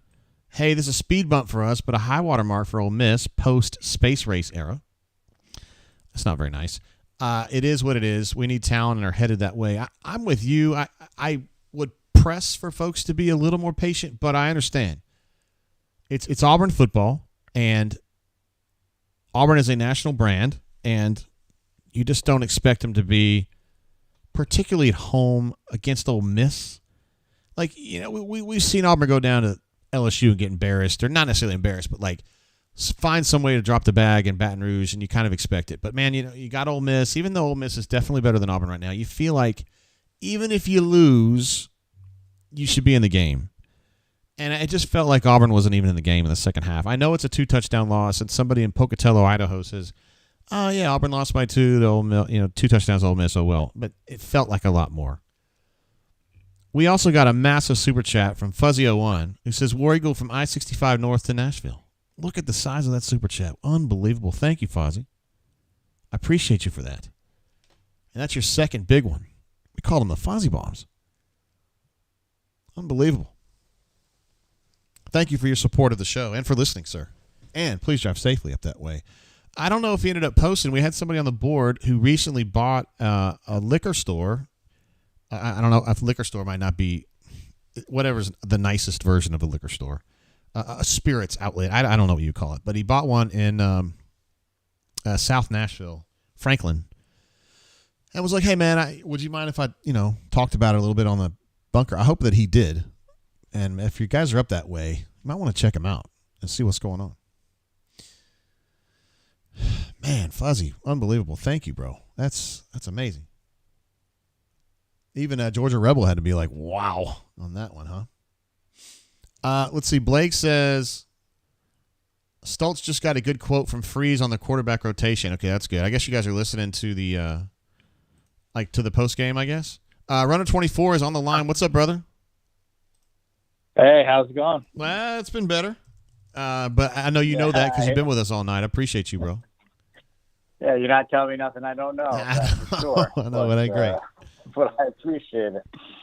And I don't want to, it's, number 19 there, still throwing my, thunder here. But I sit here and I just wonder, and I hope your guys or somebody, just presses Hugh on, how do you start Robbie and then keep pushing on and then immediately start, this back and forth yo-yoing exercise of it's bizarre. Quarterbacking. It's bizarre. I can't get my arms around it. And I don't think either guy's good.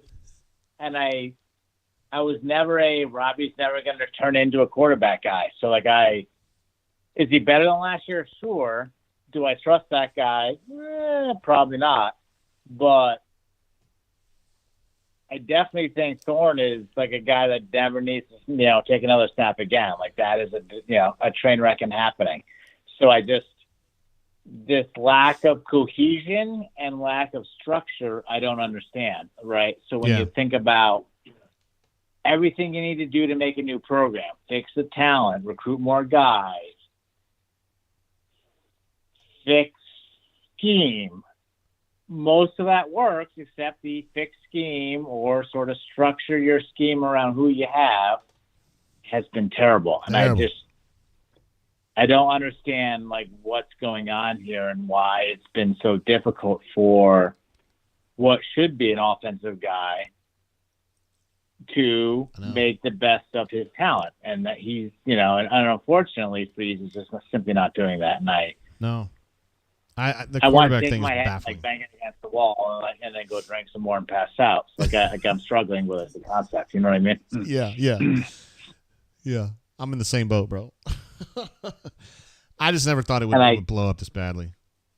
So at this point, no, yeah, and the reality is, it's a 7-point loss, and we're playing. There's crappy teams on the schedule coming forward, so I don't know if the season has changed per se, but it felt like today was a game that just schematically was a game that could have been won and created momentum going into quote unquote bad teams, Miss State, Vanderbilt, Arkansas, New Mexico, who the hell's next, and if that's the right order. Yeah. And you sit there and you say, okay, that's good. And I don't think today necessarily means you can't beat those teams. I look at what's going on, and I just wonder, how can you just be that, super dysfunctional? Yeah. And I'm curious, because you had mentioned it a little bit earlier before my call on, is it just time to see Golden, holy Golden? Yeah, just to see what he can do. And to me, I've been less in the negative gunshot, I know you've been a little bit concerned about him based on his, Harsin throwing him in. The poor kid had no idea what was going on. For sure. He was scared shitless, for lack of a better term. That may still be real, and you obviously have better insight to what's going on in practices and scrimmages. But to me, that just felt like the kid was put into a situation that he was doomed to fail a year ago, and I just wonder now if you just got to play him and figure it out. Because I think I'm in favor of that. I think I would do that. I think I would start him against Mississippi State and just see what happens. I mean, I think putting him in this game would have been bad, but Mississippi State's a winnable game. You're starting fresh. Let's just see what he can do, because we know what these other guys can do, and they can't do a lot. Yeah, and reality, I think, is even if you started them against Miss State, you could still probably use Ashford in certain, packages or schemes or red zone or whatever. Yeah. And still get some of his benefit, right? And sure. What I do know for sure is, Thorne can't complete literally jack shit down the field. I mean, you might as well just put like a short old man like myself out there, for Christ's sakes, and it just wouldn't matter because like Thorne is literally, I won't say I'm a better athlete than him because that would be like an insult to athletes, but at the same time, I think the results would be similar. And like the problem with that is he's just like that kid he just can't. Yeah. He just can't play football. Like at least at the level. Just right. Gotta move on. It's time to move on. It's just time. Yeah. All right, my G. Hey, I know you've been with us wire to wire today. I appreciate you being that. Yeah, no worries. So good luck. Enjoy the rest of your night. And you probably should have had a higher proof booze and drank a little bit more tonight. But, you can maybe drink afterwards or just drink, tomorrow during your Raiders game. Yeah, when they lose to the Bears. If they lose to the Bears, let's be honest. Like, there's no Justin Fields there. Like, they shouldn't lose to the Bears. I know. But, I know. But they're going to do it, I bet. But sometimes pain happens. So good luck and have a good rest of your night, and I'll talk to you later. All right, bro. See you, man. Bye. Take care. See you. Well, I got to get caught up here on these super chats because I thought I've missed a good number here since Fozzie hit me hard there. Appreciate you, bro. Burner51 super chatted in, says thanks for the hard work, JG. Appreciate you, Burner. Been with us all season long, especially I think that late night you were with me a bunch when I needed help. So thank you for that. Blake R says JGT at this point, Thorne might as well sign an NI deal with Manscaped with all the sacks he be taking. It's an interesting way to put it, Blake. And I wasn't thinking that you were going to be the guy to make that joke, but it is funny. I liked it. Thank you, bro. Fat Crack jumps in, been with us a long time, and we love him and support him just the way he does for us. Hugh basically said we don't have a quarterback, and he is still searching for one. So what are the options? Sawyer Pate? Holden? Hank? I don't know. I mean, I know he's speaking like metaphorical terms there, like searching for one. I mean, I know he can't really just go out and find one, but jeez, what a thing to say when you're 3-4. Let's see. Casa DP with another super chat says AU super chat's greater than Ole Miss NIL. Haha, just kidding, Neil. We don't have the dudes on our roster, but it feels like we have money in place to correct that, and Hugh is prioritizing it. Need to be bowl eligible. I don't necessarily. I think they're going to get bowl eligible. Second of all, I don't necessarily think that's going to help that much, right? Because like, who are you going to bet? Who are you helping here? Like, there ain't no Ronnie Browns on the team that need a bowl practice season. They just need to go out and get more dudes in the portal. So, in my opinion, I don't know if bowl. I don't know. We can argue that all night. If you'd be better off just working the portal and not even practicing. I don't know. I appreciate the super chat there. Webb jumping into Webb, who I know personally. I appreciate you, my man. Says this game went about as expected. This season is whatever. That is certainly one way to look at it. That's kind of the way I'm looking at it now. Not the way I looked at it initially, because I thought Auburn would be able to win some games more than this. I actually thought they were going to win 8-ish. And it's pretty clear they're not going to win 8. But at this point now, I think you just have to kind of, if you want to be an Auburn fan and say, I'm not going to water down my expectations because, fuck it, it's Auburn and you can't do that. I respect that opinion. However, I am more of a pragmatist. Maybe I have to be because of my job. I don't know. I tend to be this way. I'm a Raiders fan too, and the Raiders are kind of ass too. And I find myself like just being more patient than I would expect, considering how ass they are. So I would probably look at it the way Webb does. It's almost exactly the way I would look at it. They do have a great recruiting class coming together. Well, not necessarily great yet. It's a very good recruiting class coming together. I think if it stayed on this trajectory, it would probably be in the 12, 13, 14 range, which is pretty good. If they can get a couple more swing votes in, so to speak, and get another 5-star, 4 or 5 more 4s, they're probably only going to add like 5 or 6 more to this class anyway. So I think you can get in the top 10 with that, and I think that would be satisfying. Then I think it would be worth the trouble. But it's still frustrating. There's been a lot of stuff discussed in the chat that I missed. I did get the super chats, but some of there's some good stuff going on in the regular chat. Underarms, I'm sorry, you were asking me for my opinion on something. I just wasn't able to kind of put two and two together and see what you were asking me about. And some funny Ole Miss folks too. Those are my favorite kind. Like just enjoying it, having fun with it. I like it. Just not being a dick about it, because that's not how we were doing it over here. Never were. Never have. Never will. Warrigal 0008 says that was Malzahnian, the substituting purgatory I thought we'd made it out of. I think that's another thing that was just very obvious in this game, was just because Gus got too specific with his substitutions in a way that kind of bogged the whole thing down. And that definitely was going on tonight. It's just amazing the symphony of trouble that they had going tonight with the weird quarterback switches, the substitutions, the dropped balls they were having in the second half with Jay Fair just dropping one out of nowhere, defense winding down, no offensive paradigm really. There's just so many weird things. And Webb just said need players. Yeah, I would agree with that. 100%. Underarm says, all good, JG. Appreciate you. I was going to ask, if you had a question, I would definitely want to answer it. I just couldn't figure out what you were asking. My bad. Jacob G says, no more calls, Jay. No, I had to turn off the phone for just a second. I'm going to turn it back on. I want to make sure I gotten everything. I hate it when we have a lot of good stuff in the chat, because that's really the best stuff, and I miss it, but I think it's just something I'm going to have to deal with, though. Hey, Cole, who's coming over here trying to be funny, he says, JG is in shambles. Guys, okay, for those of you who've been with me for 4 hours and 13 minutes since we started, am I in shambles?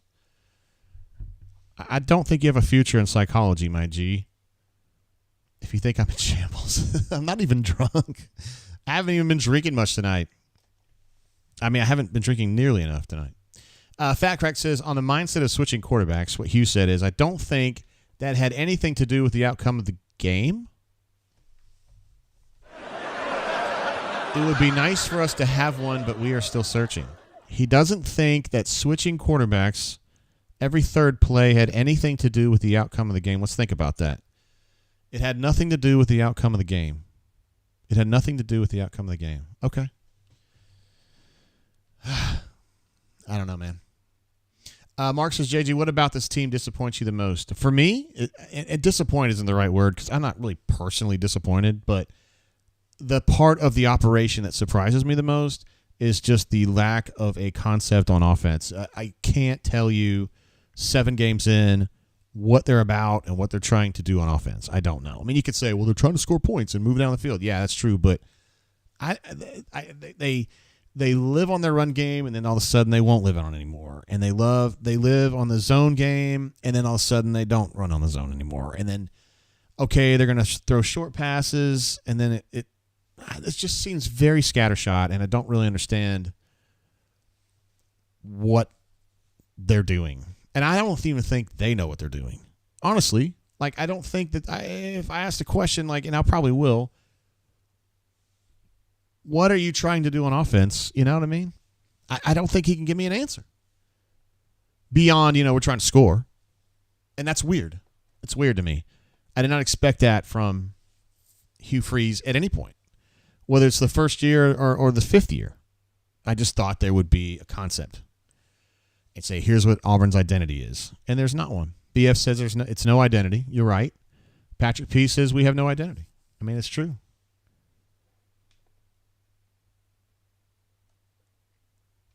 Let's don't do the cult thing. I know Neil has really pushed that and he thinks it's funny, but let's not push that.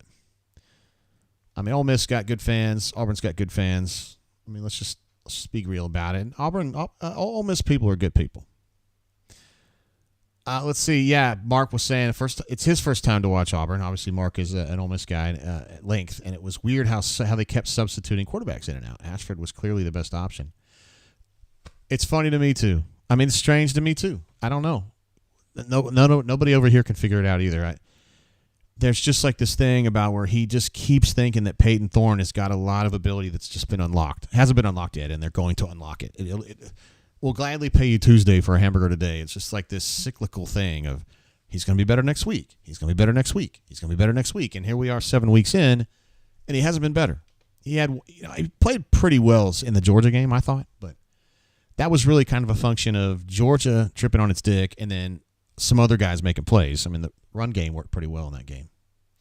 And Billy P says Auburn is getting worse, and I think I agree. I think I do. Yeah, I think I do. Mobile Lum says, JG, we've regressed since Georgia. I just don't get it. I know. It's surprising. CJ says, this is a result of Hugh giving up control of his offense for the first time ever. Montgomery hire was a mistake. Remember when he wanted Derek Nix as recruiting OC but whiffed? I do remember that. So, yeah, they're definitely not on the same page. And that's something we don't even argue about anymore. That's just the truth. Cassidy P jumps in with another super chat. Says, JGT, what's in the glass? I downed larceny minis in section 49. Attaboy. Larceny. Interesting. Maker's Mark. French oaked cask strength. 110 proof. Not some difficult bottle to find. It's you can get that pretty much anywhere. But I was feeling kind of under the weather earlier. Still don't feel great, and so I wasn't really looking to get some serious stuff to pound down. When I got Ole Miss drunk that we all like to joke about, I think it was 4 years ago, I was drinking Stag Junior at 138 proof. Like, I wasn't going to do that again. No. I'm just trying to see what Billy P says. Do Ole Miss people seriously think they're going to beat Georgia in Athens? Do they have to play there? That'd be a tough game there. Anyway, yeah. Tanner does say, does Phillip go after this year? Yeah, I think so. I think he's got to go. Not that he stinks or anything. I mean, I'm not trying to say he's a bad coach, but it just ain't working, man. I mean, if you've got an offense this troubled, you're going to have to make a great argument to let people give it another year without some kind of a major retooling. That's just how I see it. Billy Peace's effort falls at the head coach's feet, too. I would agree with that. Yeah. Peyton said Hugh wins the night if he coaches from a hospital bed. Oh, that's kind of funny.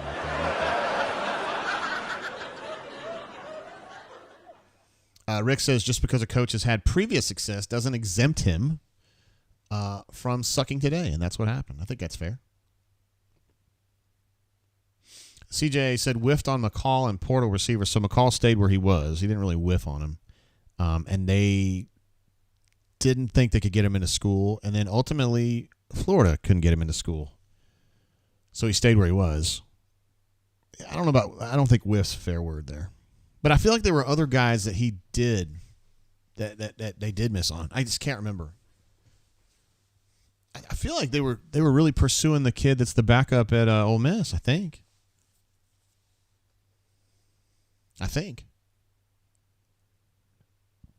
Snowburn says, I'll be the biggest Ole Miss fan on earth when they play those shitty Bulldogs.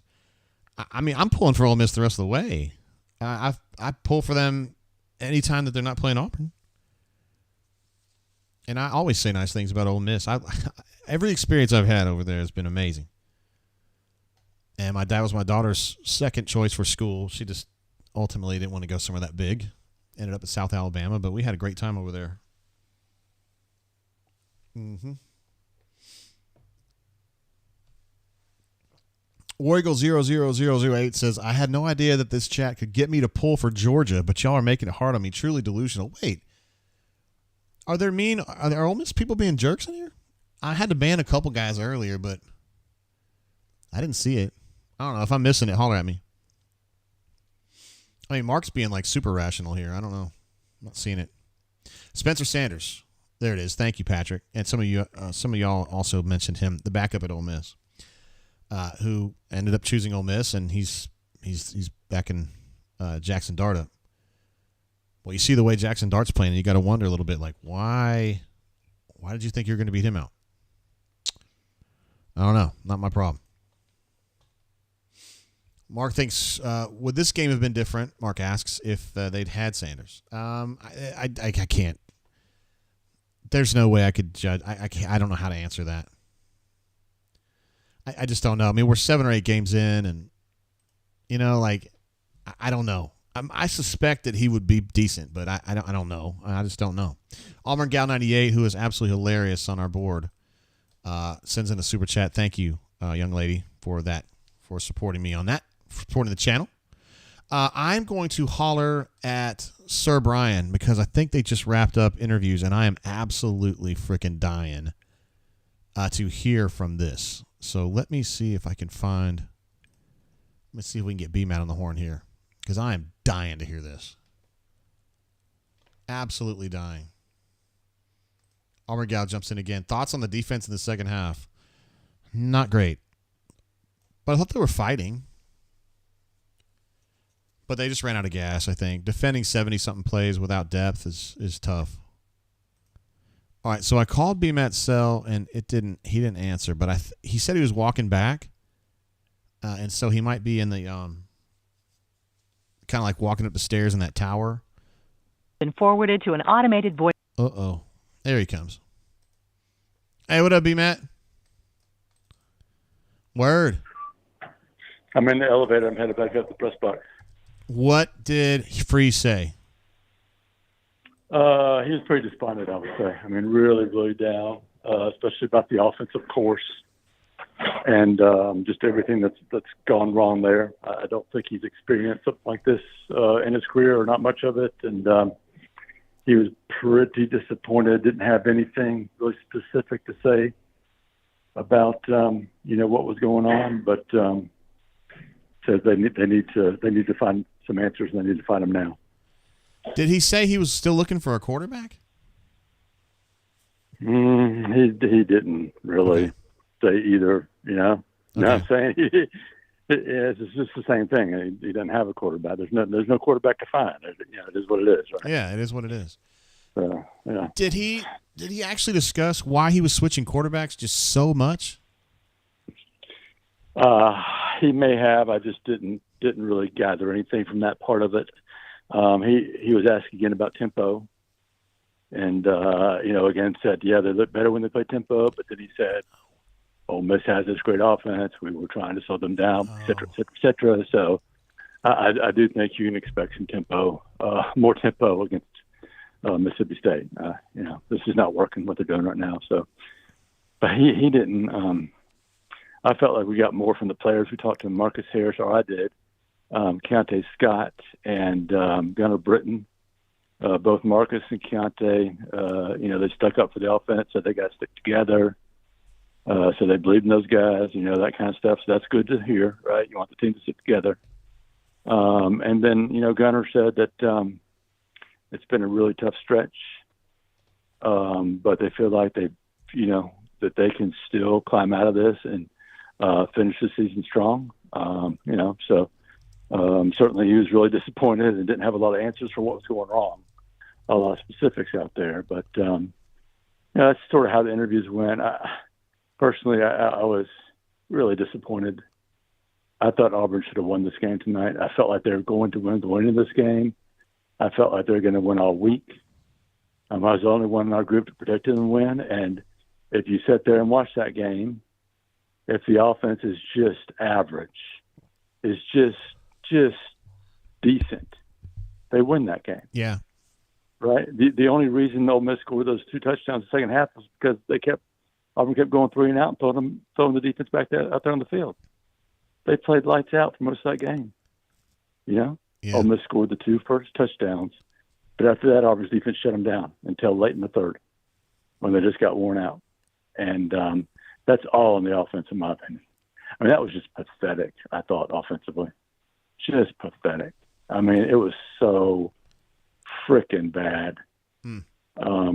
I went back and looked. I haven't told it up, but Auburn and Carnell's last 4 games he coached last season with Will Friend as the OC. All right, those guys teamed up, and Auburn averaged about 350 yards per game against some pretty decent teams. They're not even getting that right now. and they're not able to sustain drives, right? They're not physical. Had they just lined up and run, power and zone, outside and inside zone and counter and all those kind of things, right? Instead of doing all this fucking, RPO shit, they might have won this game. I mean, I know I've said it a few times, and I've kind of like, well, that's just my opinion. I don't necessarily think that's right, blah, blah, blah, whatever. No, I think I am right now. This shit ain't working. They need to just do what the personnel they have can do and not try to do shit they can't do. Peyton does not make good decisions running RPO, and he's unable to look down the field. Robbie does not make great decisions doing that, right? Maybe a little bit better on the run portion of it, but he's not really a threat throwing the ball a lot, although I'd probably still play him because he does give that extra run threat. But either way, I just don't think what you're doing with the quarterbacks is working right now. They can't do it. So why keep trying to get them to do it? So would you be in favor of considering Holden to start against Mississippi State? Would you consider that? No. Okay. If Holden was any good, he'd be playing right now. I'm sorry to be mean, but that's just the way it is. And he held it too long on that trick play. Even though that trick play was crap, he held it too long. He had a guy coming open, and he just sat there and held it. Either he throws it away or he throws it and hopes that guy, comes open and he completes the pass.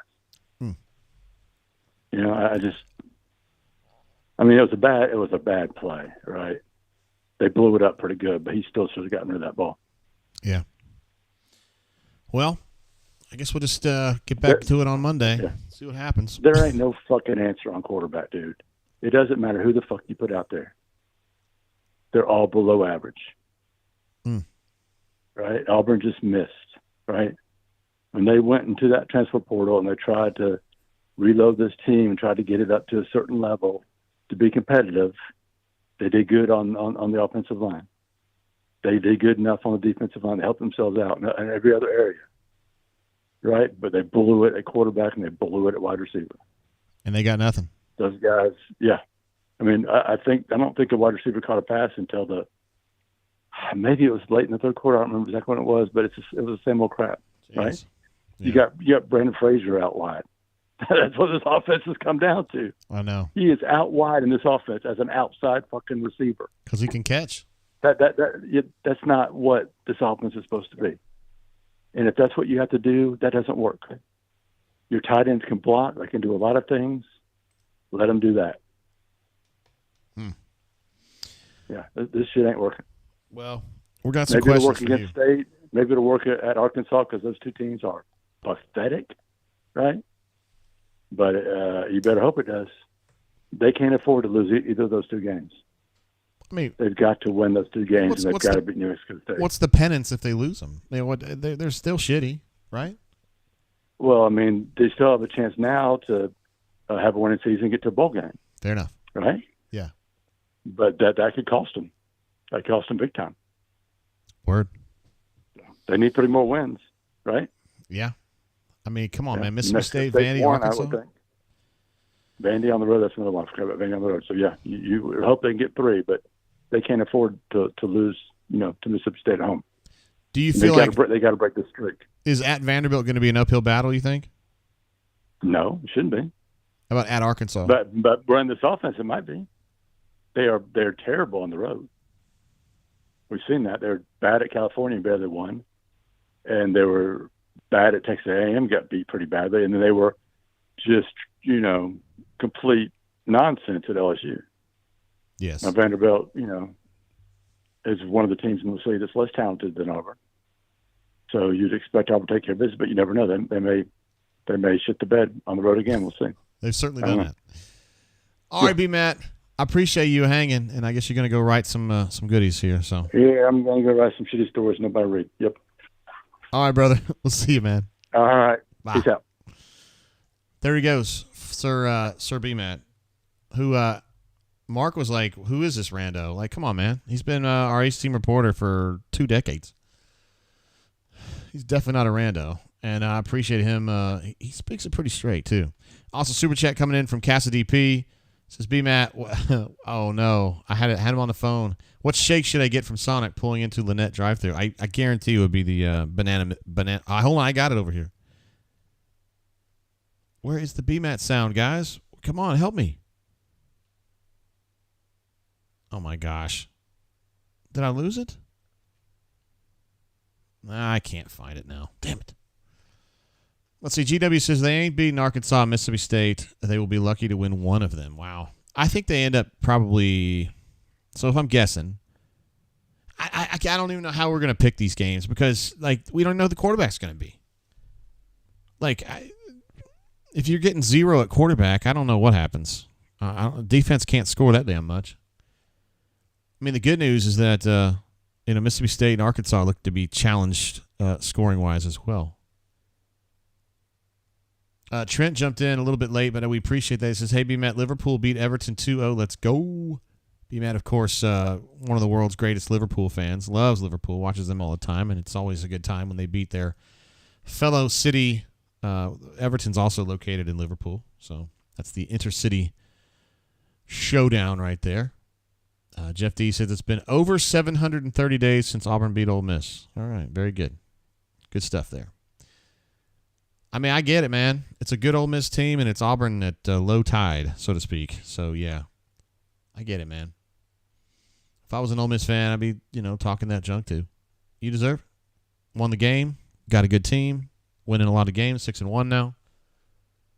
So that's good. We do have some suggestions coming in for Cassidy P. Cleveland says Oreo Blast with Reese's. Wow, that sounds like somebody who knows what they're doing on that one.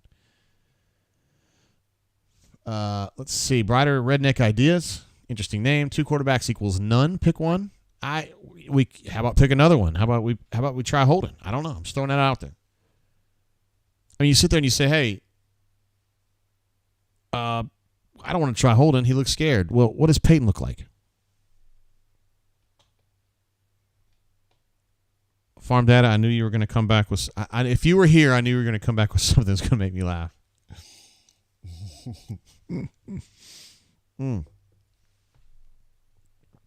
Uvid says, what coach would be successful with this roster? It's a bad roster. Yeah, some of these numbers, we need to take a look at this. Auburn RN's kind of talking about some of the numbers, and I'm not sure that I properly ingested some of these. I want to make sure that we get a look at this. The final, some of these final numbers. I just kind of want to soak this in a little bit here. No, come on, Jay. All right, so 275 yards, 122 passing, 153 rushing. Third down was ass. 4 of 14, 2 of 11 for them, but they were obviously better. It didn't really matter. Double the first downs. Time of possession plus 10. Plus 18 on plays. I mean, this just don't look good. It just doesn't look good. 8 tackles for loss for Auburn, though, was a lot for Auburn. And 9 for them is I don't know that much about Ole Miss's defense, but that's a lot to give up. I mean, just getting your it's problematic. I mean, honestly, if it felt worse than this, these numbers don't look that bad. I mean, Ole Miss is obviously better, but like I expected it to be worse than this. I don't think Lane Kiffin's upset. He gets a win on the road. He gets 425 yards. He's probably pissed off about third down and probably too many penalties for his satisfaction. I mean, 10. He's going to be frustrated about that. But, I mean, you get double as many first downs. And look, man, Ole Miss had the game. Ole Miss was a better team today. There's no really doubt in that. Ain't nobody in this chat and nobody on the phone and nobody sitting in this chair that's trying to argue anything different.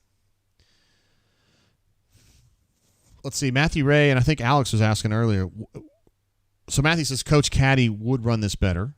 I think Alex was asking earlier, like, what would this team look like if Cadillac was coaching?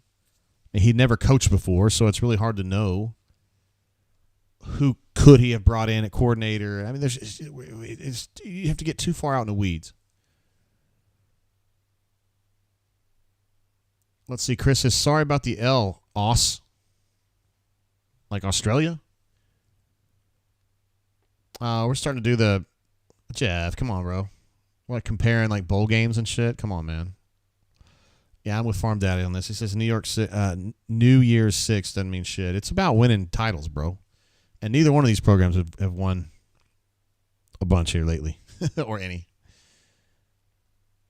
But, I mean, I don't know why we're fighting this. Ole Miss is better tonight. Ole Miss is a better team right now. Ole Miss has a better coach right now. I mean, I don't know what to tell you. I mean, we know this. We hold these truths to be self-evident. Billy P's getting frustrated. Chat's getting a little fractious. Brighter Redneck Ideas says Caddy OC. I can't speak to that. I don't know. He's never been an offensive coordinator, and I don't know if he can do that job or not. I don't know. I only know him as Carnell. You know. I don't know. I don't quiz him on offensive plays and stuff like that. Yo, Malcolm says we had 45 yards passing until the last drive. I do want to point this out. You're probably right about that. I just hadn't had look. I wasn't looking at the numbers, but the last drive matters to me because they did things that I thought they should have been doing all along. When they were at LSU, and their offense was dog shit then too. When they started tempoing, and that wasn't at the end of the game. That was in like the second quarter and third quarter. When they were tempoing a little bit, their offense was better. Tonight, they didn't tempo at all until things were getting really nasty late. And then when they start tempoing, they did better. I mean, I'm not saying they were going to win the game, but the tempo mattered. It helped. So why weren't they doing that? Well, Brian said in the postgame that he was saying, well, we got to protect the defense, which is something he's got the biggest boner for, and I don't understand this. I get it, but like you can't allow the offense to suck this bad when you're Hugh Freeze. You can't do it. Let's see. Mark says, JG, it's obviously early in tenure, but give an opinion on Hugh to date. So Hugh, on the plus side, I think he prioritizes recruiting. Now, you got to remember something, Mark. When, as an Auburn fan, coming from an Auburn perspective, recruiting last year, prior to Hugh being here, so like Harsin, was a joke. Like, was the worst recruiting effort you can imagine. It literally can't get worse. Like, it's just like, it's like you're scared. I'm not doing that, Major. It's like you're scared. He wouldn't fight people for players. He was basically just taking whatever he could go and get. It was pathetic. It was not good enough. It was awful. So Hugh doesn't do that. Hugh comes in here and he fights. And he lost a lot, but he won some. So on the recruiting tip, I would give Hugh probably like a B+. You got to ding him a little bit for the portal because a lot of these portal guys, particularly on his side of the ball, are busts. Peyton Thorne, I think we got to say he's a bust. I mean, 7 games in, and this is it. I mean, come on, guys. You can't say he had a bad day. He's had a bad 2 months. I think he's a bust. I mean, Shane Hooks, bust. Jair Shorter, bust. I don't want to give Caleb too much trouble. He just got in the game, but like, he doesn't look like a game changer. So I got to ding him a little bit for that. But I do think their recruiting effort is way better. And I think it's top 10 caliber now. So a big plus for that. Coaching, I don't know, man. I would probably say somewhere like in the low C's or a D. I'm with B-Matt. I think this team, it's underpowered, but it doesn't have to be this bad. It doesn't have to be this bad. It shouldn't be this bad. It shouldn't be this bad. Marbrand says Nick Martin and Shane Hooks were elite transfers. I don't know what you're talking about. Hey, they're tall. They have great catch radius. They don't get open and they don't catch, but minor thing. Chris says Haskins was basically a death sentence we inflicted upon ourselves. That is, Ole Miss probably. I don't know Ole Miss history, though, but I would be hard-pressed to think that Ole Miss had a worse coach than Brian Harsin, like ever. And I know you're not happy about Matt Luke, even though you like him and he's a good dude, but he didn't do a lot for Ole Miss as a head coach, right? But Brian Harsin was just like antithetical to winning in the SEC, period. Trent says, how can I trust this offense, bro? I don't know. I don't know how you're going to do it, and I don't know how they're going to do it. I did text J-Head. Now, remember, with J-Head, he's over in the Eastern time zone, and he's probably he has a harder time doing the late thing because he's got the kid, so he has a child. So I haven't heard from him yet, and I know everybody would love to hear from J-Head. I would love to hear from J-Head, but we can't rely on him every single night, and we appreciate the time he has given us in the past. Farm Data makes an interesting point that sounds weird on its face, but I think it actually might be true. It says Harsin was worse than probation because he actively digs you lower, you know. Cassidy P says, JGT, so my wife asks, Cassidy P, how can I meet these lovely people I send things to in the mail? Do they only broadcast games from Montgomery, or is there a chance we could meet at a game for a drain? Interesting. I haven't been to an Auburn game since 2018. I only broadcast games from Montgomery, although in basketball season I have done it from other places.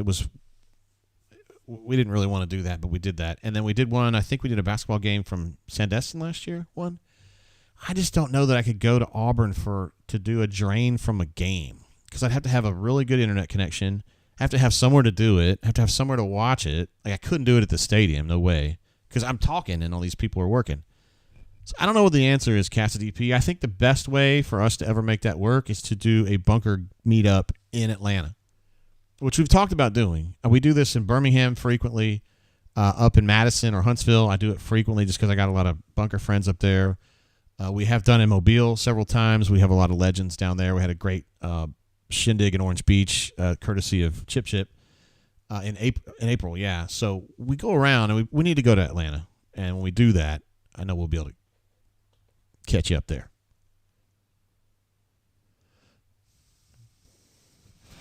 Yeah, I don't know. I don't know, bro. Farm Data jumping in. Look at this. War Dam Equestrian. Hey now. Yeah, but where's Ole Miss in the equestrian rankings, huh? How do you feel about that? No, we're just having fun, man. You got to look for the things that actually are good, right? Auburn's got a great equestrian program. We've talked a lot, Dark Side. If you're up in ATL, we talked about it, and we got semi-close to it. But AU Goat, who lives up that way, had actually kind of captained the effort to find somewhere for us to kind of hang out in Atlanta, but it just didn't quite come together. So I would hope to do that maybe in the winter, so we can get up there and do that. We got a lot of great bunks who live in the greater Atlanta area, including like Ruxy, and there's a ton, man. There's a ton. Are you guys clamoring for more Stoltzy? Because we can make that happen. Is that what you guys are doing? You guys want Stoltzy on the horn?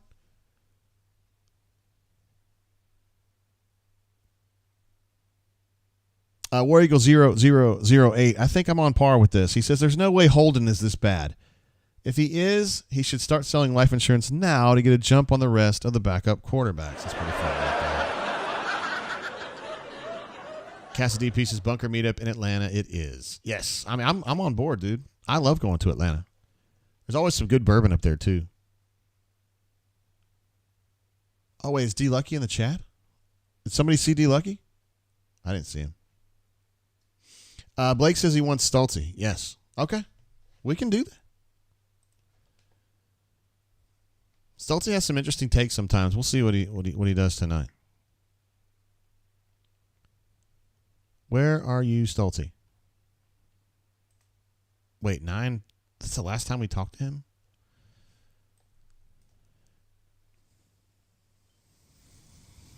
Well, let's see what he's... That was weird. Hello. Hey, Stoltzy, it's JG.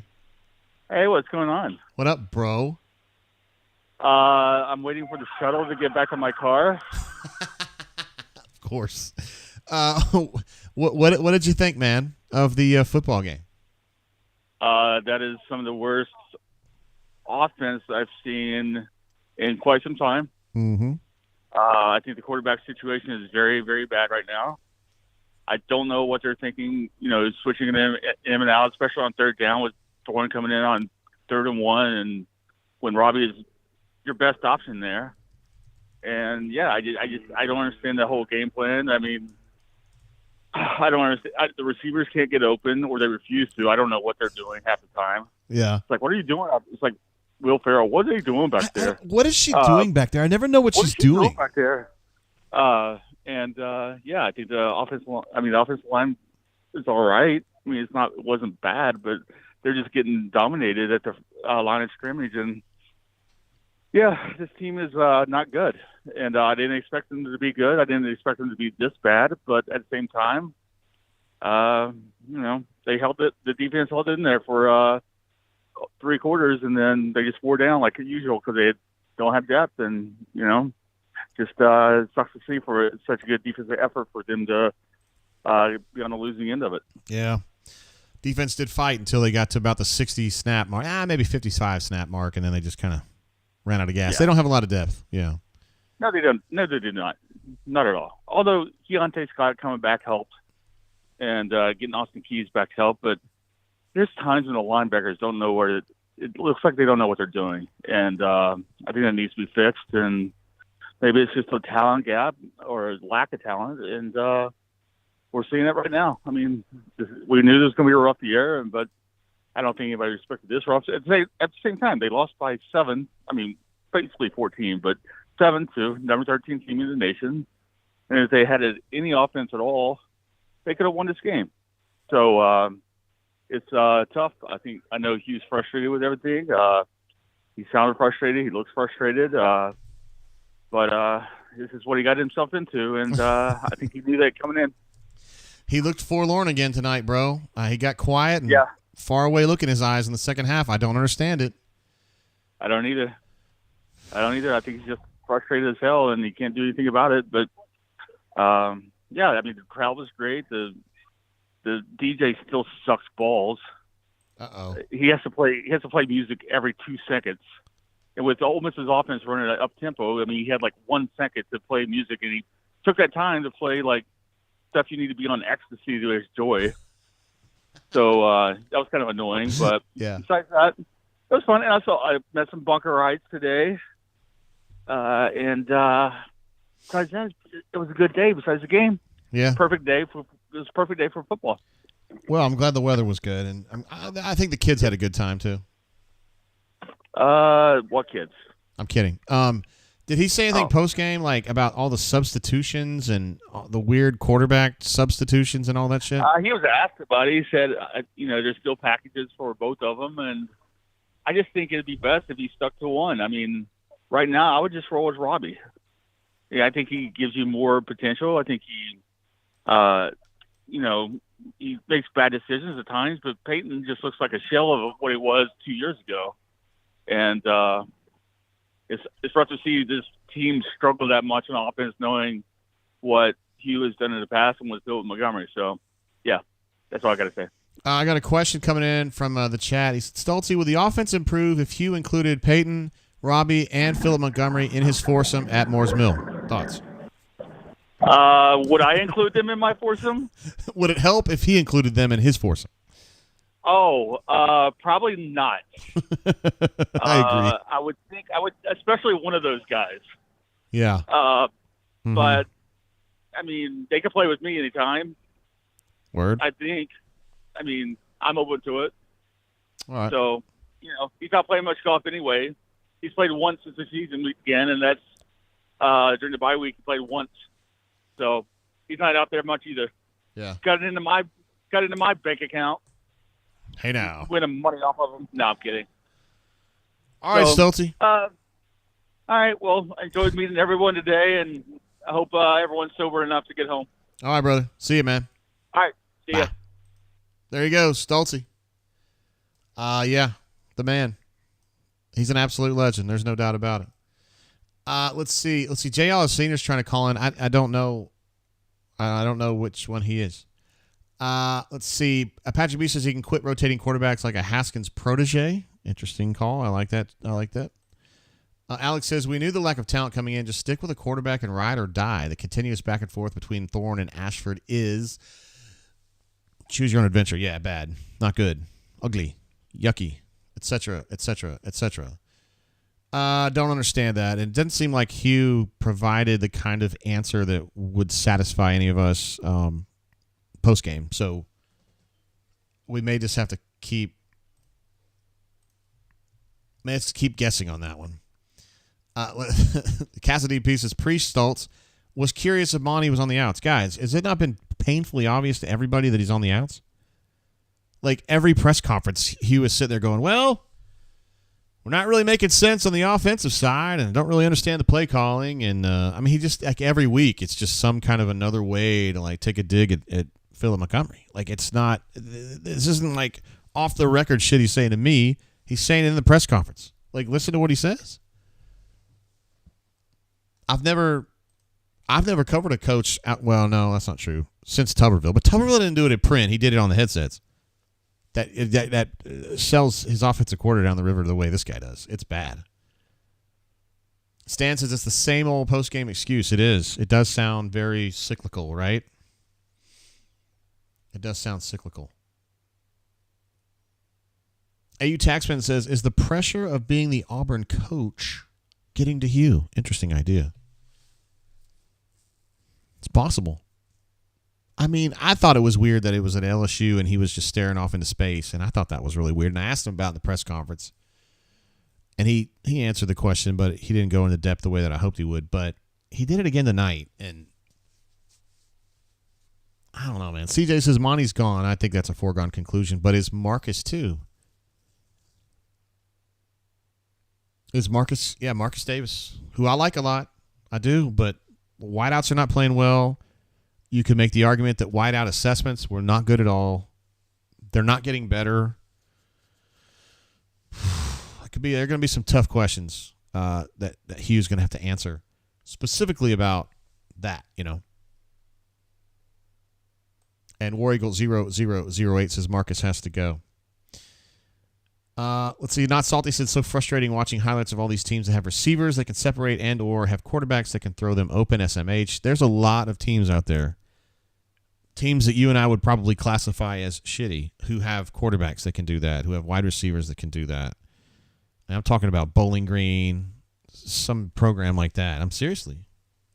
Now, Solo Tigre, thank you for saying what you said. He said our wide receiver recruiting class is pretty damn good, and I agree 100%. As it stands, if they just sign the guys they've got right now, I'd probably give it an A. They may be able to get one more if Cam Coleman ends up jumping on board. I don't know if he will or he won't, but with Perry, with Bryce, with Malcolm, like they've got players. They've got wideouts. And if they end up adding somebody like Cam, I mean, then you've got an A-plus class there. So I do, and Marcus deserves some credit for that. And so it's a complicated equation. But thank you for saying that. That is true. Yeah, Solo Tigre saying you're not sure if that's because of Marcus. I mean, Marcus is part of it. He's part of it. Let's see. Tanner says we got to tamper the hell out of a quarterback in the porthole. My man. Warrior 19 says, where is Nick Martin or any of our wide receivers can't get any separation? I know, man. We keep wondering, like, what's the deal? Brighter Redneck Idea said, should we have kept Hilliard, Ike Hilliard, who was the wideouts coach under Harsin, who I actually liked a lot. But I wonder a little bit about Ike. He's just such a straight shooter. I don't know if kids can deal with his honesty. And Marcus, not to say Marcus is not a straight shooter, but he relates to kids better, I think, than Ike. And I like Ike a lot. Hey, we can make a campaign out of that. No, I love Ike's straightforward approach to life. Really, really stands out in my opinion. But I just don't know. Marbrand says need to take Trooper Taylor back from Duke. Would he come back from Duke? I don't know the answer to that. He's having a good situation there at Duke for sure, and I'm happy for him. Patrick C says, does Walker White start game 1 in 2024? That's a great question. So my answer to that would be, I need to know what they get in the portal first. And don't tell me they're not going to get anything in the portal because they got to. They got to reset at quarterback. I mean, seriously, dude. CJ Davis says, this is a very good, this is what I like about our chat. People who know who Dave Bartu is. Do you think Freeze trusts Dave Bartu again with another staff hire? LOL. I'm going to give you a laugh on that. It ain't even about Freeze as much as it is the athletic director. He loves him some Dave Bartu now. Absolutely loves it. And I remember when they were going through, because Cohen is like really into analytics and stuff. And analytics are fascinating, and I'm a fan of analytics. I'm also a fan of John Cohen. I think he's a good job. He does a great job. I love his cutthroat attitude, and you got to have it. But when you're going through and you're trying to pick coaches onto a staff, I think the numbers are part of it, but it can't be the biggest part of it because it's gotta make sense. And you look at some of the relationships on the staff. I mean, I think the first one that you would think of is Ron Roberts and crime, but you're also seeing friction with Philip Montgomery and Hugh. Like, numbers don't tell that story. It's more about hanging out with a guy, talking with a guy. Do you riff with him? Do you get along with him? Do you know him? Have you worked with him? Not he has a 92.2 score on Dave Bartu's CFB matrix analytics sheet or whatever. So I don't think Walker White starts the first game next year. No, I don't think it's a good idea. I think it's a terrible idea. But they got to go out and get somebody like McCall. Not saying McCall, but a player like that. Who's thriving at that level, and just you're gonna take a shot and hope that he does well here, and let Walker White study under him for a year and move on. I don't know about Holden. I don't know what to think about Hank Brown. We'll figure that out later. But War Eagle 0008 says we can't keep looking this bad on offense or portal additions. I agree. It's terrible. Way too many misses. They did pretty good on the offensive line. I do think the offensive line is a lot better than it was. They've gone from dog shit to like SEC average, that's progress. And imagine if the offensive line was super bad this year. Like, it'd be even worse. I mean, I'm not saying it's great now, but it was worse last year, and it would have been worse. It would have been disastrous this year without some serious help. Scotty, thank you for reminding us to hit the like button. That's a great idea. Jacob says, make a change at offensive coordinator now. Any benefit to team and recruiting efforts to make that move now? Schools making moves on head coaches early these days. Same for OCs. I wouldn't worry about OC right now. You just got to play that out. AU Taxman says, if Holden was any good, he'd be playing.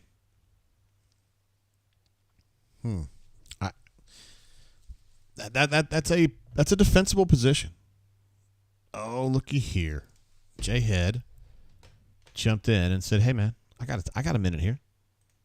So guess what? That'd be awesome to get Jay Head on here. Now, you guys who are really mad, I don't know if you're going to want to hear Jay Head because he's usually the voice of reason. So we'll give Jay Head a call here, see what happens. D. Lucky says an average quarterback would be a huge upgrade. Stu Pep says Grayson McCall got hurt. JGT, what's up, brother? What up, Jay Head? How you doing, bro? I'm good, man. I'm good. Sorry I missed your text earlier, but I wanted to stay up to see if you did want to end up calling, and see how everything's going in the chat tonight. Thank you for giving us some time. I know you're in the Eastern time zone, so it's late. It is late, but that's okay. It's Sunday tomorrow. Maybe I can sleep in just a little bit if my 4-year-old will allow. But how's life over there, man? It was tough to watch tonight, that's for sure. Yeah, some people are really kind of upset. Jay-Head, I've been doing this 30 years now. I have never seen anything like I saw tonight with the quarterback switching. Hugh didn't have an answer for that post-game. I don't even have a theory. What's your take on this? Well, I'll say what Hugh can. He doesn't have a quarterback. And so he's throwing anything he can against the wall to try to make some kind of effective offensive sequencing, and it's just not working. I mean, it's honestly not, Jay. They were untimely switches tonight. I felt like they were nonsensical switches. I'm not somebody that's here to bag on Hugh Freeze. I obviously want what's in the best interest of Auburn, and I would love for this to work. But right now, what we're doing offensively, it's just not working. I understand that there are limitations with the quarterbacks that they have. I completely get it. Peyton is not what they thought he was going to be. Robbie has not. I mean, there's limitations with Robbie as a passer, though I think he's looked better at times this year, but he's still prone to make mistakes. But you got to pick one of the two of them, and you got to go with it. The constant back and forth, I think it creates confusion. It obviously did tonight, in the result of a penalty at a very untimely. I think it was 3rd and 1, ended up being 3rd and 5.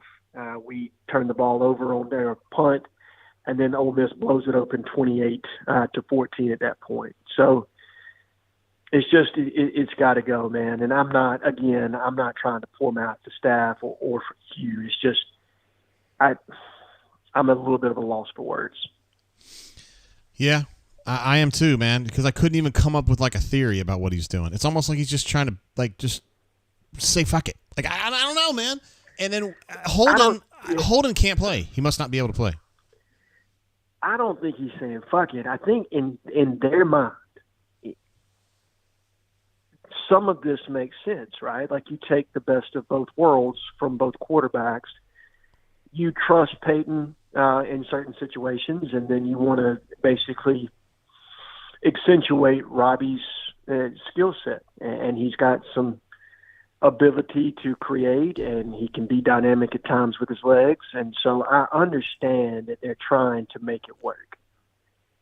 But the old saying holds true. When you're playing two quarterbacks, you don't have one. And we don't have one right now. And that's the honest to God truth. We don't have a quarterback. Yeah. Not one that's effective at an SEC level. And that's where we are as a program, and that's unfortunate.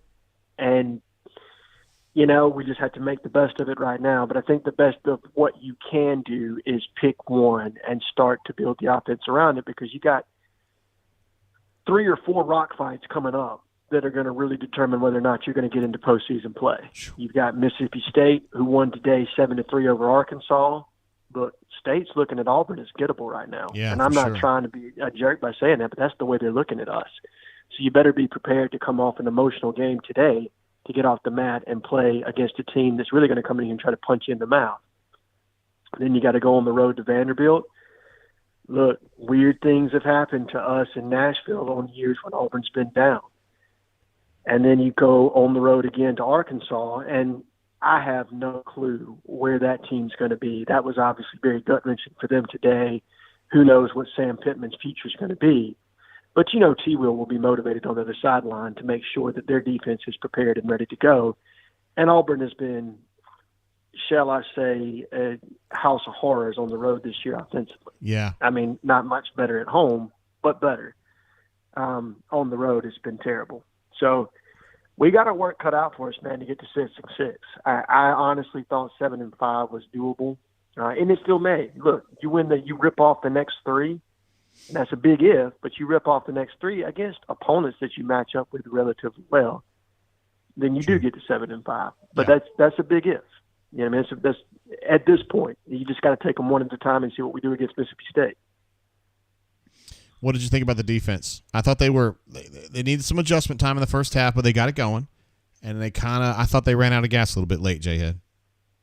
I thought they played hard, Jay. Look, at the end of the day, this is year one. And what you saw last week was a team that came out flat and probably was feeling themselves a little too much coming off the Georgia game. I felt like tonight they played extremely hard. And you're right. They got us very early with some motion shifts, some eye candy. To create some spaces there, some running lanes. And Lane does a fantastic job. Give him credit where credit is due. What Lane does better than any other coach that I've seen this year is that he has very timely play calling, specifically on passing downs where he runs the ball down your throat and you're not anticipating it. I mean, I can think in that first series where we're playing 6 in the box, we're playing light, dropping back, thinking that it's 3rd down and like 12, maybe, and they bust one up the left-hand side there when he ran on essentially what was a passing down, and caught us sleeping there. So give credit to their play calls.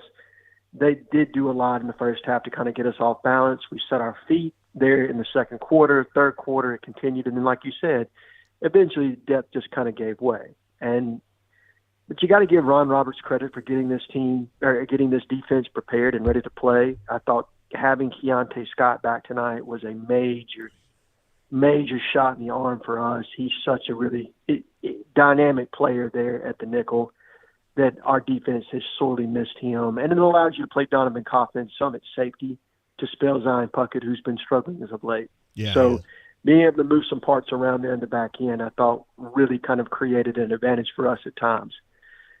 And then other than that, Austin Keys was rusty tonight, but you saw that he was able to get into the mix at the linebacker rotation, and I think he made a difference at times. Obviously, he had a costly penalty there with that face mask, but the kid played hard. I can't fault the defense. They did their job tonight, Jay, for the most part. I would agree. They did. I mean, they held Ole Miss to 28 points. I think you got to kind of call that a win for the most part. Right. That is less than their average. I would agree. There's Not been a great, lot, but they did their job. There was a lot of hand wringing and pearl clutching about, does this affect recruiting? To go on a losing streak like this, does it turn recruits off to Auburn? What is your take on that one? I don't think so. I honestly don't.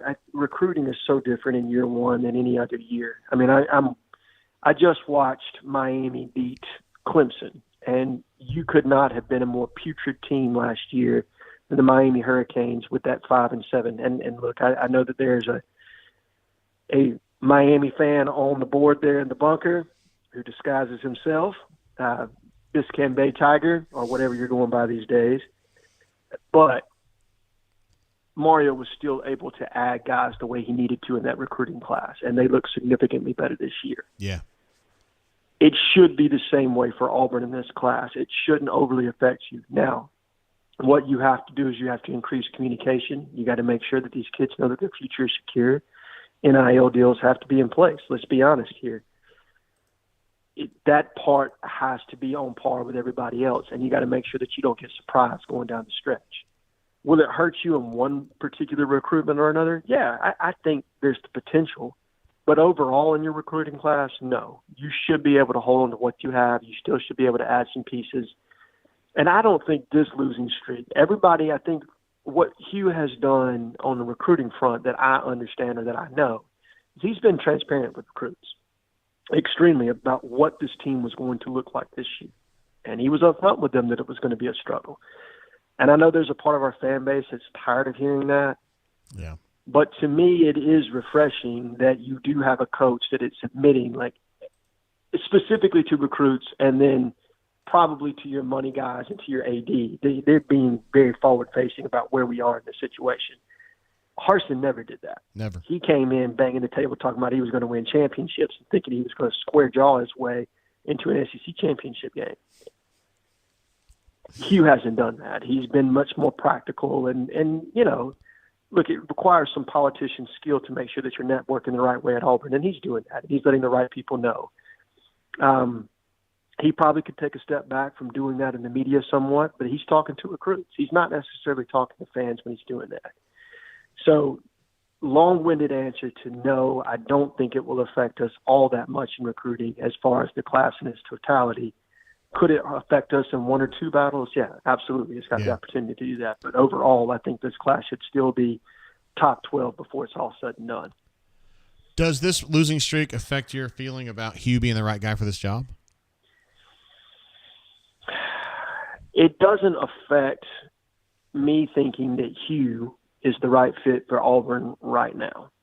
I understand where certain people can feel that way because it's ugly, right? Like, this is not an attractive Auburn.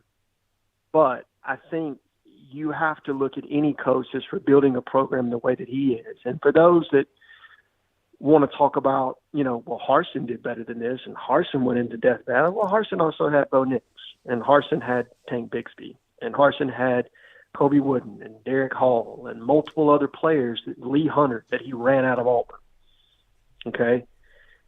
Hugh doesn't have those players. And yes, they went to the portal and they filled some holes. But let me tell you what you find in the transfer portal. There are about 20 players that are NFL capable in the portal. And then there's a whole bunch of mid. Okay? Yeah. And we picked up a lot of mid in the portal. There's some guys that have helped us, no doubt, and they've increased our depth. But these aren't first-round NFL talents that we went out there and picked up. Okay? And we picked up a lot of guys from the G5 where it takes some time to get accustomed to playing at a different level of football. And I think you're starting to see that from Rivaldo. He's coming through.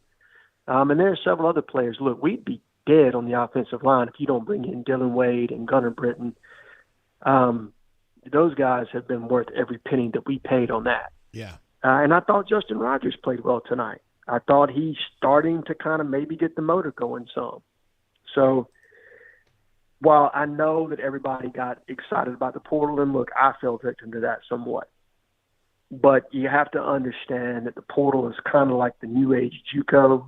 Sometimes it works and sometimes it doesn't. The good thing is that you didn't hurt yourself from a roster management standpoint, because most of these guys were one-year stopgaps to get it to where you could fill those spots with high school players that have much higher ceilings. Yeah. And I do think we're going to go back to the portal, and I think they have a better chance of landing a higher quality of prospect, because you're going to have your feet set. Your whole front office staff is set. So the scouting, and look, let's be real about this. I'm not accusing anybody here at Auburn. I'm just talking about in general. As far as football recruiting goes, tamper season is in full effect right now. So you're going to have a full feel for who's going to be into the portal, and you're going to know. So they'll be able to know who they're going to be able to capitalize on and who they're not. When you're transitioning the way Freeze was, you don't have all that information in front of you, and you're not nearly as organized as you need to be to necessarily do what you need to do to get those things done. Yeah. They're going to have to reset at quarterback, though. They got to get in the portal and find somebody. There's no doubt about that, Jay. You can't go into next year with Walker White, as talented as he is, being your starter. That's a recipe for a disaster with a rebuilding program. And I know people point to Bo Nix. Look, first of all, Bo Nix had Seth Williams. He had, Anthony Schwartz, and he had a defense that he could lean on.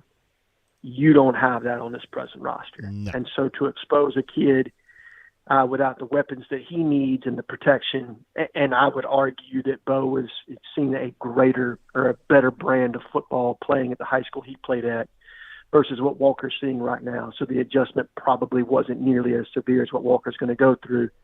And this isn't me taking a shot at Walker White. I think the kid's fantastic. I just think it's going to be an adjustment in competition for him, coming from what he's seen at the level he's playing in Arkansas versus in the SEC.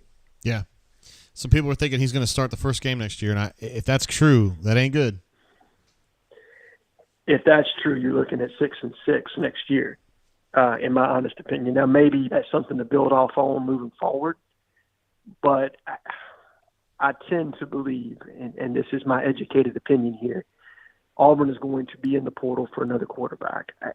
I've seen nothing right now, and I have been very firm on the fact that I thought it was going to be TBD, and maybe Robbie or Peyton would take take control here, and we'd have something to build on down the stretch. And they still may, Jay.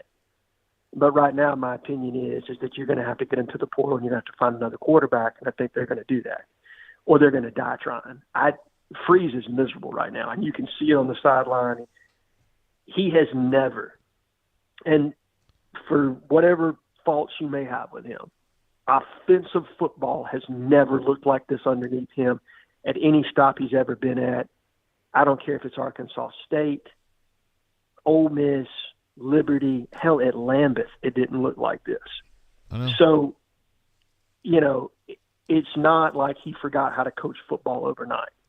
I do think there's a talent gap issue there, and they just don't have a quarterback, and they don't know how to get the best out of what they have. They're trying. Obviously, they're trying everything. I mean, Lord knows they're one player away from breaking out Gus Malzahn's 4-quarterback system, from that awesome Clemson game all those years ago. Worked amazing. Yeah, sure did. The old Cox cat. Maybe we can break that back out next. Yeah, we need a pirouette. That's all we need. That's exactly what we need, just to get everybody's morale up. Now, on a positive note tonight, had a lot of recruits there. I think they'll do a fantastic job with making sure that we close on a couple guys here relatively soon. And realistically, you just got to take it one game at a time, guys. You do have a winnable game coming up against Mississippi State. They are without their starting quarterback. They're playing a backup who put up 7 points today against Arkansas. Got to win that one. This is a winnable game. Got to win it, man. Got to win it. Got to win that one. Hey, we're getting down to the nitty-gritty here. If you want to make a bowl game, if you want to show upward trajectory in your season, you got to win this next one. And then you got to go to Vanderbilt and you got to win. And then look, the bonus game on that is Arkansas. If you can go into Fayetteville and somehow pull an upset over a team that probably is going to be picked by Vegas to win that game, regardless of where they're at, then you get to 7-5 with a win over New Mexico State after that. Yeah. And I don't know if that's doable or not. It's on the table, and it would take a whole hell of a lot for that to happen going from where we are right now. But you start with Mississippi State and you work your way forward, and that's the only thing you can do right now if you're Hugh Freeze, is you concentrate on the next one and you concentrate on talent acquisition, and you let the chips fall where they may. Word. I think it's a path to victory right there, my man. All you can do, brother. That's all you can do. Jay had another amazing call, as usual, for you. Thank you for giving us some time. Damn near at midnight here. Appreciate you. Well, appreciate you, brother. Love everybody in the chat. Love everybody on the bunker and in the drain, man. And I will talk to you next week. Okay, buddy? All right. We'll see Jay Head. Bye. Thank you, buddy. Bye. There he goes. Jay Head. How would I rate the quality of this call? 5 stars. Appreciate him taking some time out of his night. It is midnight where he's at now, actually, so we thank him for that. CJ, you were asking about Monty. I mean, there's no real reason to ask him about that. It's a foregone conclusion. He will not be here next year. There's no way. There's no way. It's not working. So that's that. So, yeah, we love having J-Head on. Cassidy P had a super chat earlier. I nominate Cleveland Brown for Poet Laureate and Nobel Prize for his Sonic Oreo Blast with Reese's Wreck. It's the only salve for this Auburn malaise. Well done. Well done. Salve and malaise in the same sentence. Well done. He also had another one that says, I don't trust an Arkansas high school quarterback. Having known, I guess, Kyle and also Cody. So the state hasn't been great. Brighter Redneck Idea said, I thought Coach Crime was stepping back, but I saw him on the field. Yeah, he was on the field. He wasn't coaching, but he was down there. And he will continue to recruit, 100%. He is devoting all of that effort and time now to just recruiting. And we kind of talked about this early in the game or before the game. Doesn't matter. I mean, not to say he's not a bad coach. He's a fine coach. But, like, this team is what it is. This roster's got the limitations it's got. The ceiling for this team is not high. Why not just go out there and give Auburn a 20% better chance to land a few more 5 stars or 4 stars? Just do it. Why not? Tanner says realistic options for offensive coordinator next year. I can't even start, bro. It's not going to be Ken Austin. But, I mean, I don't know. Are they going to do the Dave Bartu route? Or are they going to, like, try to get, somebody that Hugh knows? I don't know. It won't be Ken Austin, though. J-Dog says, in reality, how long will it take a Coach Hugh Freeze to turn this around? So, that's an interesting question, and I'm glad you asked, J-Dog. It depends on what they can pull. I mean, if they had a decent quarterback and a couple decent wideouts right now, so if they hadn't completely missed on Peyton Thorne, and if Shane Hooks was decent, and Jair Shorter was decent, and Nick Marner was decent, I don't think that they would be toast right now. Like, I mean, they were going to lose the Georgia game probably, right? And they would have lost at LSU, but the Texas A&M game would be winnable, and this game would have been winnable. I'm saying if you had a competent group there, they just struck out really, really bad there. So I don't necessarily think it's going to take a long time, but I would say 2 more years. Solo T-Great says, what about Austin Davis? Absolutely love it, man. That's the kind of humor I really, really appreciate. I mean, he was offensive coordinator for like 36 hours. I don't know what the problem is. Doors Rules says, I think Freeze needs to pick one quarterback and just stick with the guy the entire game. Ashford would get yards and then get pulled. No possible way to get in a rhythm doing that. Yeah, I don't think he's worried about rhythm, is he? Soup says it also depends on what they lose in the portal too, JG. I mean, are there a lot of guys on this roster you're worried about losing to the portal? I'd like to hear who that is. I mean, Simpson's going pro because he should be. He's awesome. Who else you worried about? Keontae? He ain't leaving. I mean, who you worried about? What are you worried about? Hank Brown? You worried about Holden? They're not worried about Holden. They haven't played him. I'm not to say that they don't like him. They do like him. But, I mean, what do you who are you worried about? SR71 says, I don't have 2 more years to wait. I need results now. I understand, dude. It's frustrating. Cassidy P says, Austin, no way we can do Austin Davis. He's making waves at Enterprise, making his own future. He's just digging in. He's digging in. I was thinking about wrapping it up right there, honestly. I think we've said what needs to be said here. We've been very straight up about it. We've had a lot of good Ole Miss folks in the chat watching. We had to ban a few, but not many. And they got themselves a nice win on the road. They're having a great season. What are they, 6-1 now? Okay, so he says, Stoop Up says, Cobb. I mean, I don't know Jeremiah as well. Connor Lew ain't leaving. And Keldrick Falk ain't leaving. They just, it's not. SR71 says one step closer. I love it. And E-Hall 0717 says Arizona State. What are they doing? Are they in that game tonight? I forgot who they're playing, but I know they're playing somebody that they're supposed to get killed.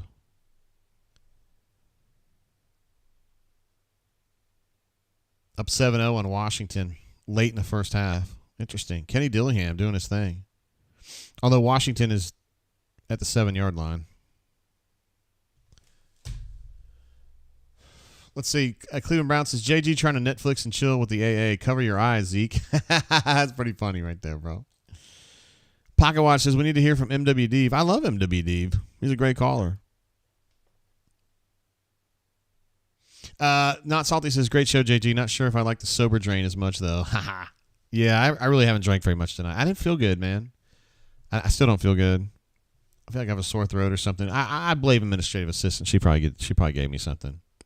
Pocket Watch says he's pulling into Buc-ee's, or as some would call it, Boosie's.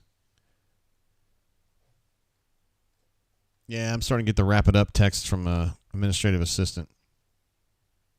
So, yeah, I think we'll wrap it up, guys. We've had an amazing show. I mean, honestly, Crocky Poo, number 19, Runner 24, B-Matt, Stoltzy, J-Head. I mean, that is a murderer's row of amazing callers.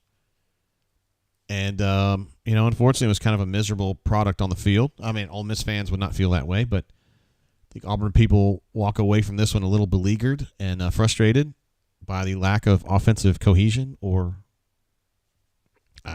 I'm just trying to be nice here, guys. Just a complete lack of performance on the offensive end, and you would expect better from Hugh Freeze, period. So that's where we're at. We got the game next week against Mississippi State, which I would consider to be a must-win, and they need to get things sorted out. So we'll be back. Snobern says, don't leave me, JG. I would never leave you, bro. Digital Tiger with an interesting statement. Is getting one quarterback out of the portal enough? This room is bad. I understand where you're coming from, brother. So you get Walker White coming in, get a good quarterback out of the portal. That might be enough. And then you figure Hank's going to stay or whatever. Feel like a stranger says, damn, I just got on when Stelzy called in. I know we've been going a while, bro. Cassidy P, you had an amazing night as usual. Thank you very much. We also had a ton of super chats tonight. Patrick D was doing Patrick D things. Fuzzy01, unbelievable. Farm Data, CDF. Thank you guys so much. And yeah, it was awesome. The game wasn't awesome, but the fellowship was awesome. So that's not salty. I appreciate it. He says, if we suck, at least we can commiserate with the best bunch of knuckleheads in all of college football night. I'll see you all in the book. What a great way to finish that bad boy up. All right, guys, we'll wrap it up there. We'll be back next week. Obviously, we'll be doing lots of coverage on the site starting, I guess, tomorrow. I'll put up the PFF grades, and we'll kind of work our way through, and then we'll have the press conference on Monday when Hugh apologizes to you for the game being so shitty, and we just kind of work our way through. All right, guys? Make great decisions out there. Good luck to your NFL teams this weekend, tomorrow, I should say. And, yeah, thanks for just being awesome and for joining us on this trip down memory lane today as we reviewed the 98 season, the 08 season, the 12 season. I wonder why it was just those. Anyway, guys, peace, love. Be good. See you guys.